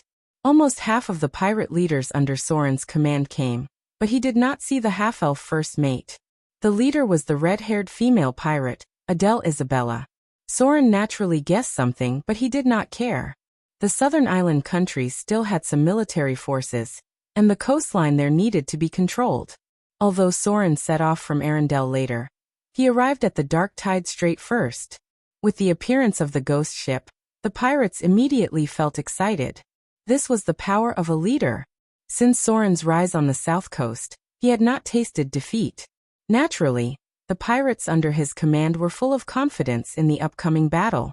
Morale was accumulated through victory after victory. Perhaps some people like to use encouraging words to boost morale, but Soren believed that victory gave them courage. Words were actually very weak. Unless it was a desperate situation where there was no way out, the morale of the troops should be built up through battle after battle. Your Excellency Soren. The red-haired female pirate, Cyclops, Scarface, Knight, Giant, and other pirate leaders gathered. They knelt down on one knee in front of Soren, bowed and said, "We are all ready for battle." As Soren's territory grew bigger and bigger, his status was naturally different. Although he was still the pirate king, some people thought that he had almost established a pirate kingdom. Pirates should be chaotic. But he established the Order of Pirates, although this order was accumulated with blood and slaughter. But order was order, and order would make rules. The rules belonged to pirates. Especially after Soren single-handedly defeated the navy of the southern island countries, some of his subordinates even proposed to reformulate the legendary pirate code. The ruler of the south coast, the beheader, the master of Moto, the protector of the sea goddess, and the protector of Arendelle Soren, to reformulate the legendary pirate code, to establish his supreme position among pirates. The king of the three seas. The pirate leaders under Soren believed that Soren was already qualified to be the pirate king who ruled the south, west, and north coasts. And as Soren's right-hand men, their status should also be further improved. Prepare for battle. Soren's figure flew into the air. Flying allowed him to overlook the sea from a high altitude, and then easily found the approaching enemy in the distance. The enemy was entering the strait. Prince Hans probably never dreamed that the pirates of the south coast would ambush him here. For a long time, pirates did not dare to fight with the regular army. Soren should be the only person who led pirates to fight against the kingdom's navy in the past 100 years. This was not a personal grudge between pirate kings. Once the battle started, it was equivalent to declaring war on a kingdom. But Soren now had such confidence and strength, because he was the real king of the sea. Boom! The muffled sound of gunfire rang out. When the enemy appeared in sight, the pirate ships immediately began to attack. The fast ships were full of pirates waving their weapons and shouting. These guys immediately threw the hooks in their hands after approaching the enemy's warships. A huge shadow emerged from the bottom of the sea. Not only did the figure of the mutant killer whale appear, but also another huge twisted body appeared. It was a sea snake with 3 heads. After the incarnation of the sea goddess descended, it became Soren's servant. Black flag. It's pirates. Prepare for battle. The black warships in front of them all hung the black flag that represented Soren's subordinates. When they saw that the number of enemies in front of them was no less than their own, the navy of the southern island immediately shook. The nightmare of a few days ago seemed to be still in front of them, and now they were facing a greater challenge. The entire pirate coalition on the south coast. Prince Hans stood on the deck, his whole body cold, and a trace of despair appeared on his face. This was because he saw the ghost ship appear in the distance, the ghost ship that had appeared in his nightmares. "Your Royal Highness." The high-grade warlock's expression was also a little panicked. He pulled Prince Hans next to him and whispered, "Get ready to retreat. We can't be the enemy's opponent." "Retreat?" Prince Hans's expression was a little numb. He murmured, "How to retreat? Retreat to Arendelle?" The high-grade warlock's gaze was somewhat evasive. As a high and mighty spellcaster, he didn't want to lose his life here. He said in a voice that only Prince Hans could hear, "I have set up a teleportation array on the ship, which can directly teleport us to my tower." "Teleportation array?" Prince Hans's expression showed a trace of vitality, and he said with an ugly face, "What about them? We can retreat. What about these troops?" The high-grade warlock's face was resolute. He lowered his voice and said, "Your Royal Highness, we can't care so much now. Wait for the enemy to rush over. It won't be so easy for us to retreat again." The pirate army was unstoppable. The pirate leaders under Soren's command were all high-grade professions who grew up in battle. They were all high-grade professions that grew up in battle. Perhaps none of them had advanced into the legendary realm, but many of them used to be the leaders of pirates and had rich combat experience. Not to mention, there were still 2 sea monsters in Sauron's ghost ship. The pirate minions were all in high morale and roaring. The battle on Raging Sand Island had just ended. They were basically not afraid of the scene in front of them. Some of the pirate minions even thought that the terrible light would appear again. Super Arcane Crystal Pulse Cannon. Prince Hans stood stiffly in the same place. In the end, he gritted his teeth, handed over the command to the admiral next to him, and then followed the high-grade warlock into the cabin. The flank had been disrupted by the sea monsters. If they didn't leave now, they might not have a chance.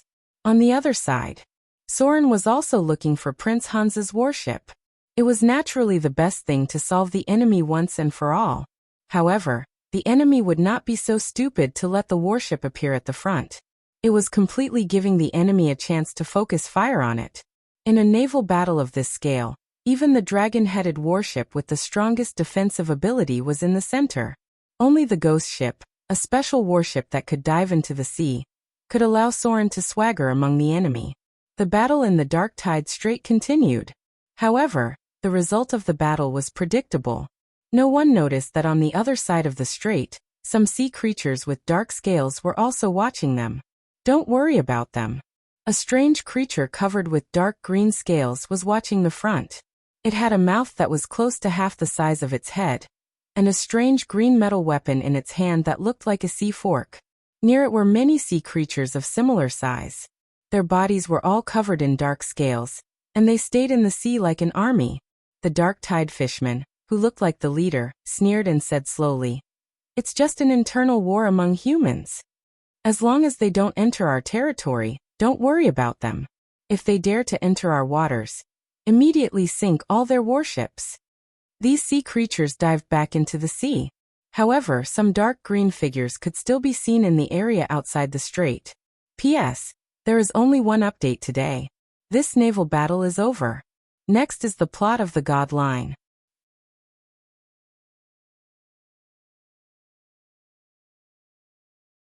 Chapter 390. 3 days had passed since the battle in the Dark Tide Strait. After defeating the navy of the southern island country, Soren naturally took over the route from the west coast to Arendelle. However, it was a pity that some of the enemies still managed to escape, especially Prince Hans of the southern island kingdom. Soren did not see him at all since the beginning of the battle. He probably escaped with the help of magic when he saw that something was wrong. This made Soren feel sorry for a while, but he was also a little helpless because Prince Hans must have high-grade spellcasters around him. After the spellcasters entered the higher grade, the difficulty of killing them increased sharply. In these 3 days, Soren redivided the pirate leaders under his command. The half-elf first mate was still in charge of the eastern route, but the overseas route was handed over to the steady knight and butler. These 2 pirate leaders were descendants of nobles. The battles between the nobles in the mainland were also very fierce. They belonged to the losers of the noble family, which was almost equivalent to being exiled. If such a noble family fell, It was very likely that they would lead the knights in the family to become pirates. The two of them were the newly risen pirate leaders. Compared to others, these two pirate leaders received more education. The political skills of the nobles were more conducive to dealing with Port Tylon and shipwrecks overseas. The West Coast route was in charge of the one-eyed man. His ruthlessness could shock others. As for the red-haired female pirate Adele, Elizabeth, who was most eager to be recognized and wanted to be on an equal footing with the half-elf first mate, she was a little disappointed recently. Although Soren let her take charge of the North Coast route, he also sent two other pirate leaders over. They were the brave giant, part of the giant bloodline, and the cruel and bloodthirsty Scarface. Although Soren defeated the navy of the southern island country on the north coast, it was the territory of the Vrykul pirates after all. This group of Vrykul pirates living in Iceland was very fierce. Naturally, Soren's men were also the kind who were good at fighting and killing. Dang dang dang. There was a knock on the door. Soren sat in the room, looked up and said, "Come in." "Your Excellency." The red-haired female pirate came in and bowed her head. "What can I do for you?" Soren looked her up and down. Although she had been drifting on the sea all year round, the red-haired female pirate's skin was still fair. She was tall, slender and well-proportioned. No matter from which angle, she was a first-class beauty. More importantly, because of the education she had received since she was a child, she had the aura of a noble woman. This was very important to Soren because the red-haired female pirate was a very important chess piece in his next plan. "There's a shirt over there." Soren took a few glances and pointed to the side. "Change your clothes and let me see." A faint blush appeared on the red-haired pirate's face when she heard this, but she still obediently prepared to change her clothes. He had prepared a lace-patterned noble lady's dress for her. The delicate sleeves were very beautiful, and there was also a pair of white silk gloves at the side. The red-haired female pirate rarely wore such clothes, so after hesitating for a moment, she clumsily changed into them in front of Soren. No matter what he wanted, she had no right to refuse. Moreover, she might not be willing to refuse. But unfortunately, Soren had no other ideas. When the red-haired female pirate changed her clothes, he lowered his head again and picked up the quill pen to write a letter. When the red-haired female pirate in front of him changed her clothes and came over, he looked up and glanced at her with a smile on his face. He nodded and said, "Not bad. Very beautiful." After changing her clothes, Adele Isabella looked like a beautiful noble lady. Her originally fierce aura was softened by the way she was dressed. In addition to the aristocratic education she had received, she looked like a noble lady from every angle. "There's a task for you to do." Soren took a few glances and his expression became serious. He looked at the red-haired female pirate in front of him and said in a deep voice, "There will naturally be other people to deal with the Vrykul pirates on the north coast. Although you are responsible for managing the route to Arendelle, I have more important things to teach you. This is a letter to Princess Anna of Arendelle. Take this letter to her. She will allow you to stay in the palace as her female companion. At the same time, she will bestow you with a noble title. When you get there, your first task is to learn the court etiquette and fully master the aristocratic set. Then I need you to find a way to contact the nobles on the south coast as a descendant of Elizabeth. It's best if it's your mother's nobility. Your new identity will be recognized by Princess Anna, the successor of Arendelle. In this way, it's basically impossible for others to doubt you.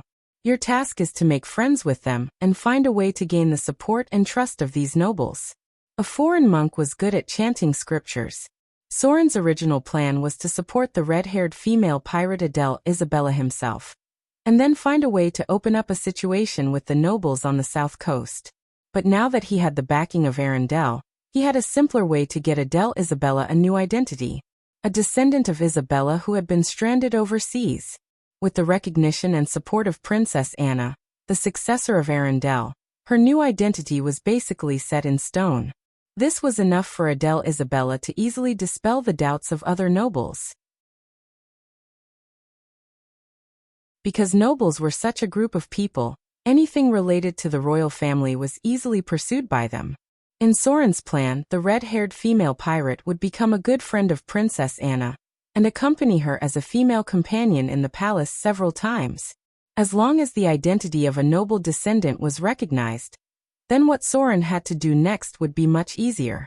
Clap clap. Soren gently clapped his hands, and then 2 or 3 beautiful maids and a middle-aged man who was obviously dressed as a noble butler appeared. He glanced at Adele Isabella and slowly said, "They will be the servants of your new identity. Tomorrow you will take a merchant ship from Shipwreck Bay to Arendelle. When you get there will naturally be someone to meet you and arrange your next things. Your task is to go around Arendelle and return to the south coast with a new identity. I will transfer an additional 100,000 Kindler's funds for you to arrange. The specific task is here. I will explain it to you in other ways later." Soren reached out and handed over 2 letters. The red-haired female pirate reached out and nodded with a serious expression. "I will never let you down again." Even if she was an idiot. At this moment, she could also feel that Soren's plan was not small. It seemed that His Excellency the Beheader was preparing to extend his hand to the land of the south coast. What he was plotting was probably not simple. No matter how vast the sea was, it was still rootless duckweed after all. Although the foundation was established in the outer islands, and the city of Mordor was gradually growing, it was still too far away from human civilization. Many things needed to rely on the mainland for supplies, and the kingdom on the south coast was a place that Soren needed to enter. Otherwise he would be too dependent on Port Tylon. A pirate naturally could not blatantly extend his hand to the land. It would be too eye-catching. Soren's plan was very complicated. The identity of the red-haired female pirate was just the beginning. To achieve his goal, he needed to make more preparations. A day passed quickly. Adele Isabella embarked on a journey to Arendelle. The middle-aged butler with a rigid expression tirelessly told her about the things that nobles should pay attention to, and she listened very carefully. This was a task that tested her acting ability, and women were naturally good at acting, so she was very confident about this task. The journey was calm. As Adele Isabella arrived at Arendelle, all the people responsible for her were in place. Ms. Isabella. A low-key but luxurious carriage stopped at the port, and then carried her into the noble district of Arendelle without attracting attention. The carriage finally stopped in front of a magnificent aristocratic mansion. There was already a row of servants waiting in front of the door. They were welcoming their new master, although no one had seen her yet. This was just one of the properties under her name. Adele Isabella was now a noble, rich, young, and beautiful noble lady. She not only bought one of the best mansions in the noble district in recent days, but also directly bought 3 shops in the central area near the port of Arendelle. It was said that she ran her own chamber of commerce on the south coast, and was ready to expand her business to Arendelle in the south. Many people paid attention to this rich and beautiful noble lady. However, she seemed to be very low-key and refused all the visits from other nobles in Arendelle. Occasionally, there would be people who wanted to test the background of this young, beautiful, and wealthy noble lady.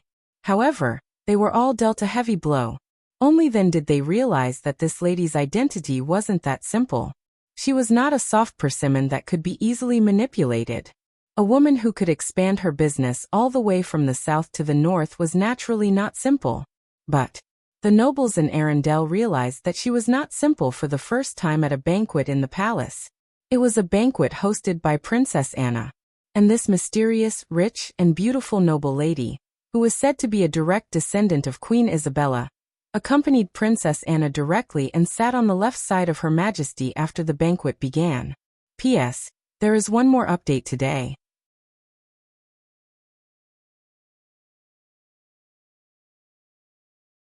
Chapter 391. Soren did not waste too much time. After he sent the blueprint for a new round of construction to the outer islands, he continued to prepare to complete the chain quest of the 4 elemental stones. Now he was getting closer and closer to the realm of legends. It was estimated that after completing these quests, he would be able to advance to the realm of legends. At that time, he might be able to try to fuse the shards of divinity obtained from the quests. A sealed shard of divinity, which was said to come from a fallen evil god, was still a little dangerous. It required a very high will to fight against the remaining power of the divinity. Therefore, Soren was also hesitant about whether he should give the shard of divinity to Vivian to absorb. The will of the gods was a very troublesome thing. After all, Vivian was still too young. Her will was definitely not comparable to Soren, who had experienced so much. As time passed, it slowly spread. The matter of defeating the navy of the southern island countries was also brewing. Soren finally got a new legendary point, and he got two at once. Fog Sea Battle, Legendary Battle. In early March 1676 of the New Moon era, you single-handedly sniped the coalition forces of the southern island countries and the Vrykul pirates in the waters near Arendelle. In this battle, you severely damaged the enemy and repelled the navy of the southern island countries. The legend of the ghost ship gradually spread to the Frost Kingdom. The result of this battle is still brewing. There are faint rumors among the people that you are the guardian of Arendelle. Legendary Point +2, Dark Tide Sea Battle, Large Battle. In mid-March 1676 of the New Moon era, you led the pirate army near the Dark Tide Strait to attack the retreating army of the southern island countries. In this battle, you severely damaged the navy of the southern island countries and brought the west coast into your sphere of influence. With the victory of this battle, your reputation among the pirates has become higher and higher. Some people have even proposed to formulate the pirate code in your name that represents the Pirate King. Legendary Point +3. The two legendary points were calculated separately. Perhaps because of the difference between these two battles, Soren got 5 legendary points this time. With the increase of legendary points, personal reputation would also increase, and more people would know about you. Normally, adventurers would only have around 10 legend points at most, which meant that they were quite famous in a certain area. Once a player's legendary points reached around 20 points, their reputation would spread far and wide. It was possible that many people in a kingdom would have heard of their legend. For example, when Soren had just become the Pirate King. When a person's legend points exceeded 30 points, the range of their fame would quickly expand. It could be said that their fame had already spread to half the continent. 50 legendary points was a watershed. If one wanted to advance further, one would either have to do something that would make one a household name, or find a way to spread one's name outside of the continent.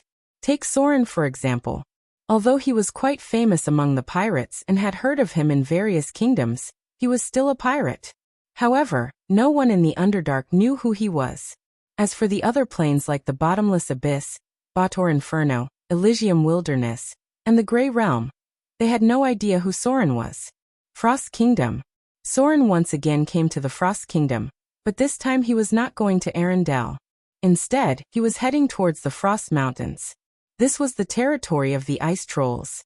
Although Soren already had the ability to challenge these creatures with amazing regenerative abilities, he did not have the idea of using them to level up his profession. Because these monsters were not easy to kill. Their regenerative abilities were too abnormal. More importantly, the trolls here had spell-like abilities. Perhaps because they lived in too cold an area, these ice trolls had mutated into spell-like creatures. They were creatures that could cause people to fail miserably. Moreover, there was a certain chance of encountering a troll witch doctor, a kind of spellcaster similar to a shaman. Rogues were naturally at a disadvantage against them. Monsters like trolls could grow their heads after being chopped off.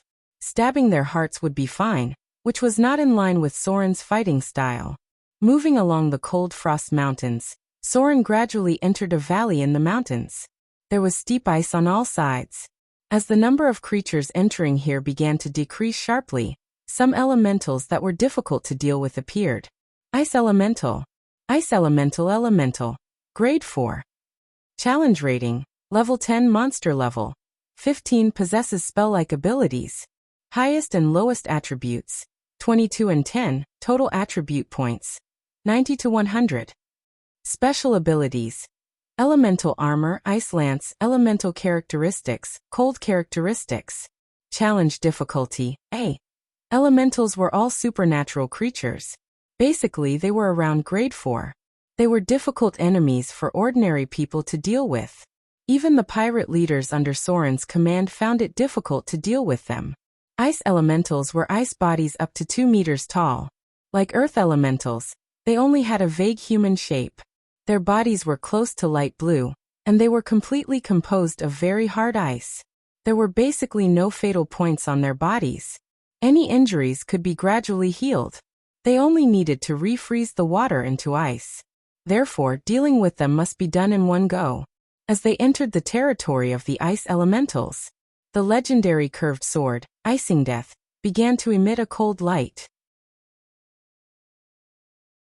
When the nearby temperature was close to zero, Icing Death would automatically emit a strange light, and then extinguish the nearby flames. It could reduce the cold damage that Soren received. This level of battle was not difficult for Soren. He easily defeated these ice elementals, and then gradually went deeper into the altar.